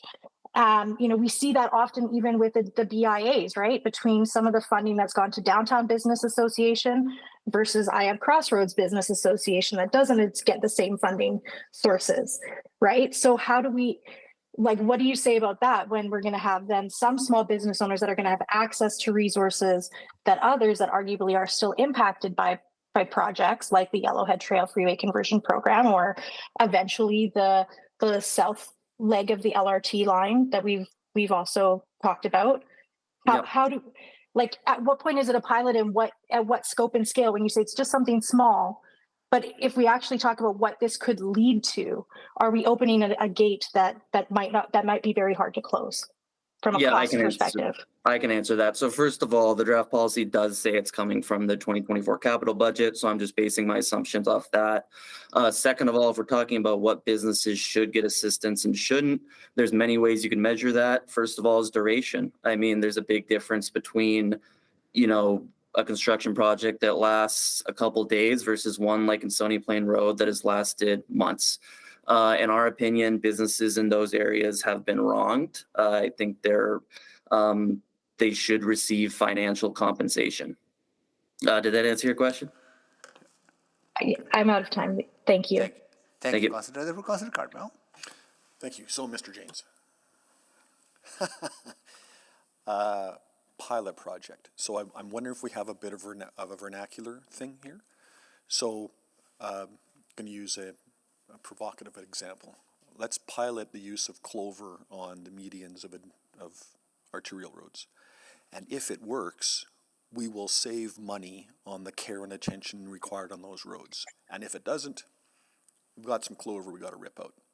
So when you say pilot project, I hear, okay, we're going to try this, and I'm not quite sure how we measure success, but if it works, here comes the cue.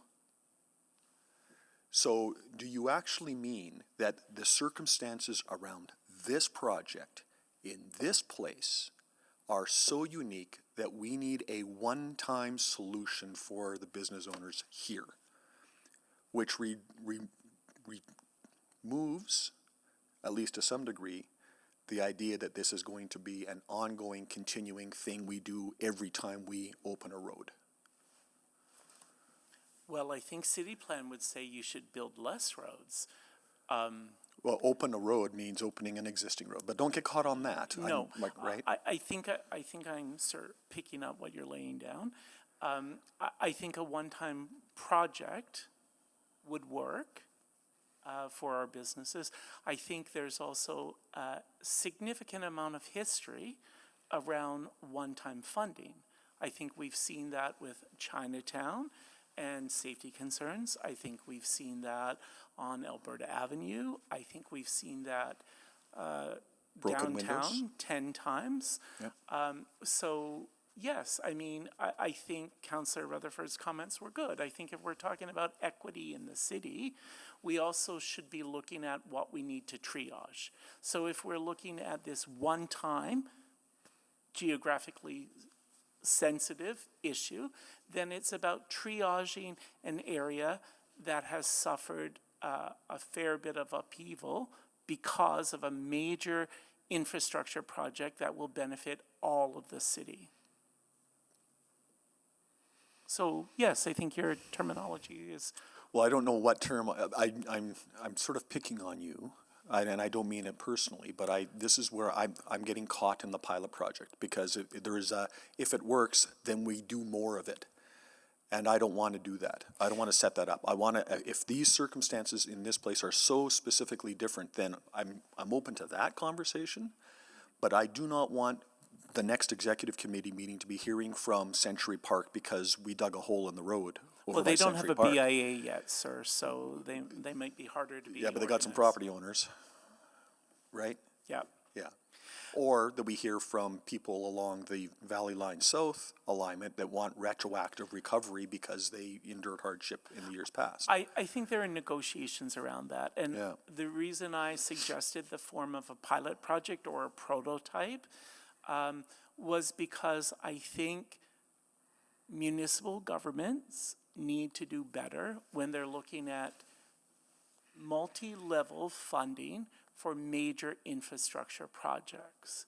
It's not enough to say, suck it up for a few years. If a few of you die, that's okay, because we'll get a few others in over time.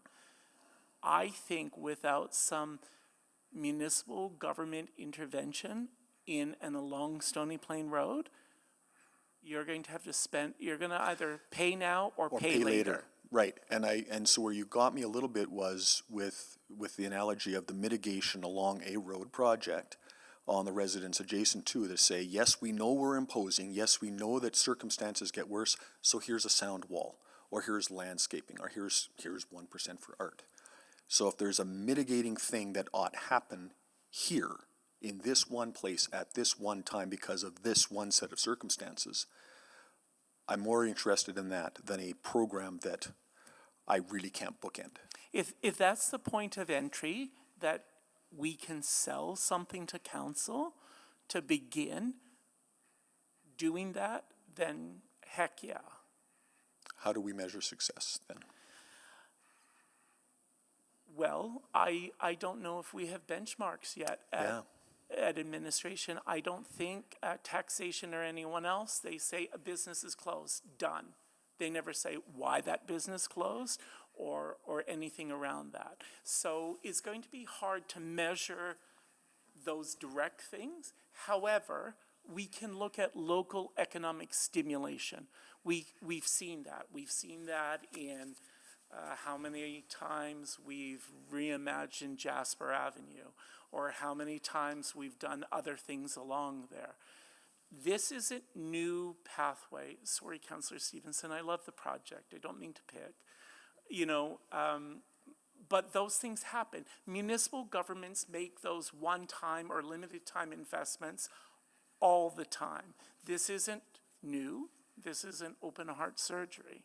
This is a targeted amount of stimulus for a geographic area with a density of businesses in there.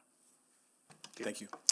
Thank you, Councillor Cardinal. So just to follow up on that again, if that's, this is to you, Todd, like, sorry. If that is if it can be demonstrated, there are very unique localized impacts of this project because of the nature of the procurement, in this case P3, where administration has limited tools and there's a lack of clarity on sight lines, who's to do what, right? Which you have demonstrated over 3 years that has not produced the results that you were looking for. That's a different conversation, right, than having a broad policy being developed, right?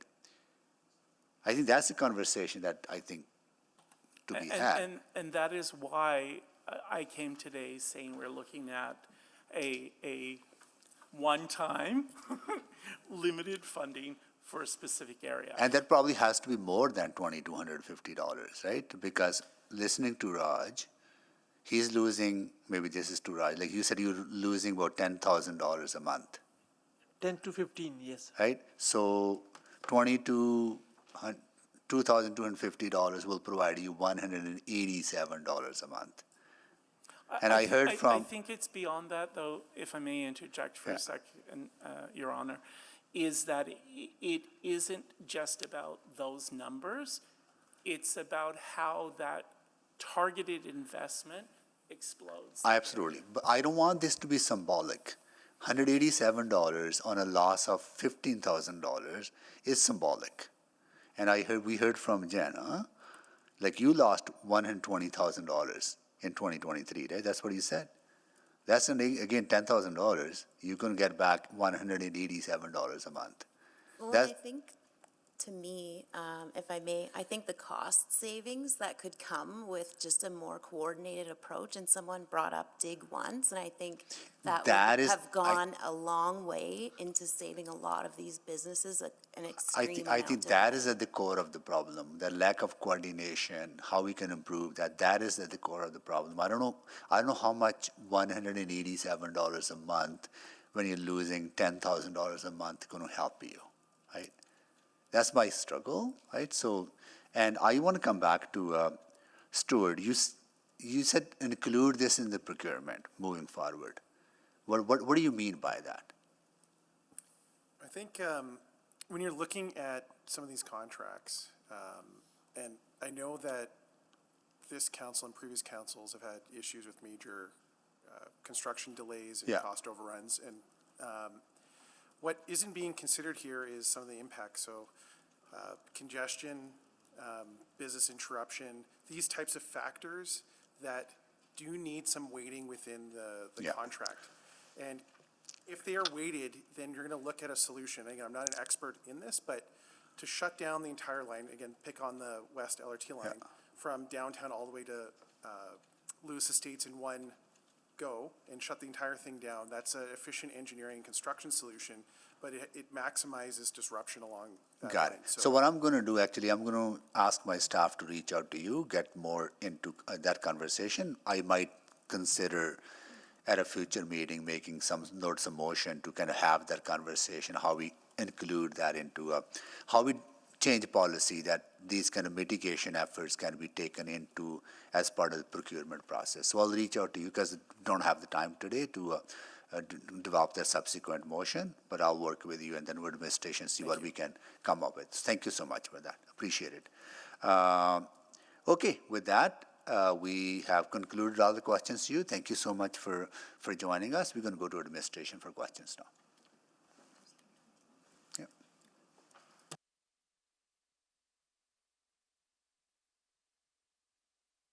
If you don't mind, please vacating those chairs and going back. Or you can stay there, but just administration sits in there. But just if you want.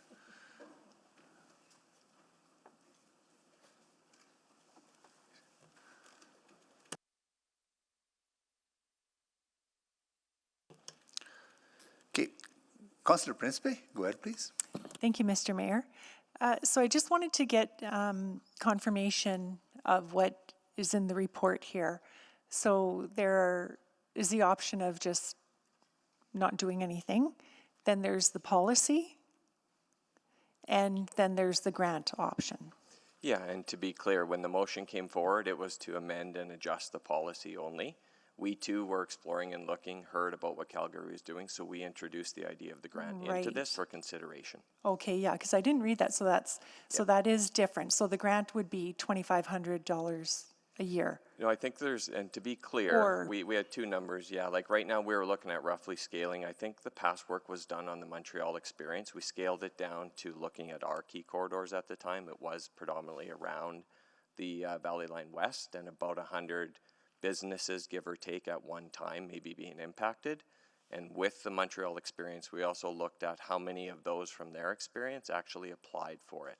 So this dollar amount won't necessarily translate to just $2,500 when that was done. And in fact, we built a procedure a few years ago, and that set up to $20,000 in the policy per. It was estimating the scale of uptake. So we weren't hard coding it to a number. Now, in the grant program, we said because we thought it would be less burdensome from an administrative perspective, that could maybe be increased to $250,000. Still small scale, and it was really, we didn't do a full analysis, we didn't do full engagement, because we actually hadn't got direction from council to proceed yet. This is all draft and concept so far, so we haven't implemented or actioned yet, just for clarity. Okay, great. And so, as you were saying, you base it on 100 businesses, but the way that this is proposed, could it inflate significantly? Yeah, it would be council's direction to, if so choosing, to guide us to the scale of it. And we would have to go away and refine, like if it's to be a grant program, we'd still have to put conditions on it. Would it be multi-year projects only? the type of businesses, would they be walk-up? So I think we'd still want to put some conditions, obviously, and nail down. And some of that's in the draft attachment too. Some elements are there, but I think we'd want to take that away, refine it, and come back with something more definitive. Okay, and then, you know, we heard a lot of discussion about the concerns about the delayed LRT construction and the amount of time it's taking and how it's impacting businesses. Is it something that we can consider going to the LRT reserve for funding this? Yeah, maybe, I don't know, Stacey, if you want to jump in on this, or you want me to start? Well, do you want to start and then I'll add? Sure, yeah. So in the report, we basically said that because these costs wouldn't be directly related to accomplishing the project, the pure capital budget, we'd have to look to an outside source or a different funding source. And Stacey and I, when we were listening, were chatting about different mechanisms.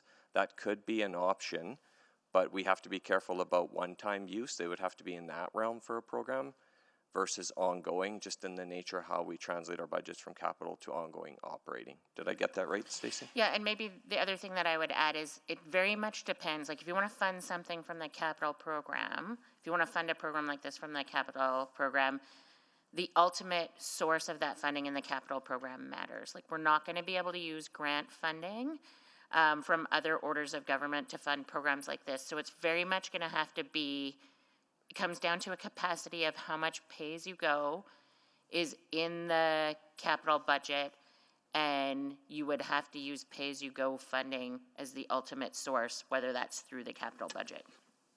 Right. And okay. in all scenarios, it's a specific add to a budget that wasn't there before in context, right? Right, okay.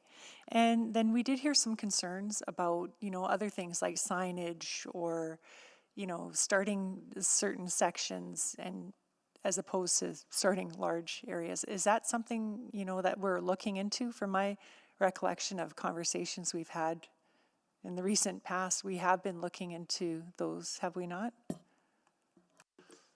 Yes, we have, Councillor Principe. When we set the contract for Valley Line West, for example, we did break the project down into segments.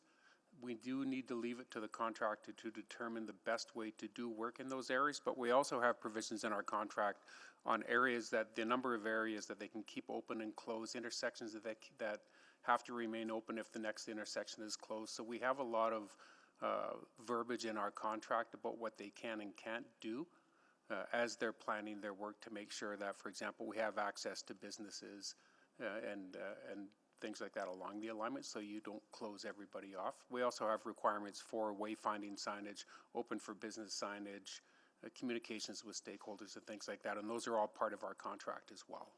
Okay, thanks. My time is up. Thank you, Councillor Principe. Councillor Burkett. Well, thank you, Mr. Mayor. So we did hear the suggestion of having the BIA administer. Would that cut down on the administrative costs that we see in the report? It could. I think two things on that. The administrative costs of $200,000 were looking at the overhead of administering a policy. Part of that policy was verifying, validating financial elements, and a lot of that work. So I don't think those administrative costs they won't be that high with a grant program. And we would work with Kim's team in UPE, who do a lot of the grants, to look at how much more work would it be. So I think that would be reduced administratively, and I think I'd want to explore that before we jump right to an external. I would suggest, but it would be up to council as well. Well, I've got a whole issue with that as well, just trying to determine what constitutes a loss and what are the factors involved. Is it because people are doing more online shopping? Is it because there's a competitor opened? Is it because, customer service changed? All these unquantifiable things. And I think that was some of the constraints and the limitations of trying to implement the policy, because it had all of those elements to it. A grant would be a different premise where there would be conditions then applied, and it would be less rigorous on proof after the fact. So I think that would be part of the implication of going to a grant too. Right, okay. I just had a legal question. The suggestion that it's a retroactive program, does that open us up to other people who had claims, maybe stores that closed in the interim and then they come to us, or maybe If we do this retroactive, does that open us up to a bunch of other actions from other construction sites? Yes, Councillor, and I think what we would probably do is we would frame the retroactivity to the extent it would be retroactive in a very narrow and tailored fashion to limit the risk of that happening. So, of course, whenever you make something retroactive, that's always a risk, but what we would do is we would draft it in such a way to make sure that that risk is limited and not retroactivity without parameters. Right, okay. I'm still not sure if I'm comfortable with the retroactive piece about all of this, since it would be a new thing we do, and it didn't exist before. I'm not sure why it should exist in the past as well. So, okay. Okay, so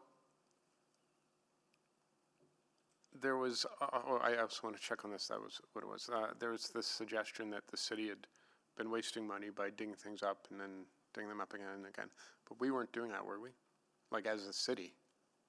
That's correct, Councillor Paquette. A lot of that is advanced utility work where the utilities will go in separately, whether it's ATCO, whether it's EPCOR, or even the separate divisions within EPCOR will go in and do their work, and then once it's complete, then the next utility will go in. Yeah, so that's an issue of them essentially wasting their own dollars. Yes, and oftentimes with the seasons, they have to restore a pavement to driving condition and then go back the following year to finish our line. So all of those nuances can happen in the phasing, staging, and timing of utilities into surface work. So. Okay, but there's no cost to the city. We didn't make those expenditures. No. Okay. No, we didn't. Okay. All right. I think that's it for me. Thank you so much. We are at 3:30. We'll take a break here for 15 minutes, and we'll be back at 3:45. Until then, we are on recess.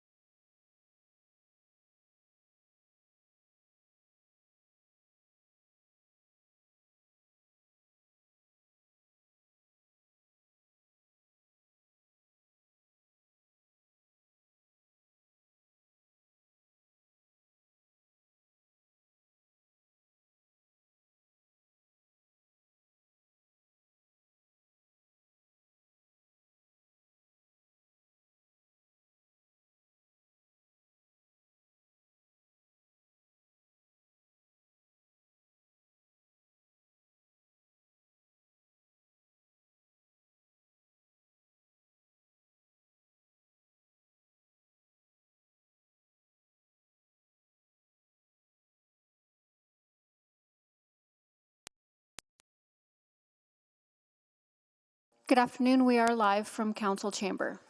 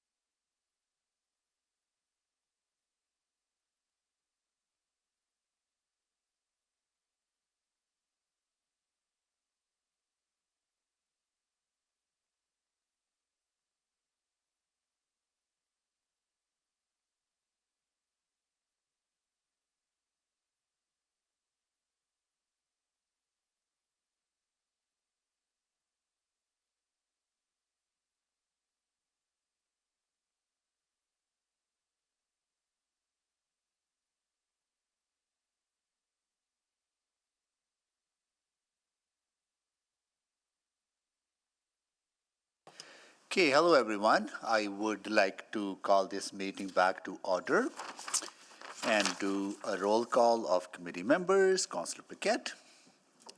Good afternoon. Councillor Cartmel. Afternoon. Councillor Principe. Hello. Councillor Tang. Good afternoon. And Councillor Stevenson is joining us here Good in afternoon. person. Let me see other colleagues joining us. Councillor Rice. Good afternoon. Councillor Wright.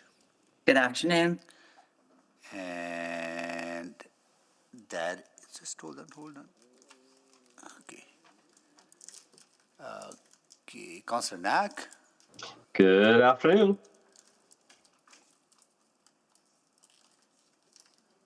Councillor Rutherford. Hello. Here we go. Okay. I'm sorry. Questions, Councillor Cartmel. Thank you. So, Ms. Petrin, this is going to be a bit out of left field, I think, but in the disaggregation of EEDC, my understanding is that business retention and expansion came to administration, to the UPE group. Is that correct? So we have our business-friendly team within the department. Just wondering about, like, is this work part of that, the auspices of that group, to ensure, enhance, keep business afloat, that kind of a thing? It may be a stretch, but I'm wondering about when we look for funding sources and where this sits in administration, is that a place, as opposed to a capital plan, which, where this is not a capital project? From a funding source perspective, I'm not sure that we have a funding source within the department. I would look to Alyssa, who's online, around the budget within the business-friendly team in terms of how they deliver that service. But they're focused on supporting businesses, helping them wayfind through the city departments in terms of permitting and that sort of thing, or how to access grants, that sort of body of work. But I'll just maybe, if Alyssa wanted to add anything further to that. Yeah, thanks, Kim. I think for this piece of work, we don't have a current funding source. Kim is correct, nor is this part of our existing services that we offer. However, if you're looking for where would a potential grant program like this exist according to function, if we were directed to do so, it's likely a best fit in economic investment services.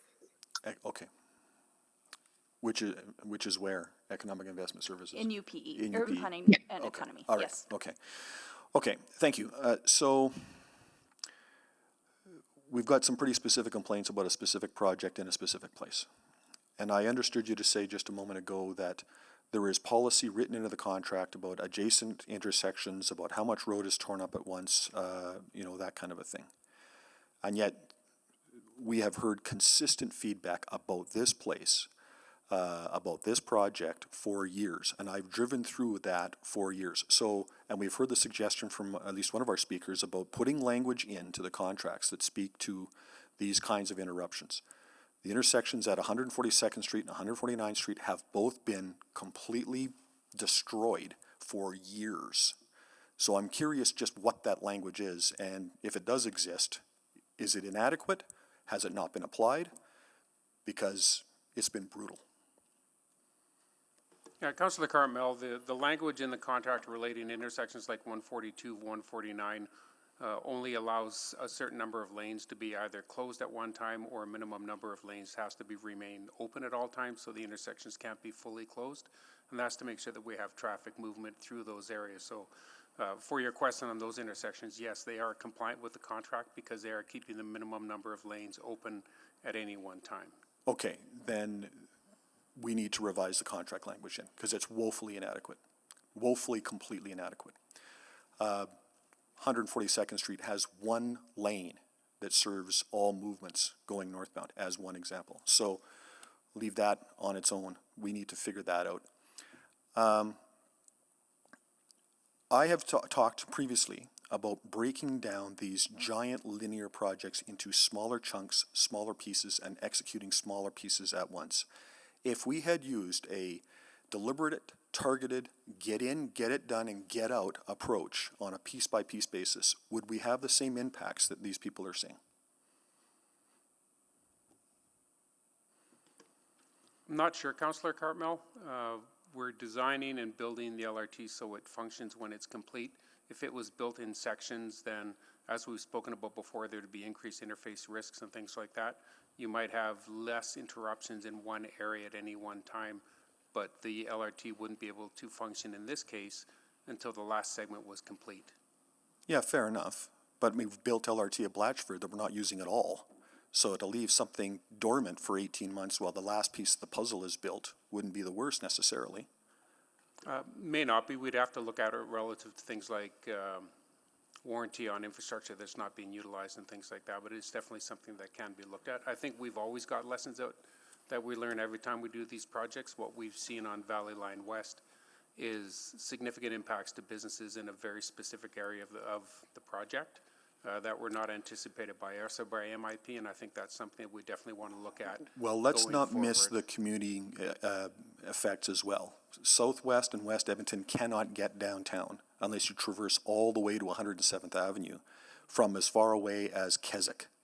So it's not just the businesses on Sunday Plain Road impacted, it's people that are in that whole quadrant of the city. Thank you, Councillor Cardinal. Councillor Tang? Do you have an answer to that, or to that last one?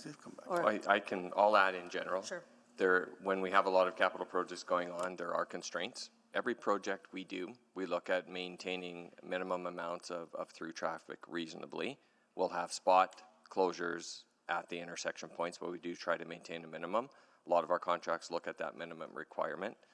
To answer questions around whether a different procurement style would have made a difference is always problematic because we didn't go with that different procurement style. So I would just caution that we can always speculate what could have been done different and better. Bruce has highlighted on this project that we got out of the gates fast, we ran into issues right away, and we all would have liked it to have been better than we see on some of that exposure.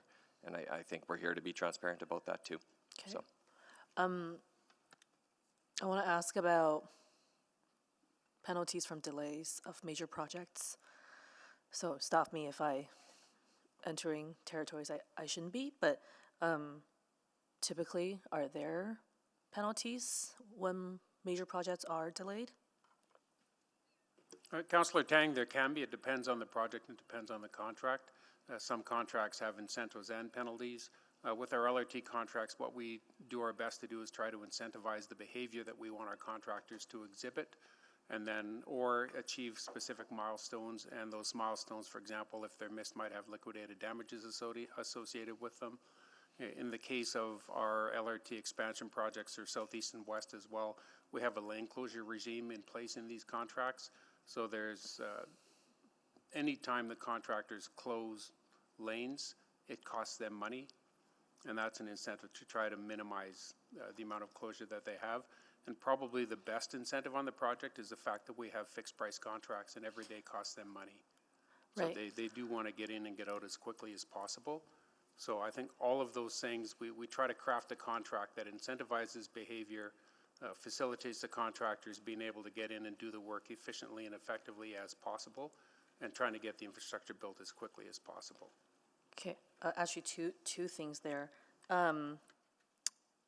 I guess I'm asking because I'm wondering if there is a way to leverage any kind of financial penalty towards an incentive program around supporting businesses.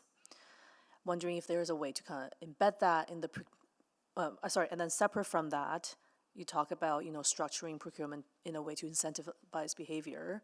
Is there a way to structure the procurement such that we are supporting these businesses in the event of major delays? Or actually, maybe not major delays, but just major construction. So one is about procurement structuring, and then the other is, is there something there, like a financial instrument that can be leveraged? But I guess it's because it's lost, like, we're not necessarily collecting anything, it's just like they're not, right? Yeah, it's there's spectrums that we go into, and we do. I mean, there's a lot of elements we go into around how we try to support and help businesses with wayfinding or signage when we're changing the access points and the entries in and out. So there's a lot of elements that we do require within that. When it gets to the realm we're talking about now, as cash payout for damages and things like that, that's when we get into the realm of the funding types, funding sources, and the right funding source and the scale of it. So I think you want to separate those out, and there's only so far we'd go in a contract, and then we have to think a bit differently about how we would fund a dollar return for damages concept. Sorry, I'm generalizing my words. Is that what am I thinking right of where you were trying to go with that? Or? Well, I mean, where I was trying to go is like, what could be a different funding source? And if this, anyways, I wanted to put it on the contractor, and, what are some ways to do that? Understood. Yeah, there's various mechanisms that Bruce said that we try to do, either incentivize or penalties in different forms and flavors based on the nature of the work in our contract. So it's a little bit complex. There's mechanisms and they vary. Yeah, and for, the RT reserve came up. Like, is there funding left in that? I don't know who wants to give current status of that. Bruce, do you have, or Stacy? Or Stacy. So Bruce will correct me if I get this wrong, but you'll recall back in OP12, we had done a review of the LRT reserve, and there was some funding that could be repurposed. You repurposed some of that through the OP12 process, but I believe there's about $2.7 million left in what we originally identified that could be potentially repurposed. The only other thing, I would just link it to the discussion that we had this morning. That would have also been funding that we would identify and potentially put to the FSR as part of our reserves review. So if you prioritize this, you bump something else like that. Absolutely. Thank you. Thank you, Councillor Tang.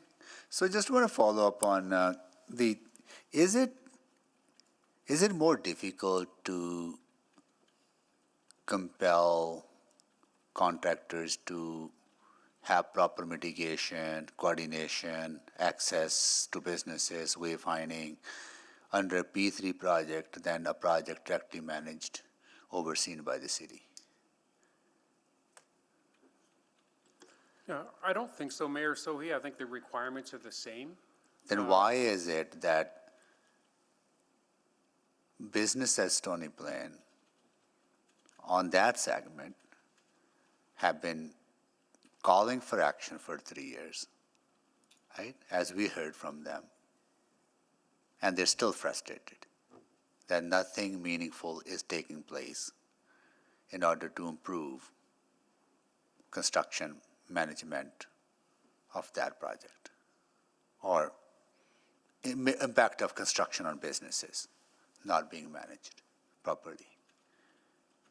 I think there's a couple elements there, Mayor Sohi. One, and as Craig said a few minutes ago, MIP went in with a plan to try to get in and get out on both sides of Stony Plain Road quickly. Almost right out of the gates, they encountered issues that they didn't anticipate.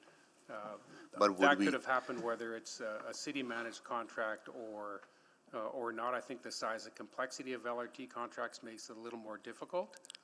But they're definitely not hands-off contracts. They still have requirements, and if it was a city-managed project or a P3, we would have similar requirements in the contract. So when they made their decisions to start construction at various points on the entire line, did we not foresee that it's going to have impact on businesses, or did we see, okay, it'll be done in a short amount of time?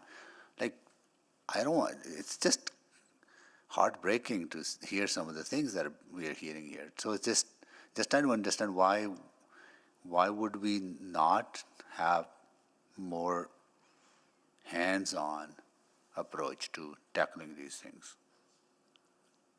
We do have the requirements in our contract. For example, they have to maintain access to businesses. I think the goal was to get in and get out and minimize that. So are But they still- are they doing that? You Yeah. gave example of 142nd, 149. Those are major intersections, but there are so many access points on Stony Plain. There were so many access points on 156 into Meadowlark, right?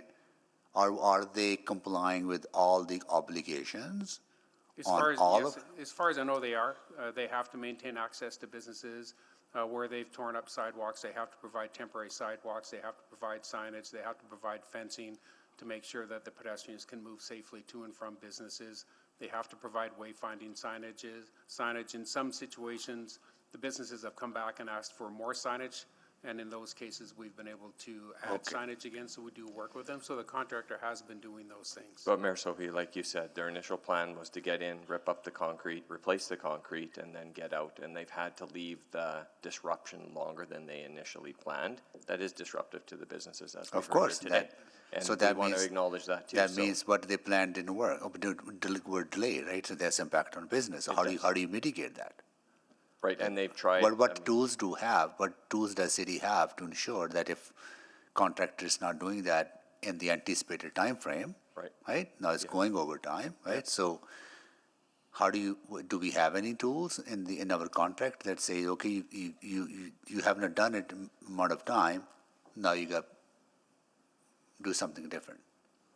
In the case of Valley Line West, we don't. I think one of the lessons that we've learned through this process is we should, if I were to write the contract again, I'd be looking at putting some incentives or some penalties in on impact on businesses into the contract, separate from roadways and other infrastructure elements. That's what I would look to do based on the experience. So I'm going to follow up. I'll follow up with you, as I said to one of the speakers, that how do we learn from these things and put that into future contracts that are mitigating. You know, we can't go retroactive, right? So on that, right?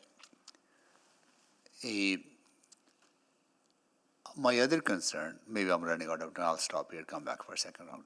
I'll go to Councillor Stevenson. Thank you very much. I appreciated the report, and I think the grant approach is a really excellent one, financial constraints notwithstanding.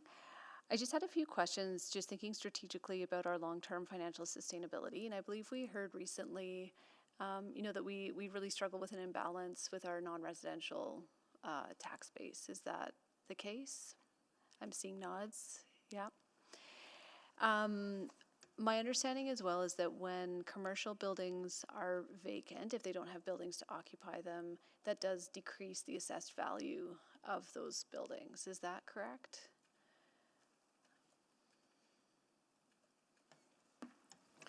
I'm not an assessor, so I'm probably not the right person to answer this, but there's many factors that impact the value of a property, of which that could be one. Mm-hmm. And so I'm just mindful of, when we talk about the cost of a program, I'm not sure that we're balancing that with the cost that losing some of those businesses in those areas creates for us from a tax-based perspective. So it's probably maybe worth reminding folks that it's not the business that pays the taxes. It is the property owner that pays taxes. And so when you develop a program that provides a grant to businesses, that is very different than the property owner who incurs the taxes. For sure. But if those businesses fail and the property owner, and some businesses own their own property. I think that's that's fair. True. And then for landlords, if they can't rent out, their spaces, if they don't have businesses to occupy those bays, the property tax they pay could be a factor that decreases their assessed value and therefore the amount of property tax that the city can collect from them. Correct, but also keep in mind that we collect that property tax regardless. What you're playing with is the shift of who you're collecting it from, not the amount that you're collecting. Absolutely, absolutely. And when we're looking at supporting businesses, attracting businesses, I think that's, that's part of the consideration. Have we done, and I apologize if it was in previous reports, but have we done analysis around business licensing trends in multi-year construction areas and sort of what the bounce back period is, or does that research exist? I'm not aware of that. I know we have information on the number of businesses, but not that analysis that you've noted. Okay, so we would potentially be able to see the number of businesses that had licenses at the start of a construction project and how many at the end, but we haven't necessarily done that full analysis. No, it's more on the number of businesses per year, and I'm sure we could, run data based on location and things like that, or certain criteria, but that we haven't conducted that work. Okay, no, that's helpful. Thank you. I think those were all my questions. Oh, just I think the report answers it, but it came up from one of the speakers that I wanted to follow up on. Would nonprofits, again, recognizing that they may be property tax exempt, does that if we took a grant approach, does that interfere in any way with eligibility? A grant approach gives wider eligibility. Okay. So it allows for the incorporation of an entity that may not actually pay property tax. Okay, great. Thank you. No further questions. Thank you. Councillor Tang. Just a couple final pieces so I can understand this. If we were to implement a grant, doesn't it also have a bit of a condition in terms of where, would it be applying to businesses who see financial loss, or is it just everybody? Because in that case, don't we still need someone to come verify some of those financials, like the policy? Yeah, so Councillor Tang, with any of our grant programs, they're typically based on certain criteria that we set out. And when there is requirements, we look for ways to validate or verify what those requirements are. So if it would be a loss to business, we might be looking for audited financial statements or other mechanisms. With some things like the broken window or the window repair program, we look for receipts. Right. So it depends on the criteria and what the program is intended to do. So it is possible to do that. We just make it a requirement of any agreement or any program requirement for something like this. Right. I guess I just wanted to come back to the comment you made, Craig, earlier, that if you were to do a grant, then you won't necessarily have that same kind of administrative cost to kind of verify those things, but we do.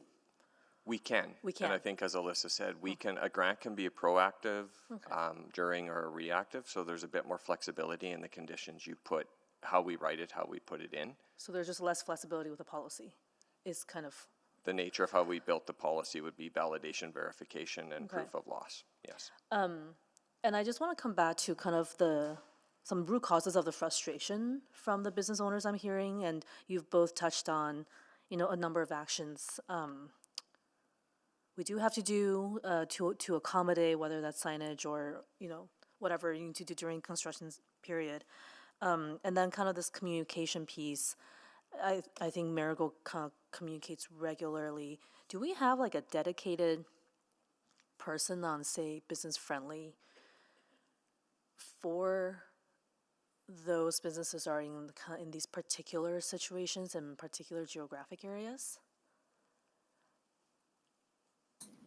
I would say, yeah, go ahead. Yeah, I would say, Councillor Tang, that we don't necessarily have a person identified for these particular issues. I would say our business-friendly team is prepared to take questions related to the city from any business. And so what we do is when a business contacts us either electronically or through phone, we listen to what their needs are and we help them navigate city. So we don't have a dedicated, but we're capable of managing and taking in those requests, as is 311. Yeah, I mean, And we can quickly, Bruce can, I mean, we have tried to do that through the project side somewhat. okay, that's good. I don't know if I would, I don't know if 311 would necessarily alleviate some of the frustration I'm hearing here, No, right? we've dedicated some resource to make sure we're reaching out and asked MIP to do the same thing specific to the businesses. Yeah. And there's elements within what we're doing there too. Yeah, and I trust what you heard today isn't new, and these are some of the ongoing concerns that you're working to address. And then finally, just on the engagement side, on the when you were developing the draft policy, which I understand you're not recommending, I get that you don't necessarily want to kind of set up expectations if you do talk to too many businesses, but did you have a chance to connect with kind of bodies that represent businesses, like some who are present today? There has been, yeah, in advance of what we brought forward to you today, Okay. there was some conversation, and we actually took some notes and some summaries of how, if we were going to do a policy, how it might be more effective. And it was really, we all talked around the clunkiness of the nature of some of the constraints I brought up here today. And that kind of informed what is in the report, kind of the amounts and that kind of stuff. I don't know about the amounts. We were looking at scope and scale and exposure based on that Montreal experience and carrying on with that. But I think the theme we went on here towards a grant program came out of that flexibility in that. So. With the Calgary pilot, are you in regular touch with them just to kind of look at impact and stuff? Yeah, our teams have reached out to get a context and scope and scale of what they're doing, and theirs is more of a proactive, that lump sum amount for those businesses they know are going to be the most impacted, the type of business that would be most impacted, like walk-up business, so they've got conditions and areas in there. It is a pilot for 2 specific neighborhoods, and it's the first time they're trying that, but it's more of a proactive grant program. So. Okay, thank you. Thank you. Councillor Principe. Thank you, Mr. Mayor. I just wanted to ask about on attachment 2, the very last sentence, it says eligible businesses will be identified once construction plans are finalized in any given year.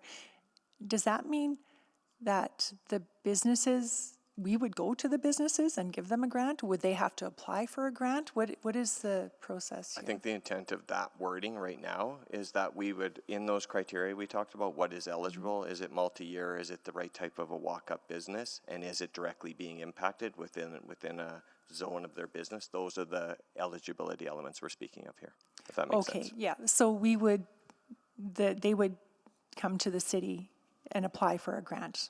Yes, generally, I can let Alyssa speak more, but generally that's how grants are structured. Yes, yeah, that's what I understood as well. And I was a little, with the wording, I wasn't really sure. I just wanted to make sure that it was kind of our usual grant process. Right, and just for context for everyone, again, I'll be brief here. We tried to build, this isn't a complete build, this is enough of a build to have the conversation with you to get direction of whether we're moving forward as well. Right, yeah, okay, great. And then with the LRT reserve, is there any policy, with the exception, of funding from other levels of government, is there any policy that we have on how it's to be spent? Ms. Padbury? I'm sorry, I would have to pull that up. I can't remember if it's a specific policy, but there is like reserve guidelines. And our initial review for Op 12 would have factored those guidelines in. So I think I'm comfortable saying that $2.7 million that we identified that could be allocated to something else wouldn't be a violation of a policy or a reserve. So it could go to FSR if. But it could go to FSR. Okay. That is one option that you could do. Okay. And then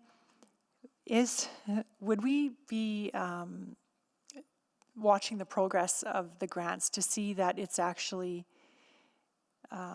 is there any way of measuring success to see that we're actually achieving the results that we're looking for, which is basically ensuring businesses are still viable, but is there any way for us to measure that it's successful?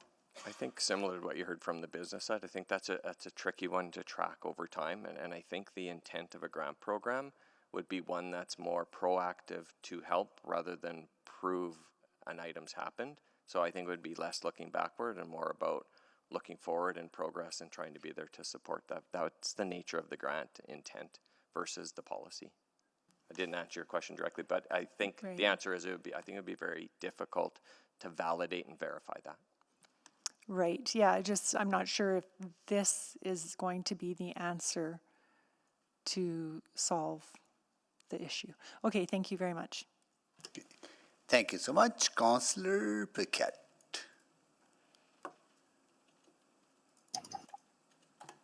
That's the mic button. Thank you. So one of the things that we heard, if there were to be a potential motion, is that the Stony Plain Road Business Association would be amenable to administering such a program, sort of like how the Broken Windows program went. Would there be some administrative touch points if that were to be the case? Alyssa, I'll let you go, Alyssa, sorry. I think so. I think we learned a lot with how we implemented the broken window program that was administered with the Old Strathcona Business Association. So we'd want to be working closely with Stony Plain Road Business Association upfront on how we're going to make this the most effective to get the outcomes we want to see with the business community. So yeah, would see a similar approach to be taken, but of course recognizing Stony Plain Road Business Association is also in a unique situation. So being mindful of that as well. Okay, and so if that were to be the case, we would see a reduction in sort of the program administration costs. Is that fair to say? It's hard to say, Councillor Paquette. I can't say we've ever done a deep dive look at total administrative costs of a program end to end.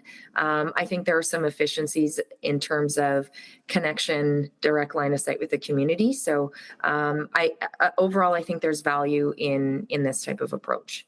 Okay, and if there was sort of a grant program, and it was a one-time grant program on a go-forward basis for this specific area only, afterwards, would we be able to sort of go in, talk with Stony Plain and just sort of get some learnings that way, so we could assess? Yes, of course, that would be something that we could actually build right into the funding agreement in terms of expected reporting related to this type of model. Okay, well, in that case, Mr. Mayor, I might throw something on the floor. If there are no other questions that anyone else has, you have some. So I'll wait. Yeah.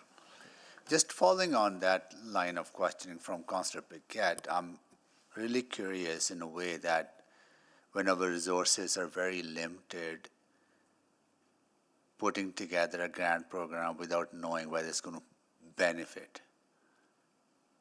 We don't have that kind of, we are very constrained with the resources, right? So do we know the benefits? Do we know it's going to provide a meaningful benefit to struggling businesses? Alyssa, yeah, go ahead, Alyssa. Yeah, I think what we know today, Mayor Sohi, is similar to what we heard from the businesses, that any amount will help. And in terms of this model of grant program, it's what they do with the grant dollars. So would it assist perhaps in marketing dollars to, let people know they're still open when things are changing, or to communicate with their existing customers on how to navigate certain things? So it's less about survivability and more about what they do with those dollars. But I also heard from some of those businesses that it has to be meaningful amount, right? Correct. Like $2,500 a year for Correct. someone who's losing $120,000 a year and $10,000 a month for that business is not. It's not going to be meaningful. So unless we are prepared to make the grant funding a meaningful amount, Otherwise, it'll end up just being symbolic and not have any significant or not have any meaningful impact. And as I talked about in my answer to Councillor Principe, it'd be difficult to verify, validate the value for dollar spend. As Alyssa said, it's more about support for business and community versus verifying and validating the value we get back in the relative prioritization. Yeah, but I'm kind of struggling to understand, even if it helps businesses with that little amount of money. Understood.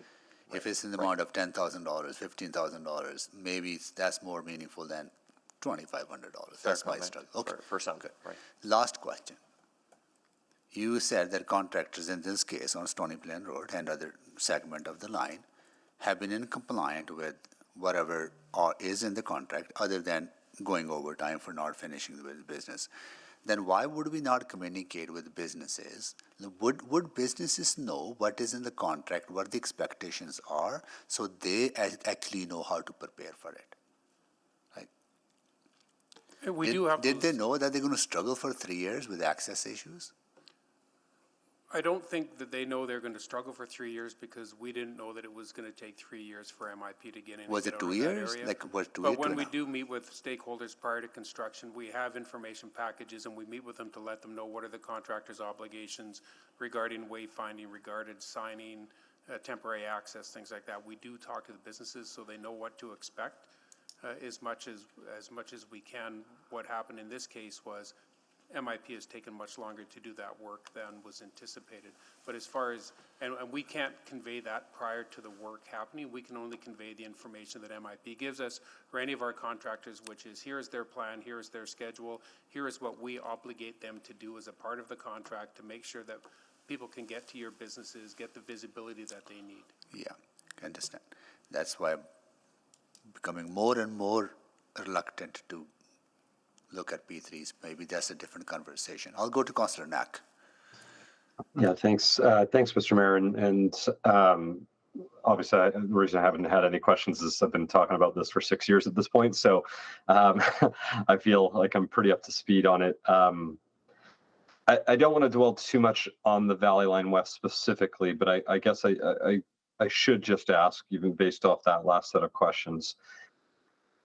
You know, there is an issue about the timeliness of the work, which is obviously not being addressed on the roads and the sidewalks, but even just the feedback from groups like West Block, where essentially we have shut down in front of their properties and will likely be that way for 7 years. And I know I reached out and I appreciate I think I heard Mr. Ferguson's voice there, that we've looked at it and we sort of said, well, the contract says they can do it.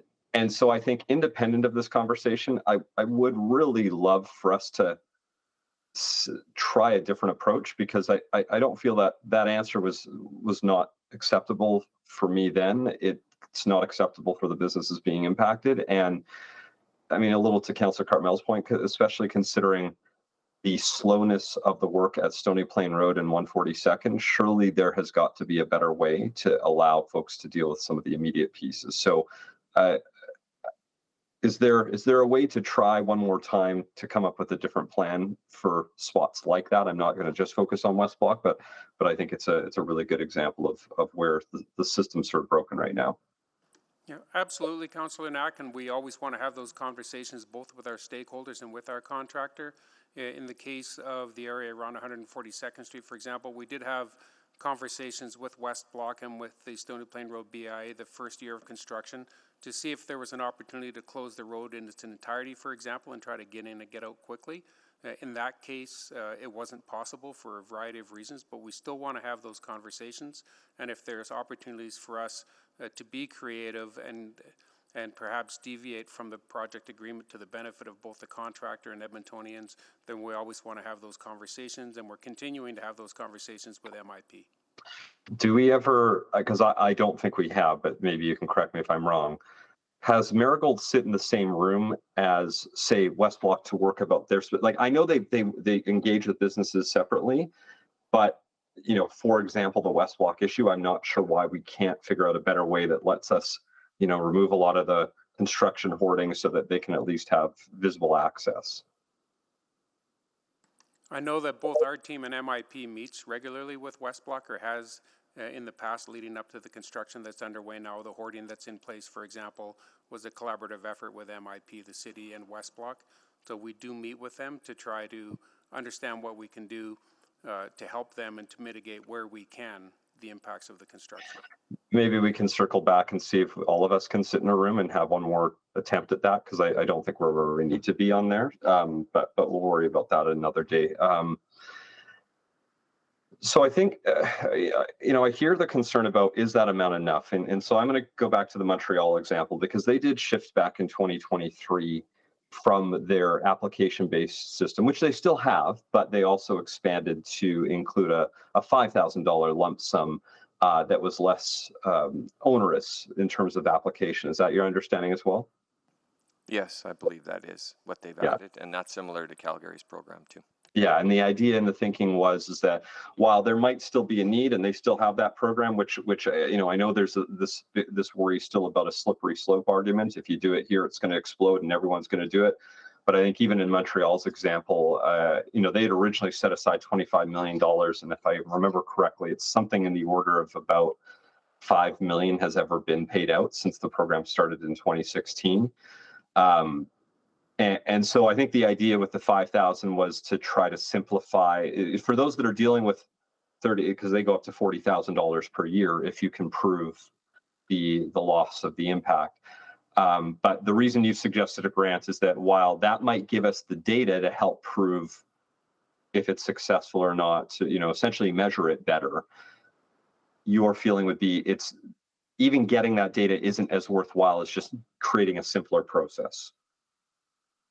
I would say yes, would be my answer to that. That was the whole premise here of why we added that in to the report. And we could consider maybe instead of $2,200 grants, it's $4,500 grant. Like I know you came up with a number for the sake of a number, but maybe through some additional dialogue, if we're doing a test on something, you could determine what the right amount is.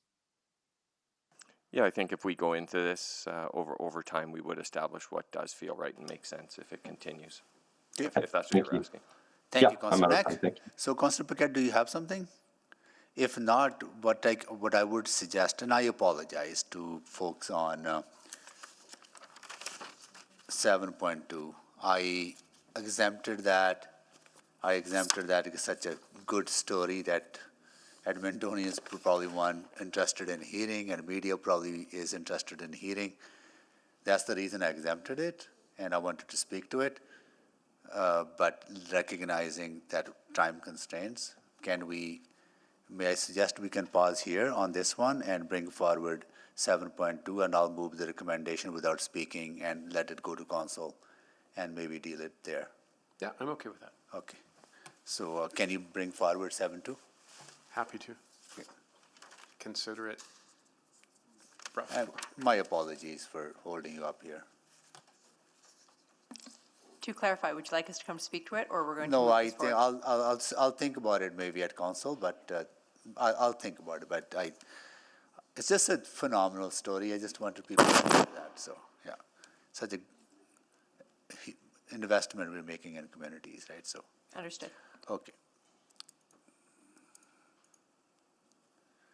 Sorry, Miranda. I know you've been waiting all day to share this. Yeah. Okay. It is carried. eScribe is frozen on my screen. We are still, sorry, we are just waiting for Councillor Paquette. Is it frozen on your screen as well? This is just to bring forward item 7.2. I'm a yes. Thank you very much. We have all the votes. Okay. Display the votes, please. That is carried. And I can move the recommendation, right? Okay.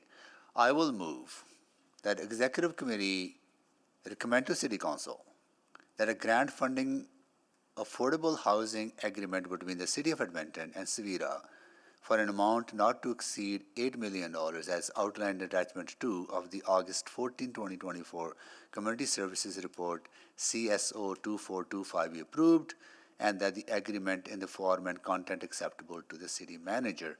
And Part 2, that Attachment 3 of the August 14, 2024 Community Services Report CSO 2425 remain private pursuant to Section 24, advice from officials, and 27, privileged information for the Freedom of Information and Protection of Privacy Act. Okay. Okay, we have a motion on the floor. Can we vote on it, please? Please vote.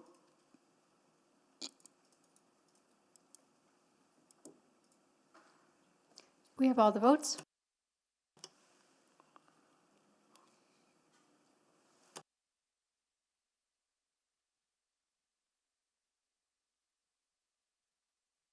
So you display the votes, please. That is carried. Okay. My apologies again. Quickly, Councillor Knack, we're back to our original item. Councillor Paquette.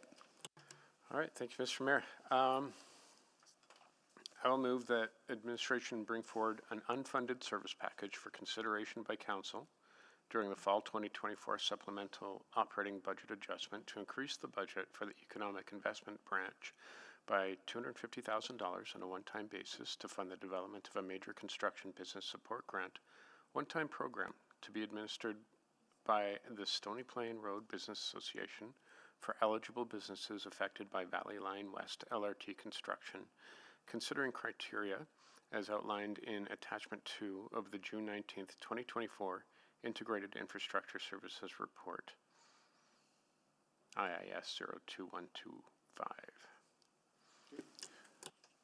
We'll get the wording of the motion on the floor. We're just putting it up. Here we are. Can you make the introduction, Councillor Paquette? Yeah, so obviously this is coming from the conversations that we had today.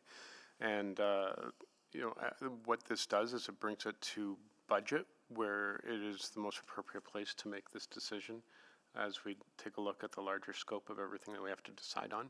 It also gives an opportunity for Councillor Knack and the rest of council to make a decision on this, again, at the appropriate time. And in the interim, there's time to continue conversations and to engage and to look at different possible methods of funding. So that's about it. Okay. All right, so we have a motion on the floor. More questions on the motion?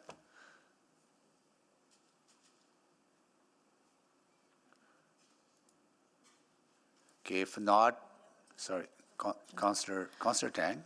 So to the mover, then, you're envisioning a pilot that is going to be specific to the Stony Plain Road? Yeah, just for this area, for only the duration of construction. And the idea is to take a look at how it works as administered by essentially a third party with cooperation with administration, and then, of course, do the analysis afterwards to see the effectiveness, because frankly, if it is not, making a difference for folks, it's good to just have this smaller kind of look before we turn this into something that may not be helpful for the entire city. Okay, I guess question to administration, Stacy. We had a whole conversation this morning about parameters for unfunded service packages, unless it really align with one of those action plans outlined in the report from this morning, administration won't consider it. But this is a council-driven, so it won't fall into that first category, correct? Yeah, this is an unfunded service package. I do not see a scenario where I bring this to you funded, given everything that I've shown you this morning, and the recommendations that we included in this current report. It's up to you at budget to determine whether you want to fund this. Yeah, because if there were other priorities, you would be bringing that forward, as you just said. Correct. Like we will come back to you with the action plan, and we will propose a budget that focuses on what we believe we need to prioritize. To fix our structural financial issues. Correct. Thank you. Okay, Councillor Carmel. Yeah, I think I answered my own question, but I I had heard in his introduction, Councillor Paquette speak to the opportunity for other council members not on committee to speak to this, and I guess I was thinking that that would be at council next week, in which case this would be a recommendation to council, not a motion that would come to budget. So I wonder about that. If this becomes a recommendation to council, that gives us a week to think about whether we actually want to layer on another service package. Sure, dealer's choice. If you'd Yeah. like to come to council to decide whether we send it to budget. Yeah, I know, and it's a bit redundant, but Yeah, I'm agnostic, either way. So if someone wants to make that amendment, I would consider it friendly. Yeah, we'll seek guidance from the clerk because usually unfunded service packages usually don't go to administration to be instructed, and all this is funded, right? But today's been different. Yeah, I understand. I'll see. Typically, if there's going to be a change to budget, it needs to get approved by council regardless. The practice for the city of Edmonton is for any budget adjustments to go to one of the fall or spring adjustments. Council can approve it, but I think it's the preference that it shows up at a SOBA or SCUBA. Yeah. Okay, thank you.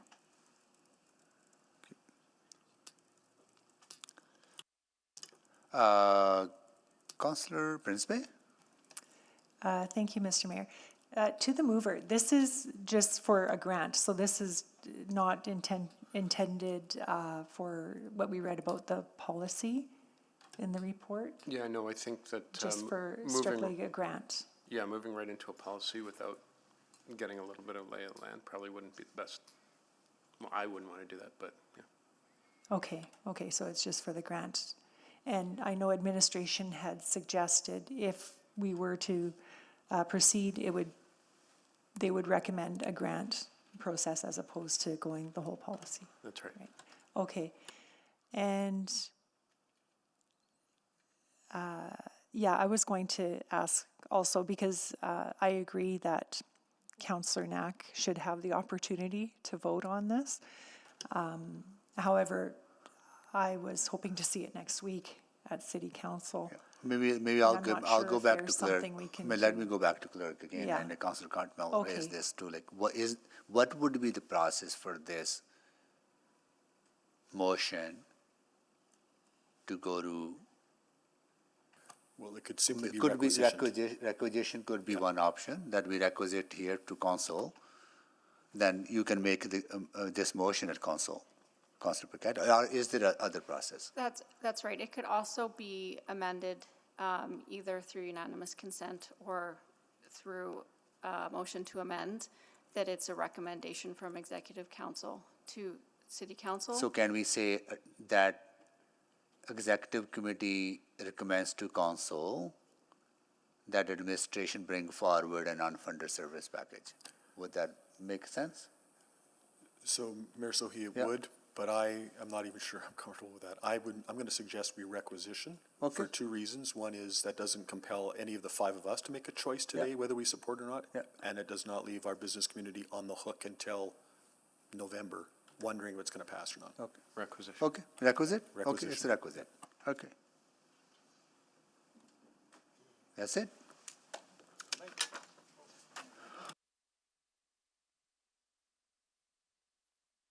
No. Then I could have spoken on the other item. It's okay. We already made a decision on that one. So I've got to notice the motion. You just hold on. I'll come to that. We dealt with that. We dealt with 7.1, 7.2, 7.3, 7.4. Responses to consular inquiries, none. Private reports, none. Motions pending, none. Notes of motions or motions without customary notice. Councillor Paquette? Yeah, thank you, Mr. Mayor. At the next regularly scheduled City Council meeting on August 20th, I will move the following: that administration work with the Edmonton Council for Early Learning and Care to bring forward an unfunded service package for consideration as part of the fall 2024 supplemental operating budget adjustment to advance the early learning and childcare policy and advocacy goals related to the city plan and the Edmonton Economic Action Plan as outlined in Attachment 1 of the September 18th, 2023 Urban Planning and Economy Report, UPE 00769. Thank you. not everyone is familiar with city process, so folks listening here on item 6.1, we are going to carry on that conversation at council on August 20th, right? Wherever that falls on the agenda of council, 20th and 21st of August. Okay, thank you. With that, we are adjourned.